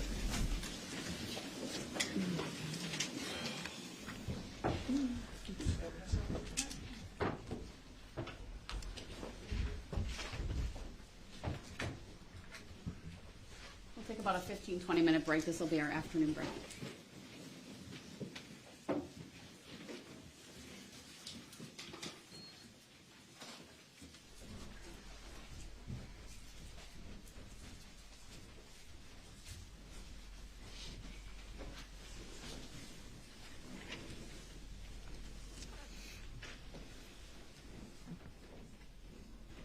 We'll be in recess.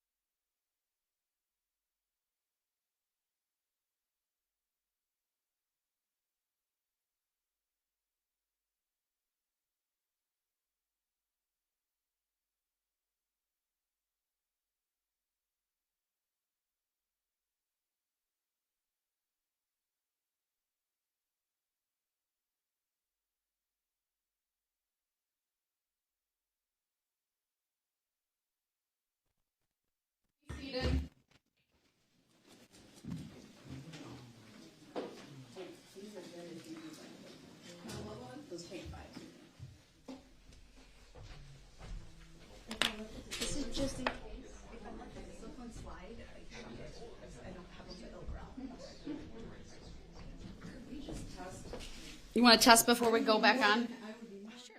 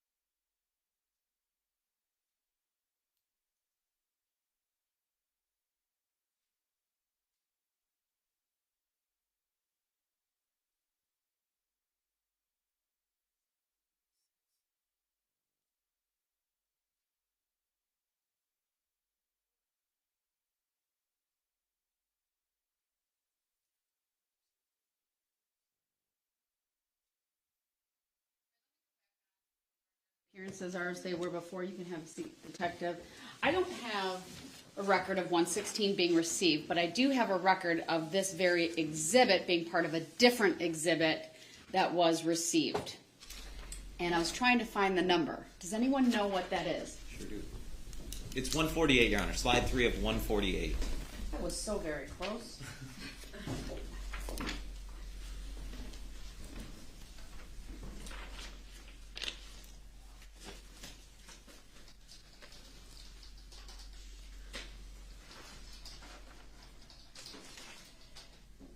Yep, I found it. Okay, so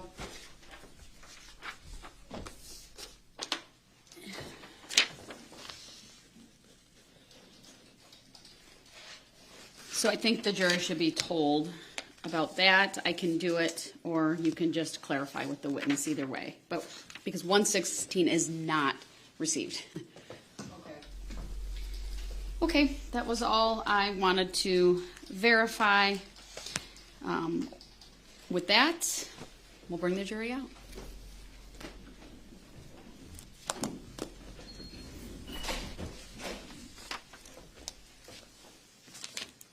There's something being published on the screen right now.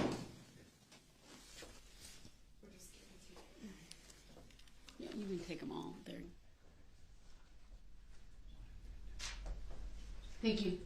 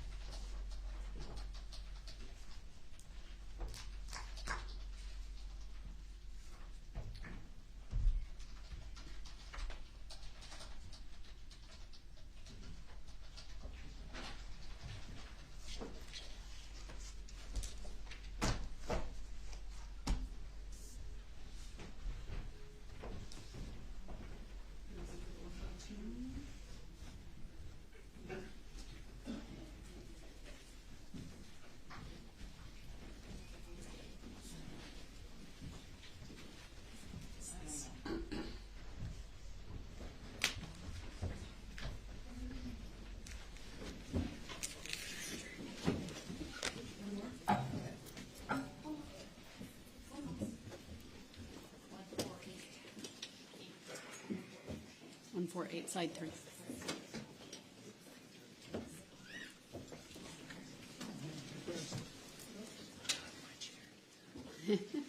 Oh, you guys are switching it up on me. No worry.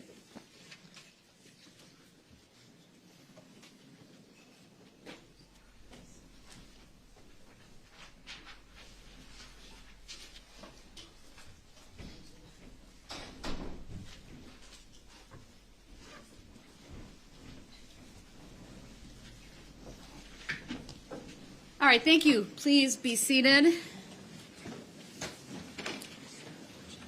Attorney Nicolai, when you're ready, you may continue.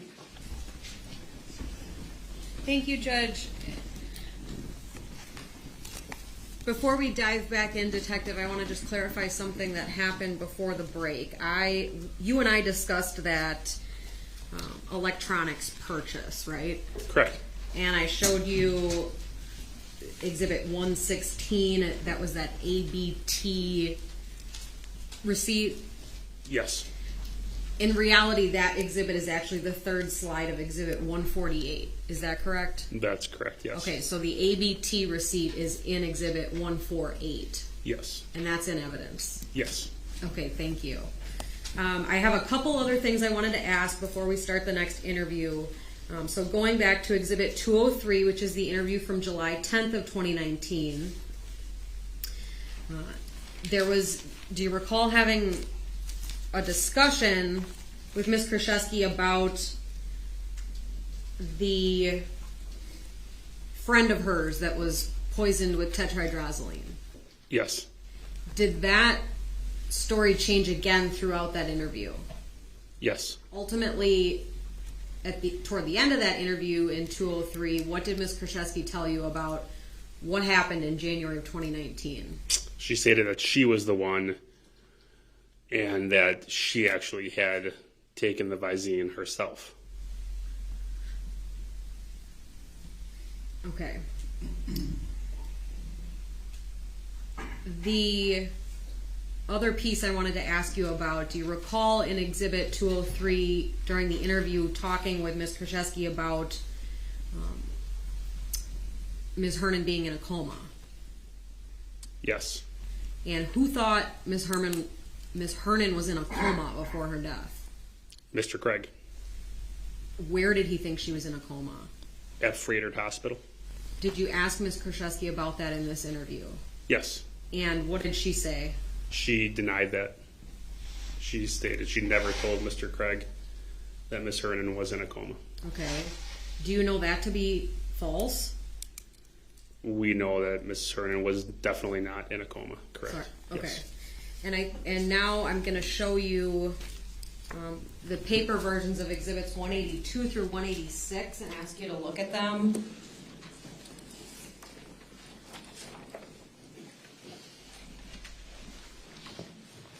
And Detective, have you seen those before?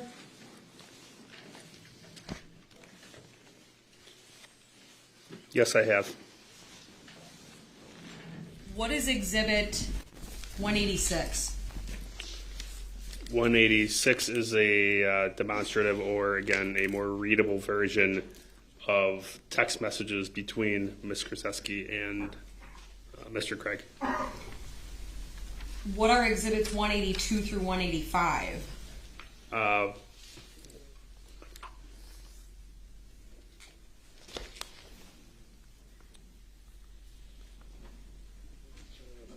Another version, it would be the PDF version off the download from Mr. Craig's phone of text messages between himself and Ms. Kurczewski listed in Exhibit 186. Again, it would just be in a timeline format. Okay. Have you checked to make sure that the data from the download is reflected correctly in Exhibit 186? Yes, I have.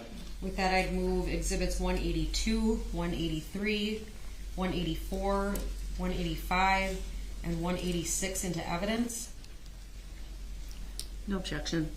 All right, Exhibits 182 through 186 are all received. Permission to publish granted. If we could please publish Exhibit 186.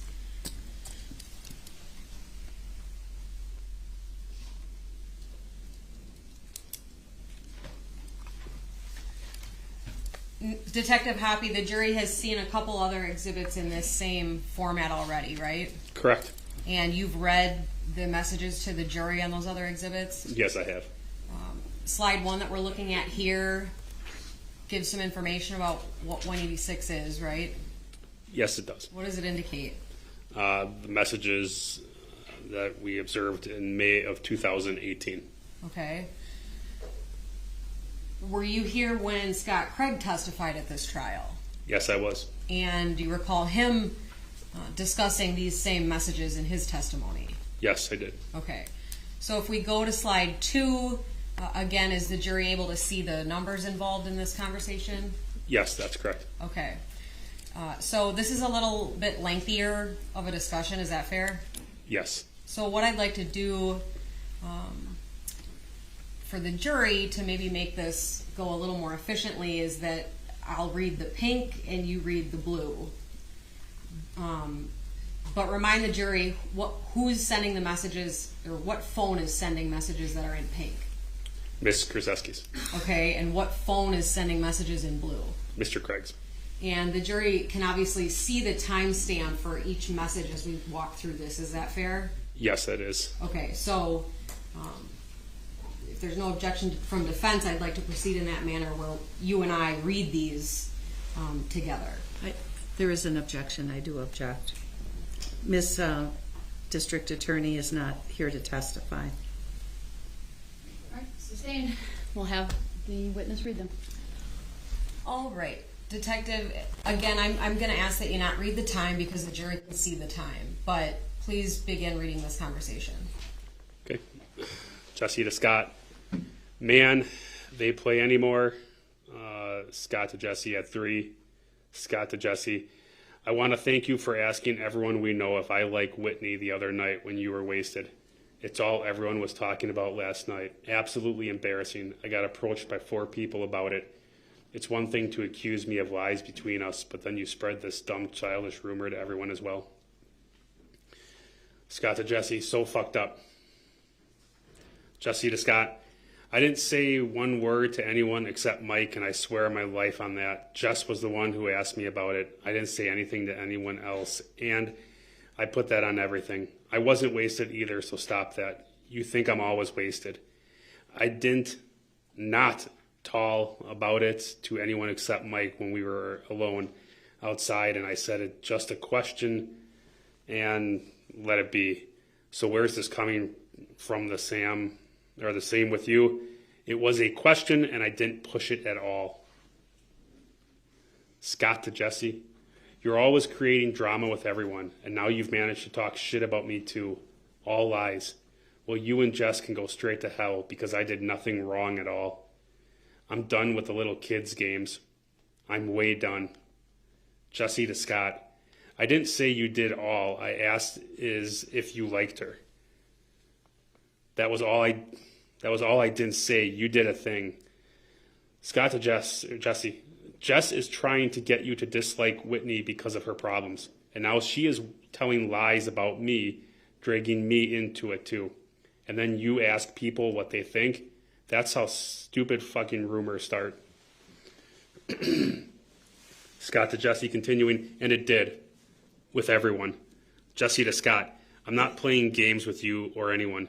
Of course, I do all is wrong. Scott, you've been done. I'm the idiot waiting for you to change your mind. Why do you keep thinking bad of me? That's all you do. This is why we are going to stay out of the bars. I didn't create any drama, nor was I trying to start shit. Scott to Jessy, well, you did.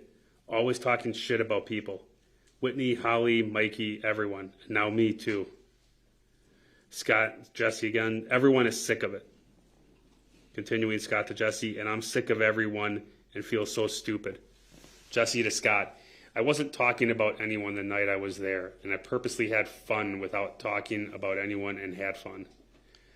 Continuing Jessy to Scott, Jess doesn't dislike Whit, nor do I. We were fine. I talked with her before I left, and not anything to do with you. I wasn't starting a rumor and didn't talk about it, I swear to God.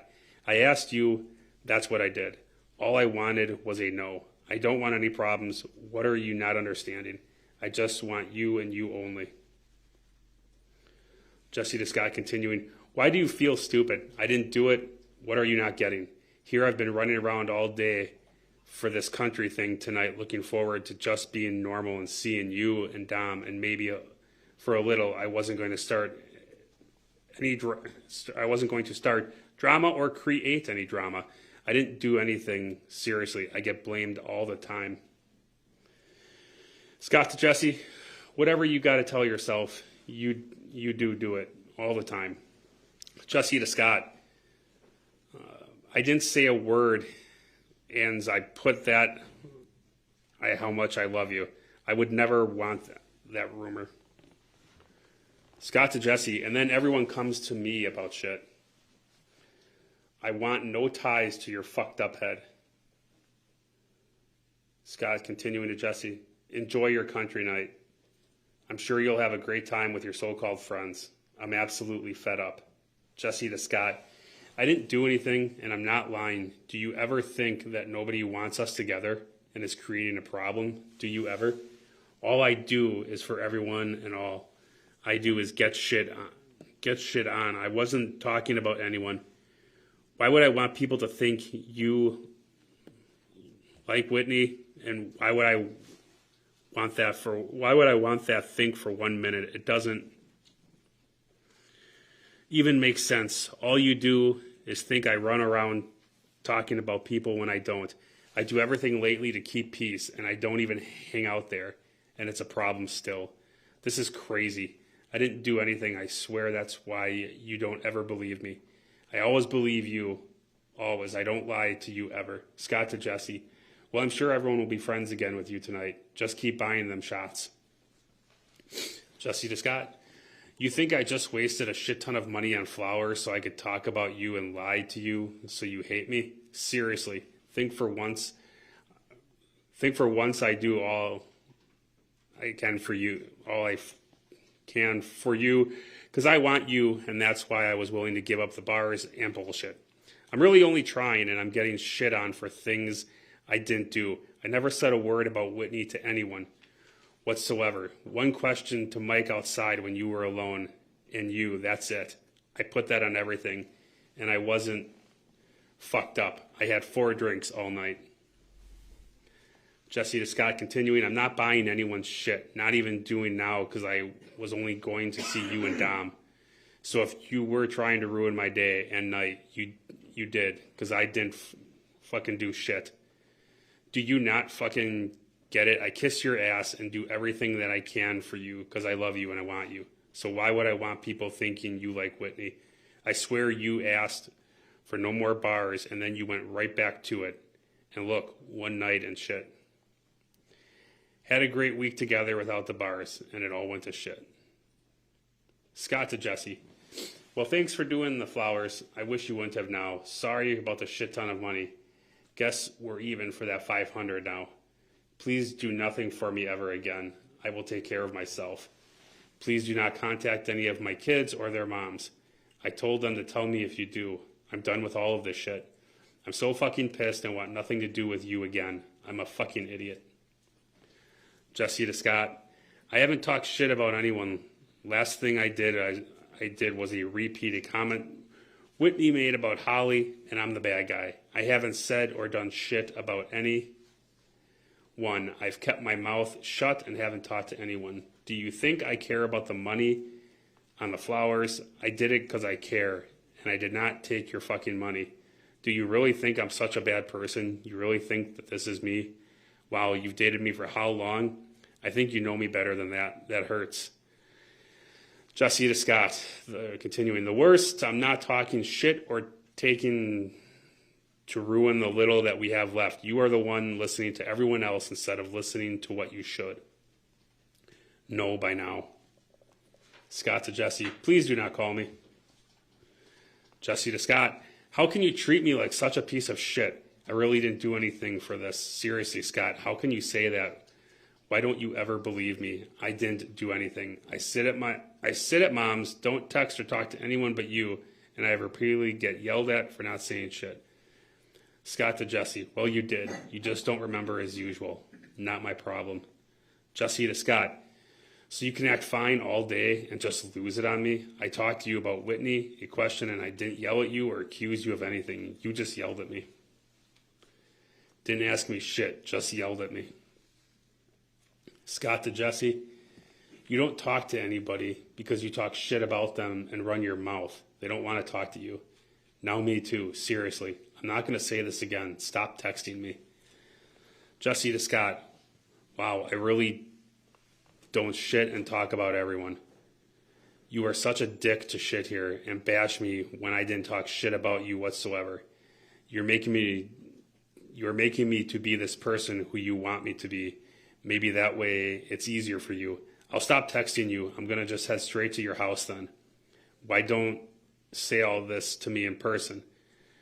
While I come get all my shit, you can do whatever the treat mill and cabinet do with whatever. I'm sorry, you can do whatever with the treat mill and cabinet, and I got nowhere for them. Don't care. I'm sick of this. The way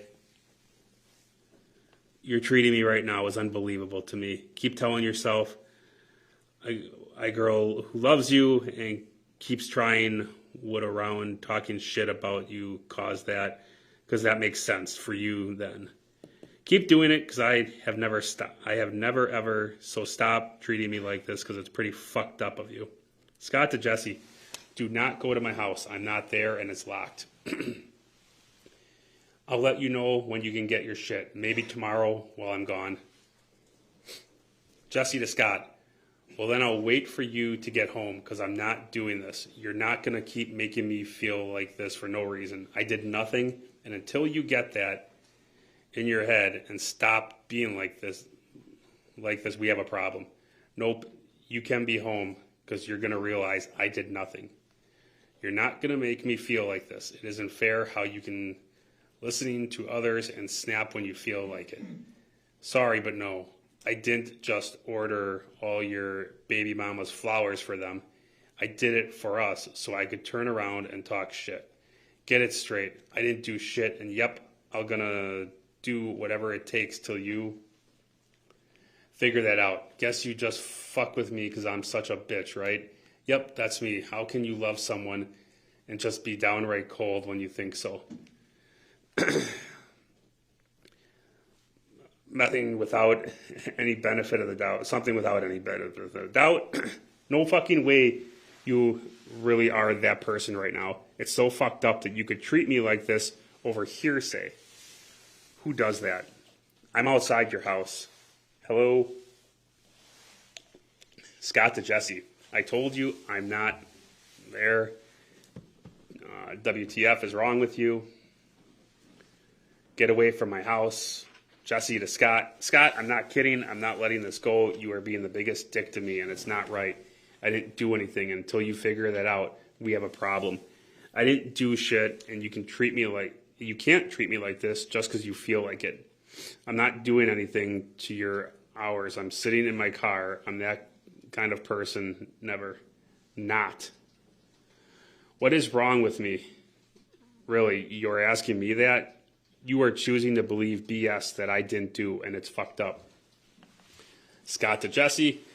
Why are you by my fucking house? Jesus Christ. Crazy fucking person. Jessy to Scott. Because you need to talk to me. Scott to Jessy. I'll just call the cops and tell them there's a suspicious person outside my house. Jessy to Scott. This isn't right. I didn't do anything, and you just lost it on me, and it's wrong. I'm not crazy. I'm normal. You're the crazy one who talked to me all morning like nothing and then just lost it. I didn't do anything. Not a damn thing. I talked to you. Yeah, of course you'd call the cops on me. Wow. Scott to Jessy. So you're going to sit outside my house till I get home? Fucking psycho. Jessy to Scott. If that's what it takes for you to realize I didn't do anything, yep, then that's what it takes.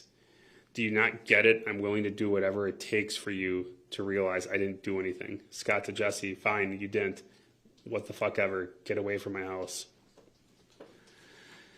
Jessy to Scott. You get mad and just keep talking. Just keep calling me names. That's awesome. Most people talk, but you just say everything and anything. You never loved me. Nobody would say that and act like this. You don't even get it. What you did and said today is unreal. You just straight up fuck because you cause I'm such a bad person and want everyone to think the guy I love likes wit. Yep, because that's normal and that sounds completely right. Everyone said it's so true. This girl I spent most of the week with just decided to bash me to everyone when she wasn't trying to get you back and do anything she could for you. Scott to Jesse, I didn't bash you at all. WTF is wrong with you? Why would I want people to not like you? You're fucking being stupid. Please leave me alone. Obviously, I need to cool off, and you're making it 10 times worse. Jesse to Scott, whatever. I'm sure you're sitting in-house laughing at me because you've got me so fucked up right now that I literally want to crash my car because I'm tired of feeling like a piece of shit. Well, let's see. I've walked in on Lynn thinking she was dead. Instead, just coma, probably to never wake up, and then you yell at me repeatedly over something I didn't do. And I lost you all over again before I could get you back. Scott to Jesse, I'm sorry for your problems, but I don't need this right now. I need to cool off. Detective Hoppe, can you please circle the word coma in this slide? And I would ask Madam Clerk if we could please save this annotation and have it marked as Exhibit 186A, and I'd move it into evidence. Receive. And we can clear the screen. Now, Detective Hoppe, remind the jury what Ms. Kurczewski said during the interview on July 10th of 2019 about this situation. That she never told Mr. Craig that Miss Hernan was in a coma. I'll have you continue on page 27. Continuing Jesse to Scott. I get it, but didn't do anything, and I'm so tired of everyone blaming me for everything. I didn't say anything, and then you bash me about calling your baby mama's kids, and when I haven't been. I am just trying to hold it all together, because this is probably the worst day I ever just thought things were good, not together. But good, and they went to shit over one night in the fucking bar again. I'm just tired of you yelling at me when I didn't do it, and you made me feel like the idiot again for nothing. Money's in your grill. Enjoy your night. Maybe you should have cooled off before blowing up on my without thinking about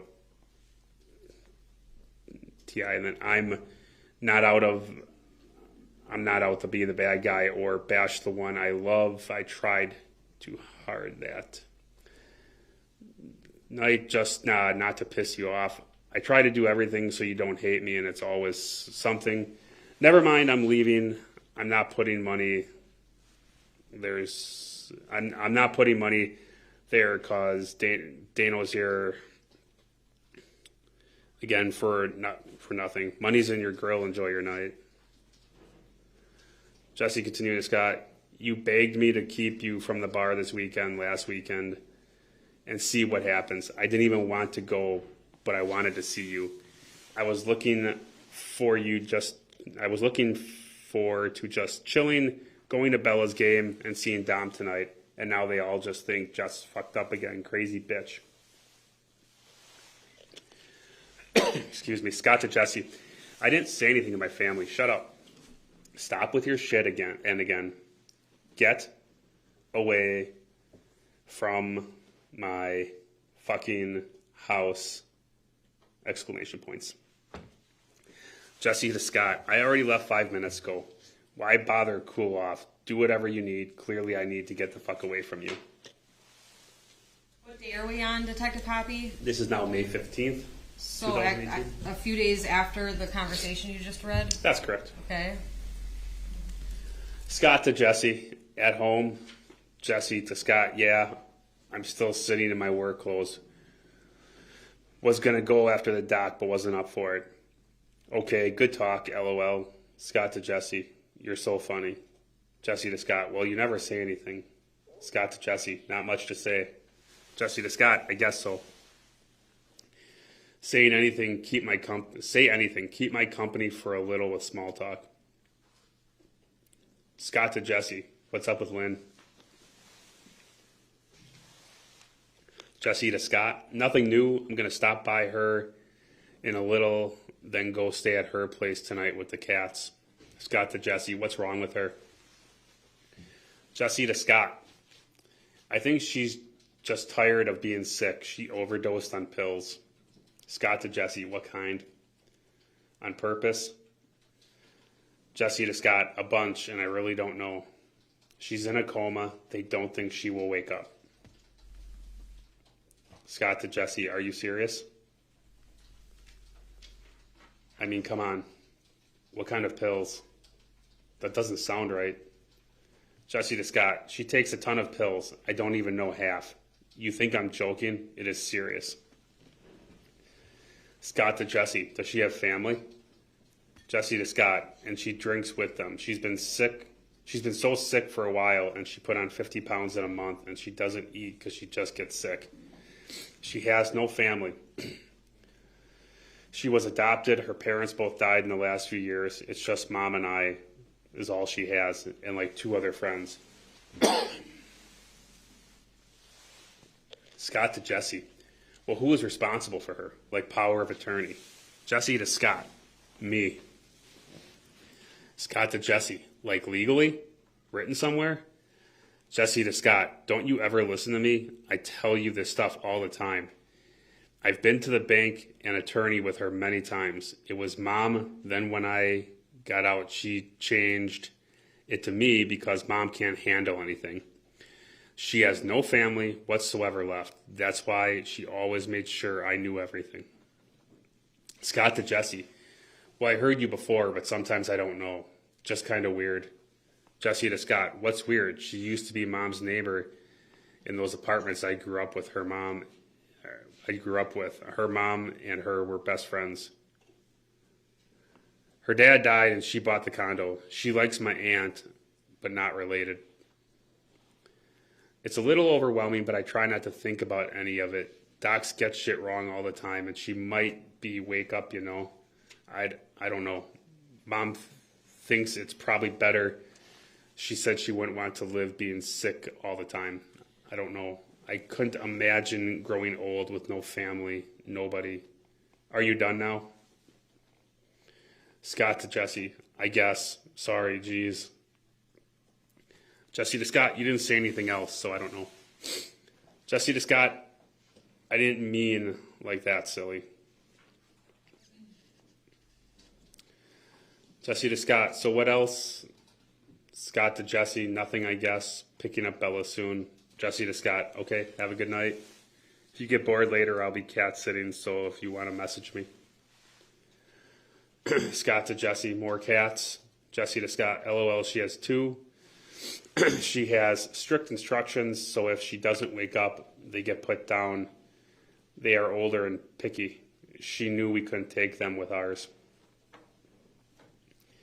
And that's what she wanted. They are to be creamed and put with her ashes, but for now I'm just keeping an eye on them. Scott to Jessy, how's Lynn? Same. The docs are talking about trying something tomorrow to see if there's any response and check her brain activity. Too many big words, I don't know. So I said, talk to me so I know what you're saying. How's Bella? Scott to Jessy, fine. I dropped her off at Hale for a track meet with her friends. Jessy to Scott, oh my God, now track. I don't know how that girl does it all. It's too much. Scott to Jessy, no, she's just watching. Jessy to Scott, oh, so you just sitting at home then? Scott to Jessy, yeah, laundry, dishes, stuff. What day are we on? May 16th, 2018. Scott to Jessy, Jesus, are you getting paid? Jessy to Scott, yeah, thank God. Scott to Jessy, well, that's good. Let me get it, LOL, JK. No, hun. Jessy to Scott, no, hun. No, but you should get your overall health checked out. Plus, it's important. Okay, get back to work. Just checking on you. Scott to Jessy, how's Lynn? Jessy to Scott, same. They said she had a rough night, so they aren't going to try what they were going to do today. Maybe tomorrow.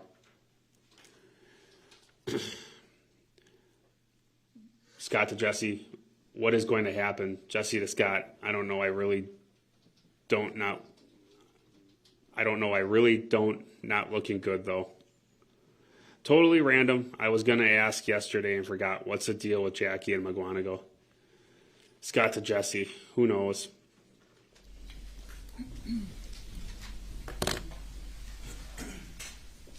Detective, was Lynn Hernan ever in a coma at Freighter Hospital? No, she was not. Through your investigation, did you become aware whether after the conversation that you just read, Scott Craig and Jessy Kurczewski stopped seeing each other? No, we were not aware of that. Okay. In fact, did your investigation reveal they stayed together after this discussion? Yes. Do you know how Scott Craig found out that Lynn Hernan did not die at Freighter? From us, the detectives.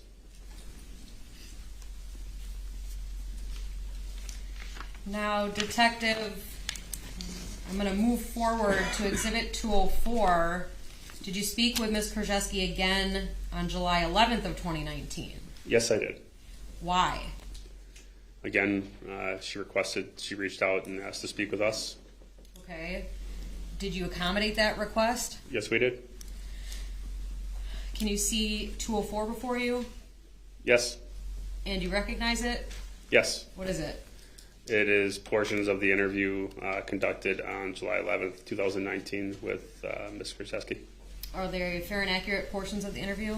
Yes, they are. I'd move Exhibit 204 into evidence. Ask for permission to publish. No objection. Exhibit 204 is received. Permission to publish granted. And Detective Hoppe, on slide 1, is there some information there in terms of the video to follow? Yes. And what is that? Again, it's indicates this is a meeting or an interview I conducted on July 11th, 2019 between myself and Ms. Kurczewski. Is Detective Cole in this interview? He is. Sorry, if we can go to slide 2.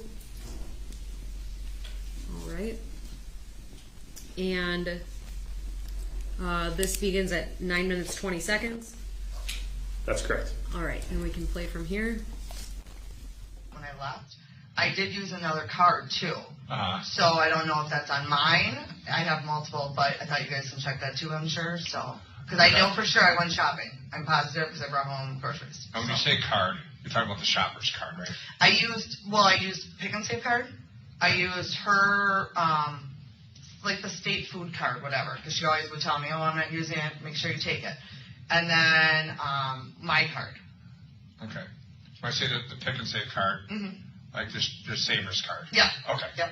And use yours or hers, you think? Mine. Okay, and is that under your phone number or? Under mine. Okay. And then you said you went. Because I usually punch in the number. I don't even scan the card. Okay. And then you went to Scott's house. Yes. I mean, I believe I went to Walmart and maybe Woodman's. I know I stopped at a few places, but I know for sure Pick and Save, and I want to say think Walmart. When we say Woodman's, which Woodman's would you It would be the one in Franklin. That's the one I always go to. Or Oak Creek, actually. Sorry. Oak Creek. Yep. Then you went to Scott's house. Yep. And you talked for a while. You said. Unloaded stuff and talked to. And then you drove to Lynn's. Yep. And you popped the trunk. Yep. If I'm wrong, I say you're wrong. Oh, I will. And your key, was the door locked or unlocked? And her door is always locked. So you unlocked it? Yep. And you entered? Mm-hmm. And tell me again what you find. First I said, well, hi, Lynn, and she was sleeping, or so I thought she was sleeping like she usually is when I come in. Now I say hi. Well, I did a double take because I was actually turning around to go to the trunk. And I did a double take because I realized, A, she didn't answer me, and I didn't hear her heavy snoring like I normally hear. So I literally turned back around, and I went, well, that seems odd. So I walked up to her right away, and I'm like, Lynn, just talking to her, And then I'm like, I don't see her, I don't hear her snoring. I don't see a movement whatsoever. And that's when, right away, I checked just to see if I felt any breathing, and I called 911 immediately. Okay. And then 911 tells you to do some, check the pulse. Check the pulse, and then they wanted me to lie her on her back, and I said, I can't. She's in the chair. There's no way I can move her. Oh. So they said, lay it back as far as you can. And then the troops come. Mm-hmm. I stood outside from there. I didn't want to be inside. I literally, when I finished doing what they told me to do, I walked right outside and just stood there. And was Jean around at the time when you're outside? She was next door with a neighbor. I believe she always used to give treats to the neighbor's dogs. And I believe she was with a neighbor and a dog. I don't know what neighbor, but they always walked by. But you specifically remember seeing Jean? Yes. And you know Jean real well because Jean's helped you over the years. Mm-hmm. She just helped me a day or two prior to pick her up off the floor. Did she have like a button or something, or she would just call you? Who? Like Lynn? Lynn. No, she would call. If she fell. No, she would call. What if she never phoned? She'd have to call to get the phone, or She literally had the phone like on her at all times, or right next to her where she could reach it. What kind of phone did she have? Just a cordless. Oh, cordless, so it's not even a cell phone. Oh, she had one, but that one she wasn't using for. So she used like a landline. Yeah. Yep. Okay. It was a cordless. So Jean was there, you said, the day before, you said?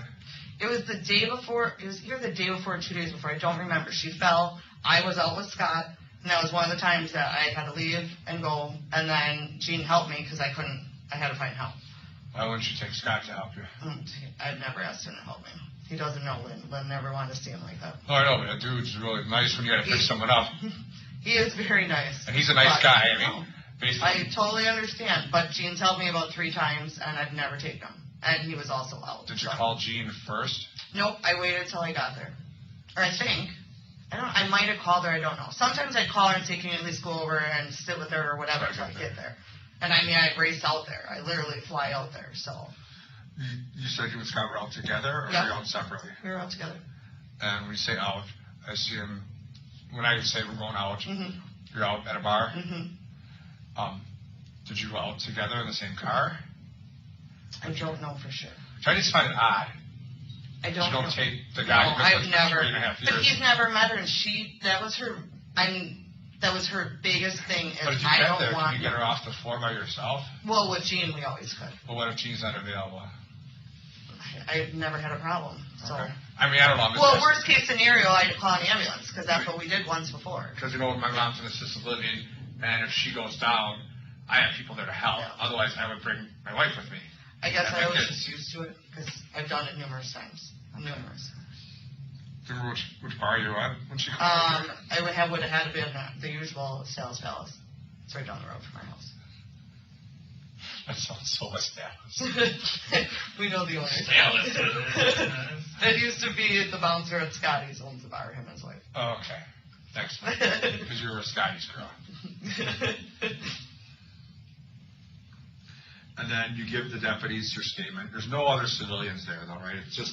Well, I mean, now all her neighbors are outside. No one goes inside. No. Nobody has walked inside. I walked out while I was still on the phone with 911. I walked out because I couldn't. I was just in shock. I couldn't even sit there. But you remember pretty clearly what she looks like. Yeah. I can't get that image out of my head. Can you describe it to me again? I mean, she's sitting in the chair. That's how she always was.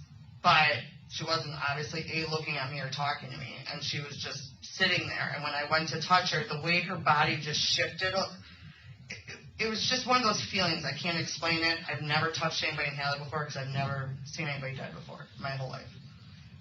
Or at least I can think. I mean, besides going to a funeral. I got you. It's like, I mean, and that's the hardest thing for me is because I've seen her a million different ways, and to see that, I mean, that image, I mean, I told the guy on the phone, I'm like, I can't sit in here, I had to go outside. Like, I was, like, sick to my stomach just seeing it, because it's something that you can't get out. And again, we talked a little bit earlier, but I've seen lots of dead bodies, so I'm pretty used to it.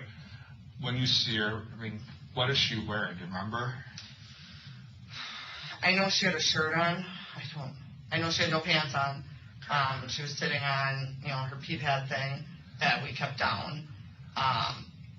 And she probably had her blanket on her because she always was she would go through hot and cold, so. Uh-huh. And tell me about the spoon and the pills. Well, when I left the house, that spoon and that, the plate were always on her side, like one of the tables, either or. Because I shouldn't say table. She had a table on one side and her speakers on the other side. That's where her pills were. That's where normally she had a thing of eye drops right there. And those were the ones she put in her eyes. That was where usually her water was. her phone, and I don't know if I said medication, but any of her medications. That's where on both sides of her. And we always had a plate and a spoon next to her. And when I left, there was like 4 or 5 pills, whatever pills she didn't take for the day, were sitting on top of it, and they were whole. And that's how I left her. And then you find her, and where's the plate now? I thought it was on that side table still, but the pills were crushed. Okay. And anything else about her that you remember? No. I mean, you just said that you'll never forget that image, and I get it. Cause I mean, can well, remember. yeah, I mean, it just,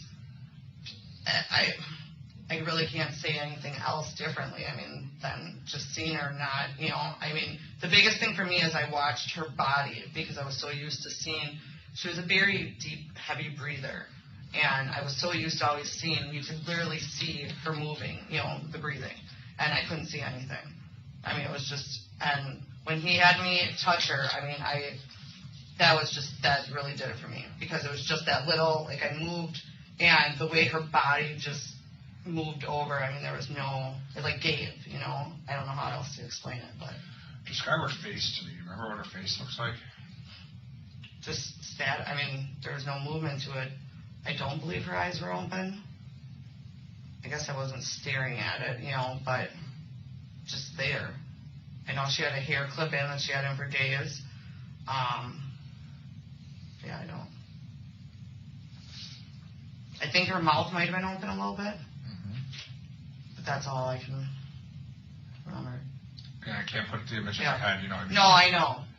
I mean, our brains are wired a little differently because we're messed up, that we see things and we cue on certain details and that kind of stuff, you know what I mean? It's actually kind of a curse after a while. I could see that. But again, this is your good friend that you love, that you've been taking care of for months and months and months at least, right? Yeah. Would you say more than a year? Well, taken care of, no. I would say as far as like the last 4, 5, 6 months.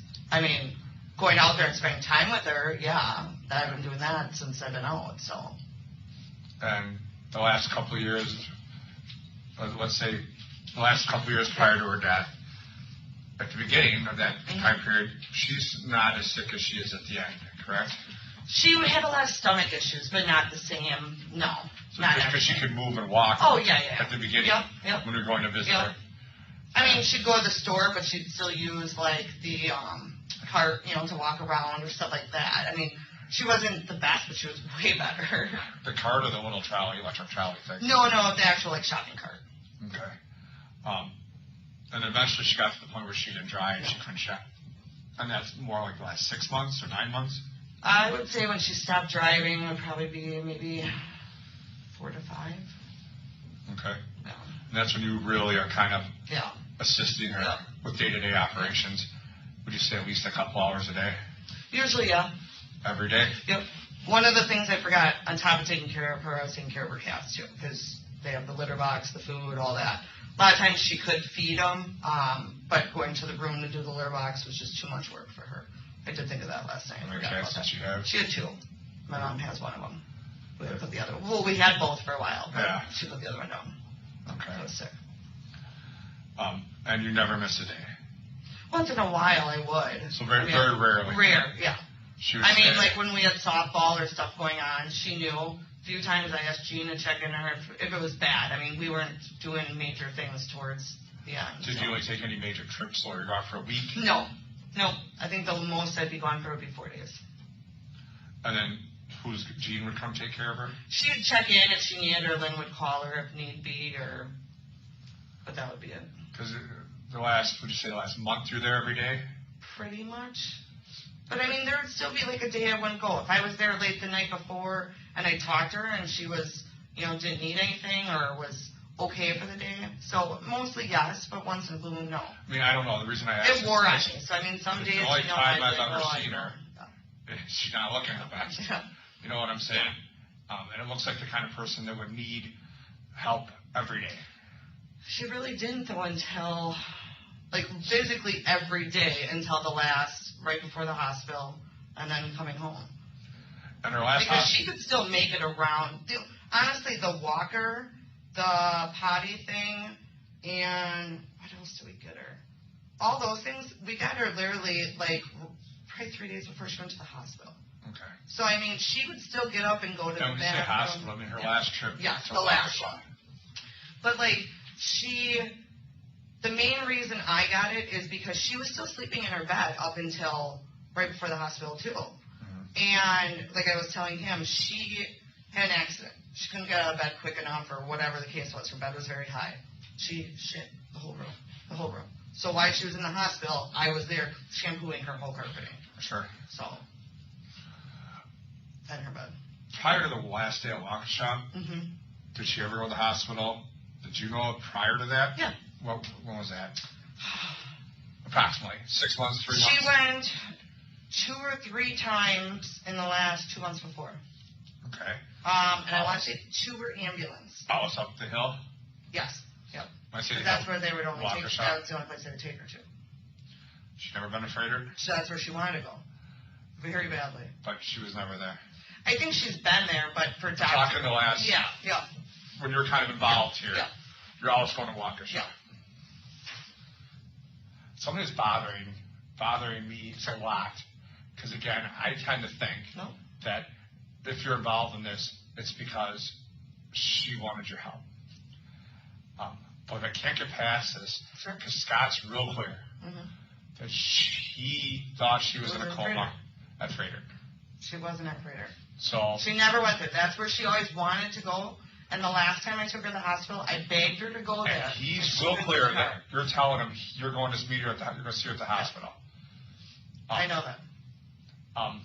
Which you're with this guy for 3.5 years. Either he's the stupidest guy I've ever met, or you're lying to him. I did lie to him. I did. Why?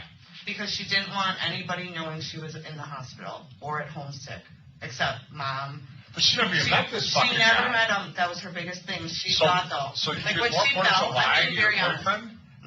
It was. A guy she never Trust got. me, I'm looking at it now going, I should never lie to him because I ruined everything. He's crushed. I know.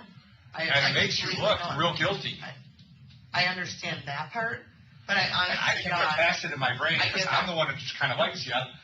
And I completely get it. He seems like I'd like to hang out with him. That's how nice he is. She wanted Freighter more than anything. That's where I wanted to take her to the last. But she's not there. You're telling him that's where she's at in a coma, which is a double lie. I don't remember saying coma. I always said she was in and out of it because she was at home, and that was the truth. She was in and out of it all the time. But I did tell him Freighter, and I'm not gonna lie about it. I'm telling you, I want to tell you everything I possibly can at this point. Well, we need to get there because you are involved in this, and I'm trying to put you in the best light to the court. I get it. That this didn't happen for money. This happened for love. It didn't happen for money. I'm completely honest, and I will tell you. And I know your story about what happened to her. You told me that yesterday. I'm more than sorry than what happened to her. Because when and it's chewing you up inside. I know this because even yesterday when we talked about the Visine, I could see just kind of ripped out of your body. I left here last night and I told him, or one of you, I slept for a little bit. Not the best. I slept good because just getting it out, it's been wearing and tearing on me. I mean, more than you know. And I think the biggest part for me is that's why I was getting frustrated when they kept saying she had to have it that day. What she had that day, I didn't know, and I'm serious. I said she did. One time, the whole time I've known her, she drank 1 bottle in front of me. Just one time. 1 bottle. And she never did that afterward. I was so upset and hurt by it because I didn't want her to do this. I didn't think it was the best way to go. She was trying everything. She threw up How did pills. she find out about this? She researched it. She How? researched numerous things How? on my phone. When I'd be out there, she looked up the gun. You know how that's going to look for you, right? I understand. I mean, everything. She doesn't have She can't access to defend any of herself. it. She can't. She can't doesn't have- talk from the grave, and it's all on your phone, your internet, your this, with permission, But blah, blah, she blah. couldn't- Ordering a gun. I mean, disposing of the gun is you. I did that for a reason because I watched her hold it to her head. And what did you do with the gun? I took it apart and threw it in the garbage. Do you have ammunition in it? Yeah. Yep. I took the whole thing apart And because you it know was a put together you know how gun. to disassemble? You know how to just disassemble a gun? Because it came with the whole. It was one that you put together. It wasn't like a like a whole, I don't know how to explain No, it. we're Website familiar for with it. Yeah. And they're like the ones you're not supposed to order from. And she got 2 of them. She ordered one and I got ribbon. She ordered another. When did she have the guns? Roughly. 3 months before. 3 months prior to that. And That was the both of first them? thing she looked at. Because you said that one time you got there Yep. and she was kind of sleeping or passed out with the gun on her. No. No. She actually, one time, I was in her room doing the Keller and came out and she had the gun up to her head. Up to her head. And you took it away from her? I took it away from her. And what did you do with it? I left it by her, but I took it away. It was maybe like 5 feet away. I moved it. I was just in shock. I couldn't believe she actually would do it when I was there. That was her biggest thing that she said to me from day one is, yes, she didn't want to be here, but she didn't want me to be around for it. That's what she always told me. And the fact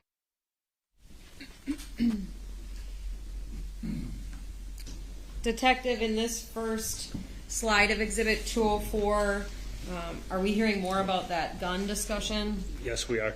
At this point in time, what did Ms. Kurczewski tell you she ultimately did with the gun? Threw it away, disposed of, or took it apart, disassembled it, and then threw it away Where? in the garbage. Does that story change over time? Yes, it does. Okay, going to the next slide, please. Well, I took it like 5 feet away from her. I couldn't take it. Yeah, you can. But I was in shock. Did you call the police and say, No, I hey, didn't. listen, we got a problem? No, I didn't. Because that's not, ultimately I knew what her goal was and she was going to achieve it one way or the other. But now it's kind of on your conscience. You think? Yeah, I do think. know. And Even with the Visine. Told you, she drank the 1 bottle in the why'd you keep buying it for? Because that's Bottles and bottles and bottles at a time. That's what she wanted. You buy her 1 bottle. My brother's a junkie. I don't give him $500 at a time. She also, I give him when $20 she for first dinner. started taking it, her thing was that she liked the way she felt. It would knock her in and out. She'd wake up. She said she lost, feeling of her body. It made her feel good. I'm not saying this is what I wanted, but I know somebody who was so sick that I get what she wanted. Give But her a little bit of weed or also something, didn't. but you don't give her a Visine. I mean, come on. It's weird. I get it. It doesn't make sense to a normal person. I get what you're saying, but at her thinking, I didn't want to deny her everything, but I didn't want her to take the easiest way out. And honestly, she was doing it for so long that I didn't think she was going to die from it. I really didn't. I thought, okay, she's getting some sleep from it, that's it. She was doing it for 2 months at least. Doing what? The Visine. I thought you said you only saw her with the bottle one. No. I bought it for her. I only saw her physically drink the bottle, from the bottle 1 time. After that, I'd come there and to the garbage and so forth. She got to the point where she said, the first time she took it, she said, this is kind of boring. I go, what do you mean it's boring? It just doesn't taste like anything. That's when she started mixing it. I swear to God, on everything. She had said, there's no You saw her taste. literally just drink an entire bottle of 1 bottle, yes I did. How long did you stay with her then? That day I was with her for hours. And what happened with her? She just kept falling in and out of sleep. That was it. And then the next couple times that she took it, I didn't know she was taking it until afterwards. She'd have a few drinks and all of a sudden she'd get weary and lazy. And one time she wasn't breathing good. I said, do you want me to call the ambulance? And she goes, no, I took the Visine. And I didn't know because she didn't take it by itself. And I'm dead serious. She didn't take it by itself. How long ago was this before she died? Probably about a month. I honestly thought when she was in the hospital they would have figured it out and helped her. But that's my given truth.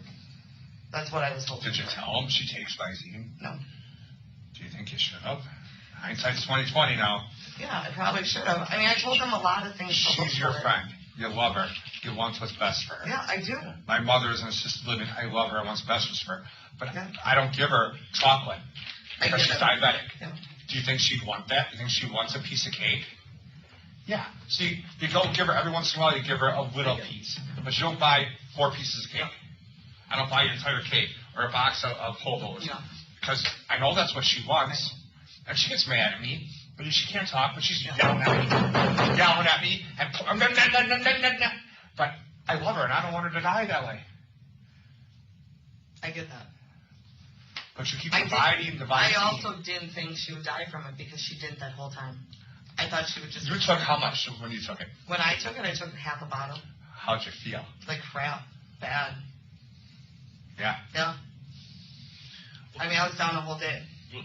talk about that day again. Yeah. So what happened that night? What led up? What was the? We just went out, and she was on my mind. The whole thing was just bothering me. I, to this day, before we even go into that, I, to this day, always wondered, was it the Visine that did it? I knew the night before she drank it. I knew she had water the next day. But I always wondered, and I wondered if I didn't leave for those few hours, had I been able to call 911? What happened? I don't know exactly what happened. Did her heart stop? Did she stop breathing? I don't know. So that's what I always wonder.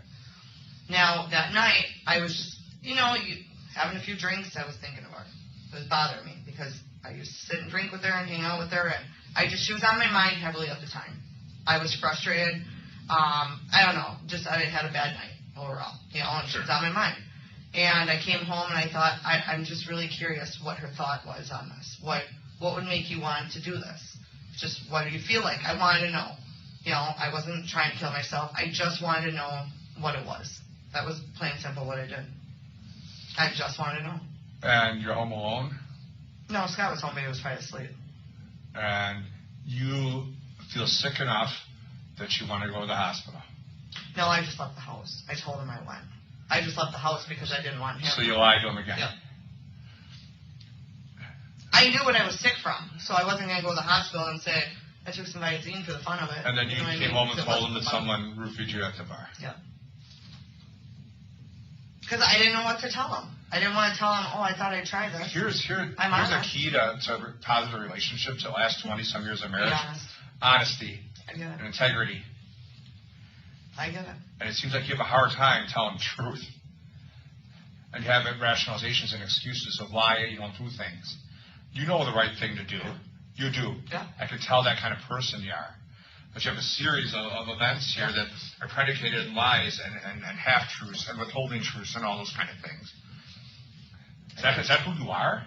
No, it's not. It's not who I want to be. For him, I obviously lied to him more than anything. I get that.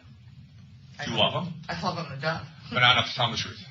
Well, that's all I want to do now is I want to sit and talk to him, and it's not going to happen for any time soon.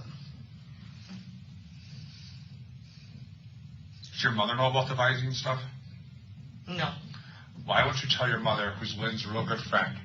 She's good enough friend that Lynn's Lynn's given her cash just with a letter saying, don't tell Jessy I gave this to you. Yeah. She knew about the gun, and she knew that Lynn was taking her pills every so often too much, but she was trying things. She did know about certain things because when I told her about the gun.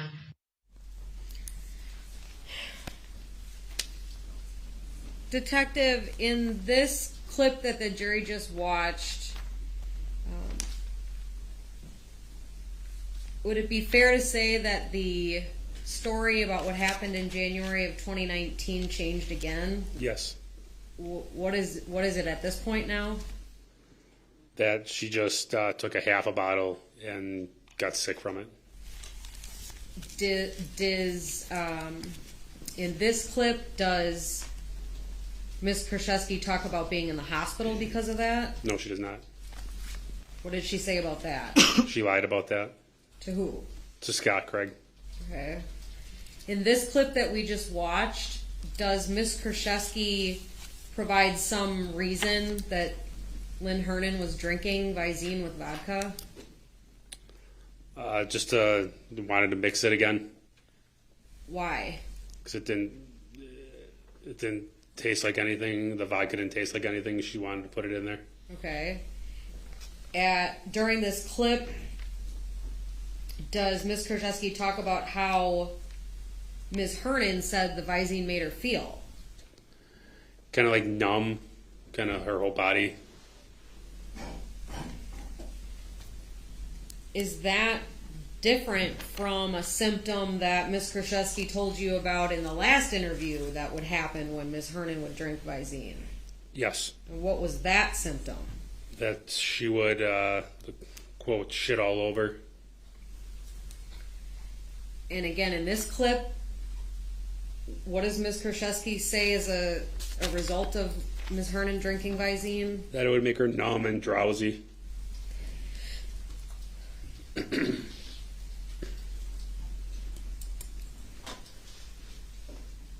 Going to slide 4. I knew. My knows very well that Lynn did not want to be here anymore. She knows that. She'll tell anybody that because she does honestly know that. She knows what Lynn was like for 20 plus years and what she was like at the end. If you're struggling so much, why aren't you telling anyone what's going on? If you're struggling internally with Lynn trying to kill herself, taking this Visine, which you know is wrong, not normal. Yeah. Especially if she tries to drink a whole bottle in front of you, right? The gun thing, everything. But you don't seem to tell anyone what's going on. No. Do you know what I did? I drank. I drank it away. That's what I did. You got to. It seems odd that you don't ask your mother or Scott for some assistance. Not even assistance going there with you, but just, Scott, what should I do? Mom did know some of it. Scott, what should I do? And my mom got to the point where she didn't want to be around it. What do you think Scott would have said if you would have said, hey, Lynn's drinking Visine, what should I do? He would have said, probably call the cops immediately. Because Scott does the right thing. Yeah. And if you know that, that's the reason you didn't tell him. Because you knew it was wrong. I knew it was wrong, but at the same sense, there's only so much you can do. And I just feel like I don't know. I didn't know what to do anymore. You said earlier. I love her to death, and I didn't want to watch her anymore being miserable, but I didn't want to let go of her at the same time. I went both ways. Were you with her the night before the death? Yeah. Because you said earlier, about 6 minutes ago, that you knew she drank a bottle the night before. Yeah. She drank, not a bottle, but she put it in her vodka. I did know that. I said that yesterday. And then you go there the next day, and she's fine. Yeah. I mean, she was in and out, sleeping, awake. But she said, yeah, I'll see you later, darling, or something. When I left, she said, I'll see you later. She knew I was coming back. And she didn't seem in distress? No. Not any more than she ever did. No. She's not having diarrhea, or she's not throwing up? No. She's not. No.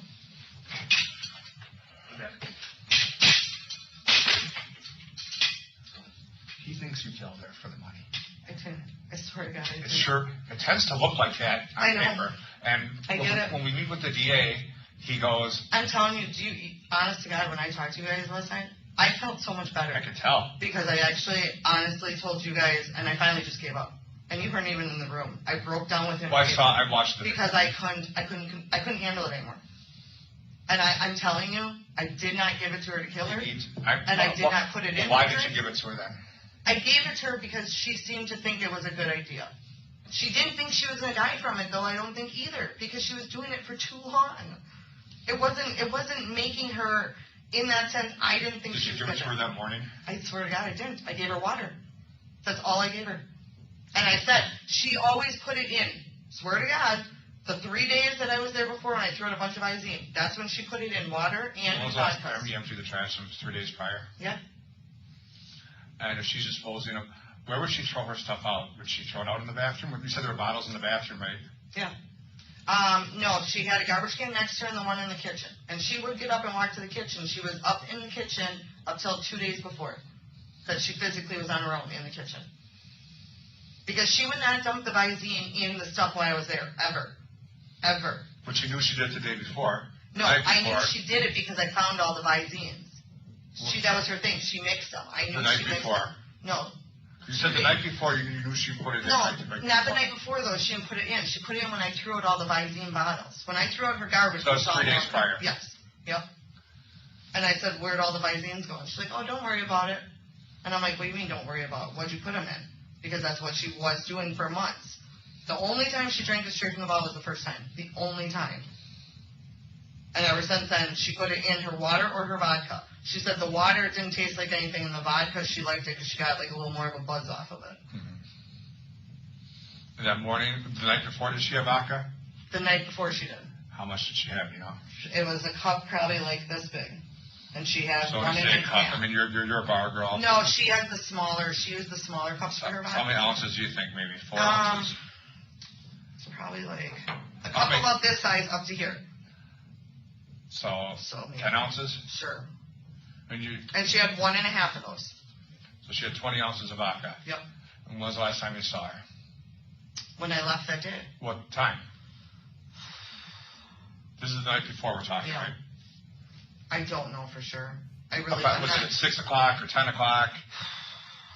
I don't want to say because I don't want to be wrong with my time. I'm asking approximately, do you think? Dinner time? I'm going to guess maybe 5 or 6. So around dinner time? Yeah. The night before? It might have been early. I mean, we were watching TV. Well, because you guys can look at my phone and know the times. I don't want to lie about times when I honestly don't remember. I got you. I know I was there. We watched on TV. What did you do the night before her death, do you remember? That was what we did. What did you leave at 5 or 6? You and Scott went out, you watched a movie, you went to the kids' softball game, something like that. I don't. Went to Chuck E. I Cheese, I don't know. Probably just at home. It was a Monday night. Monday nights the bar is closed that we go to. So we were probably just home. Was it a Monday night? I don't even know. She died on a Tuesday. Okay. I remember that plane is dead. But you weren't there like at 10 o'clock news time? No. You'd be home before that? Yeah. I mean, I've been there late like that. But the day before, you would remember if you were there at 10 o'clock. Because you would have told the deputies. Last time I saw her was at 10 o'clock. Yeah. Last night. I mean, because they usually ask you what the last 24 hours of when you saw her. And she drank 2 10 ounces. 1.5. 1.5, so 15 ounces of vodka then? Yep. And when I left, I dumped it out, and she said, "Get me water." And usually I always brought her 2 waters that she put by her. Okay. And the waters were sealed when you gave it to her? As far as I mean... You wouldn't know. Because when you pick up a bottle of water, you can tell it's been open. Well, no. But the thing is that she knew I kept throwing them out on her. Because I was getting frustrated. Because every time I saw... Because I didn't even drink the bottles of water the last month. I didn't trust it. Because I knew what she was doing. And sometimes she'd say, "Oh, did you get that from the right or the left?" Or, and I'm like... So I didn't trust it. Okay. I usually went out there with my own sample. You said you 3 days before, you threw out the trash or a bunch of Visine in it. Yep. I threw out all her water bottles. There was from a that ton time, of Visine. did you purchase any more Visine for her from that time to the time you found her dead? I don't think so.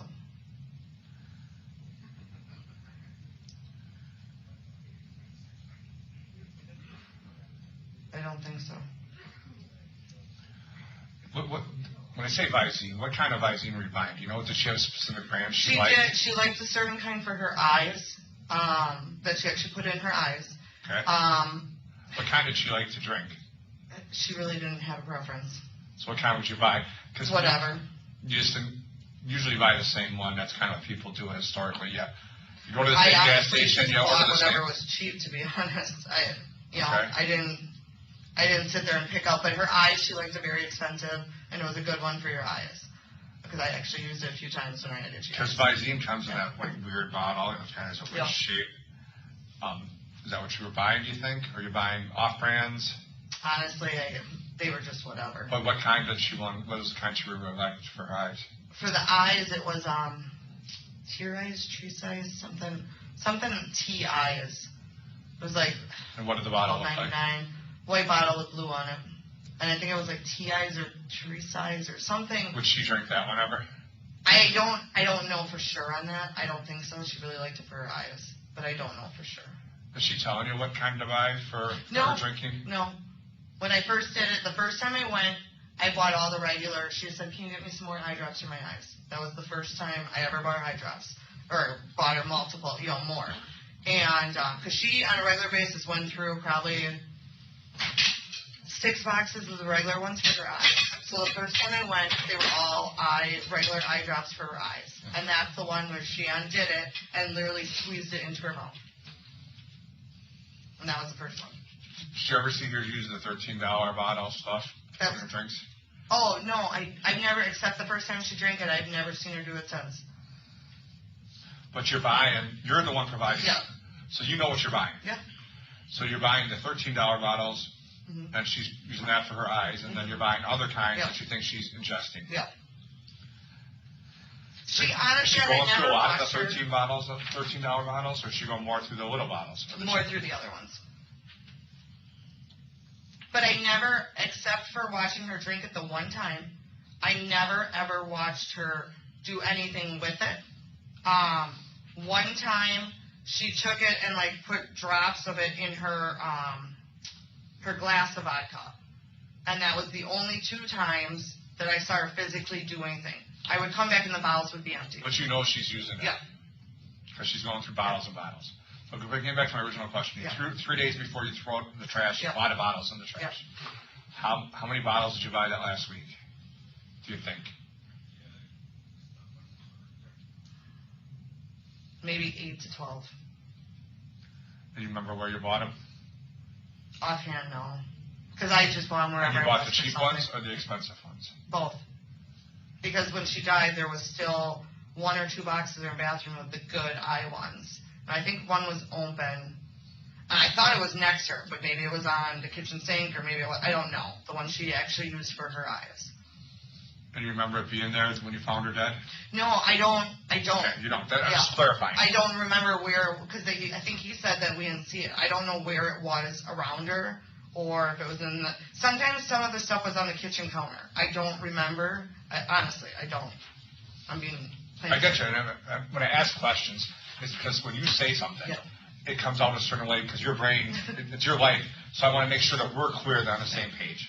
So I'm not saying you're lying. I just want to make sure that you and I are 100% on the same page. Does it say, is that my report?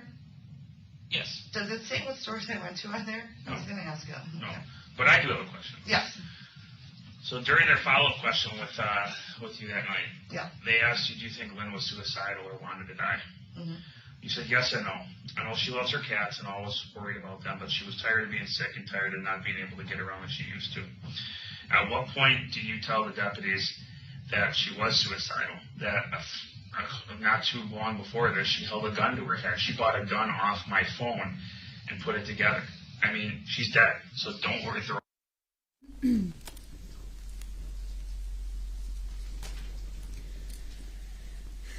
Detective, throughout the interview clips that the jury has watched thus far, were there portions of those where Ms. Kurczewski said that she never saw Ms. Hernan drink eye drops? Yes. In this clip that we just watched, what does Ms. Kurczewski say about that? Changed it from one time to seeing at least 2 occasions her putting eye drops in something or drinking eye drops. But confirming that she knows that Ms. Hernan's drinking more than she's allegedly seen.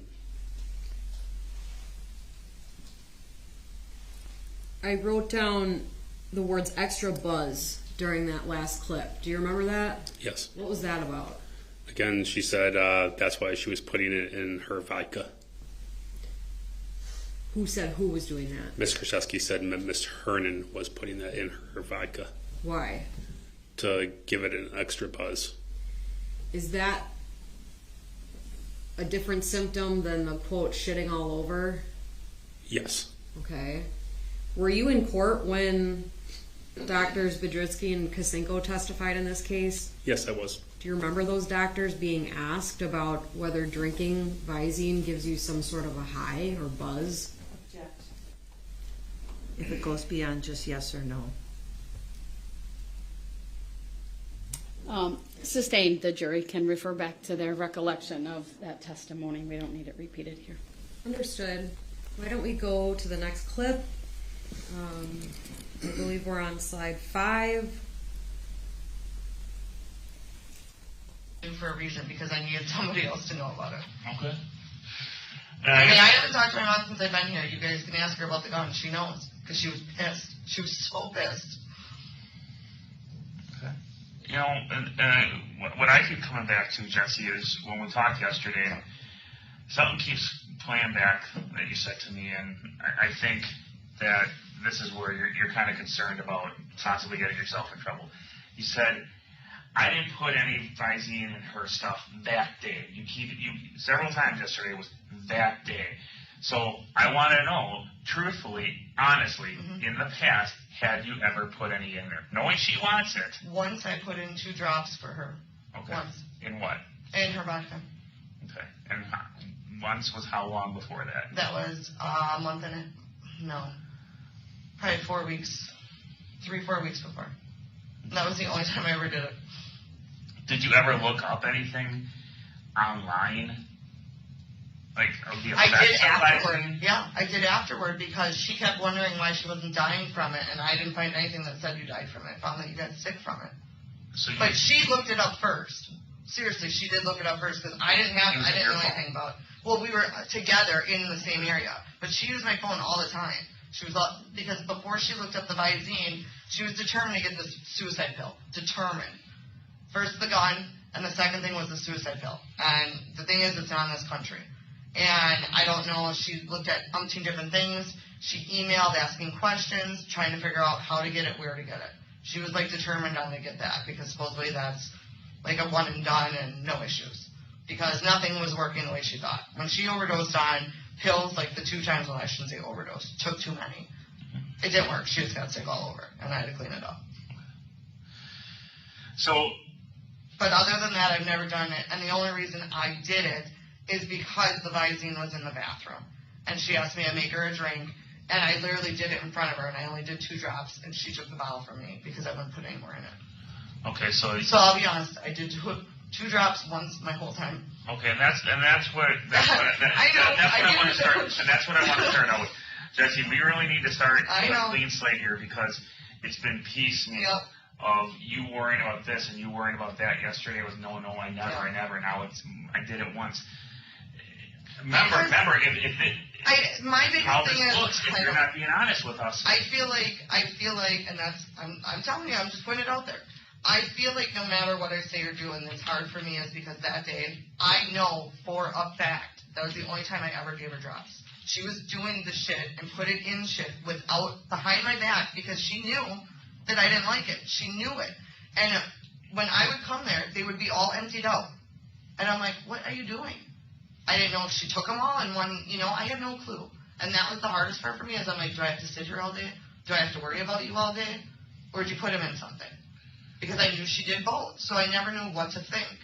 And I swear I wouldn't have thought anything different. I didn't think she'd ever die from it.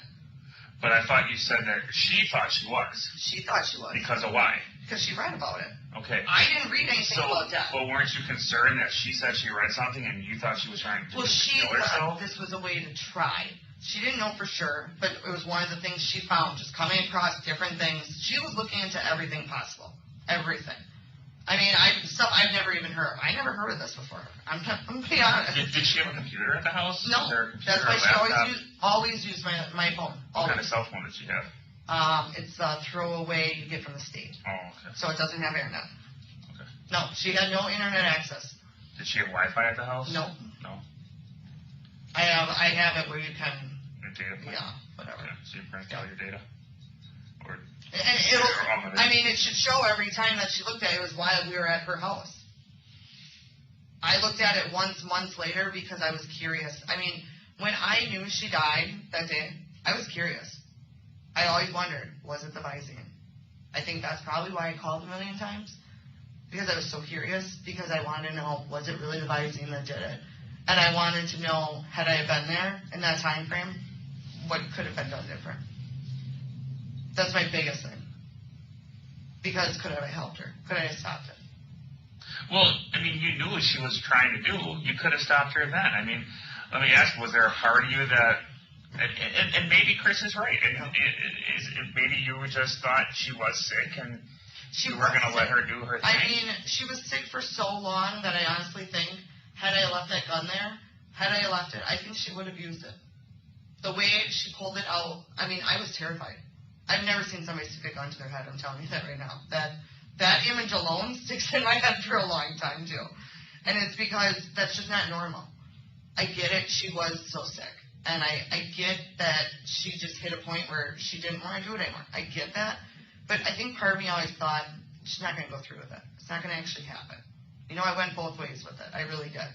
I didn't think, because she was drinking for so long, I didn't think that she would actually die from it. I really didn't.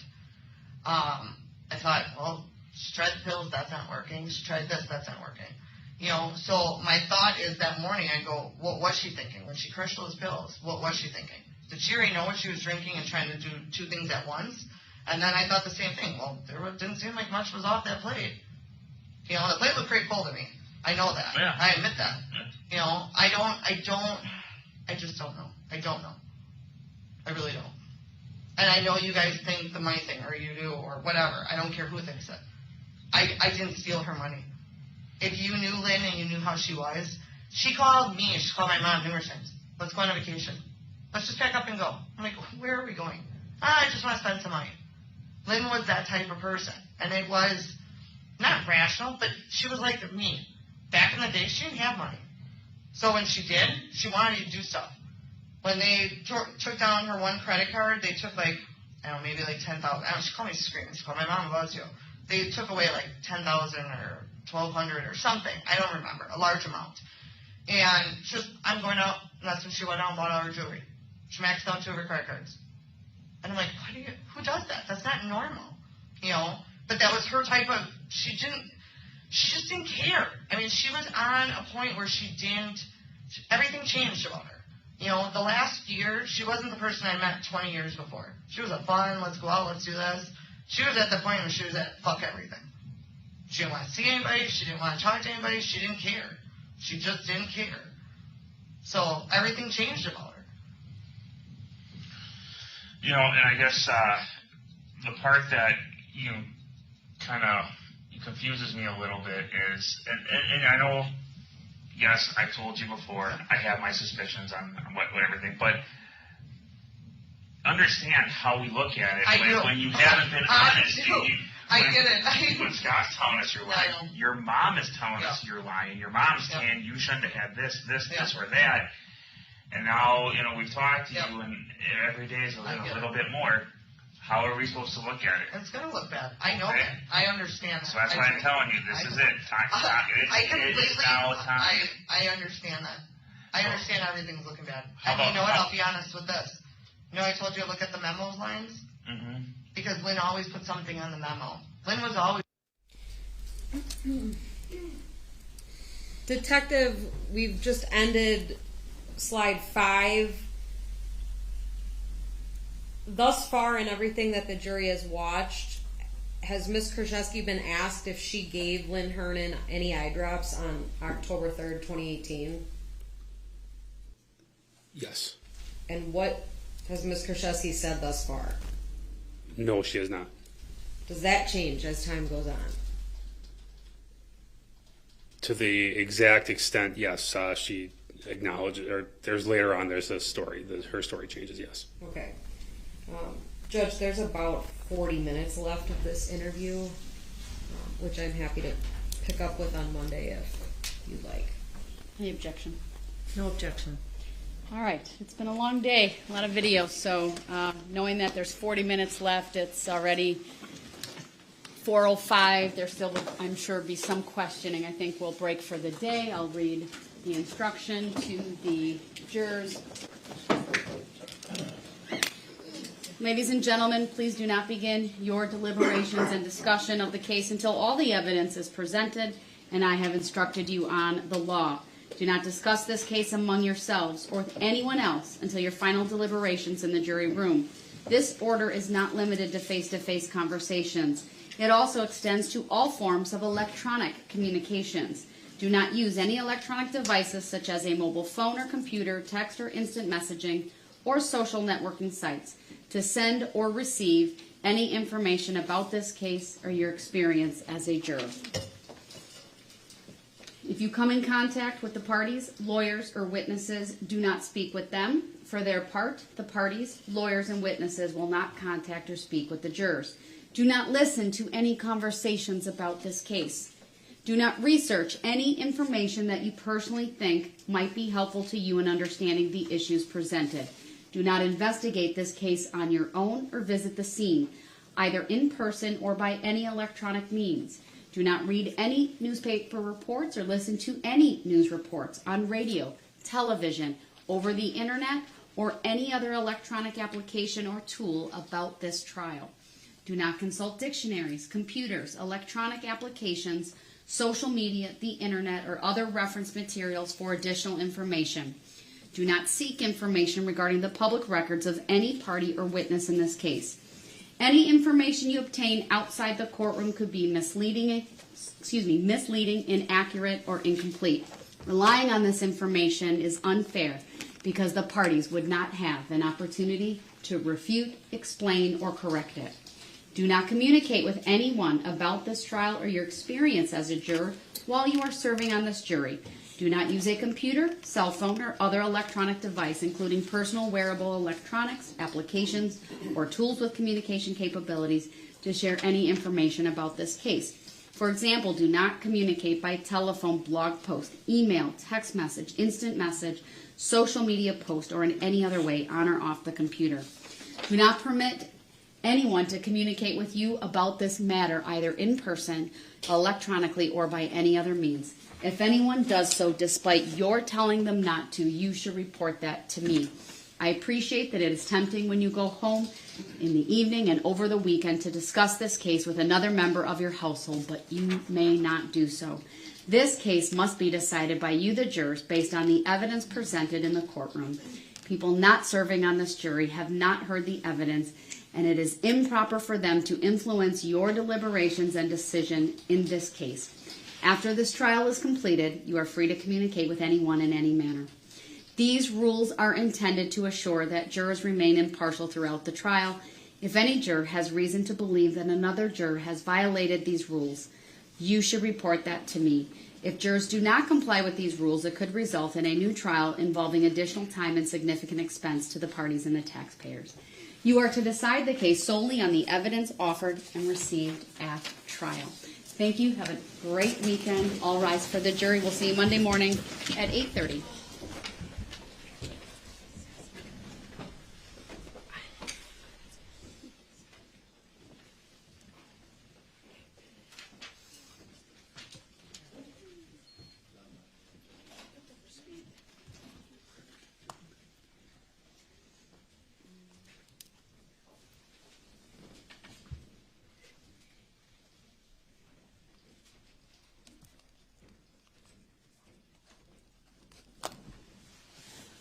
All right, thank you.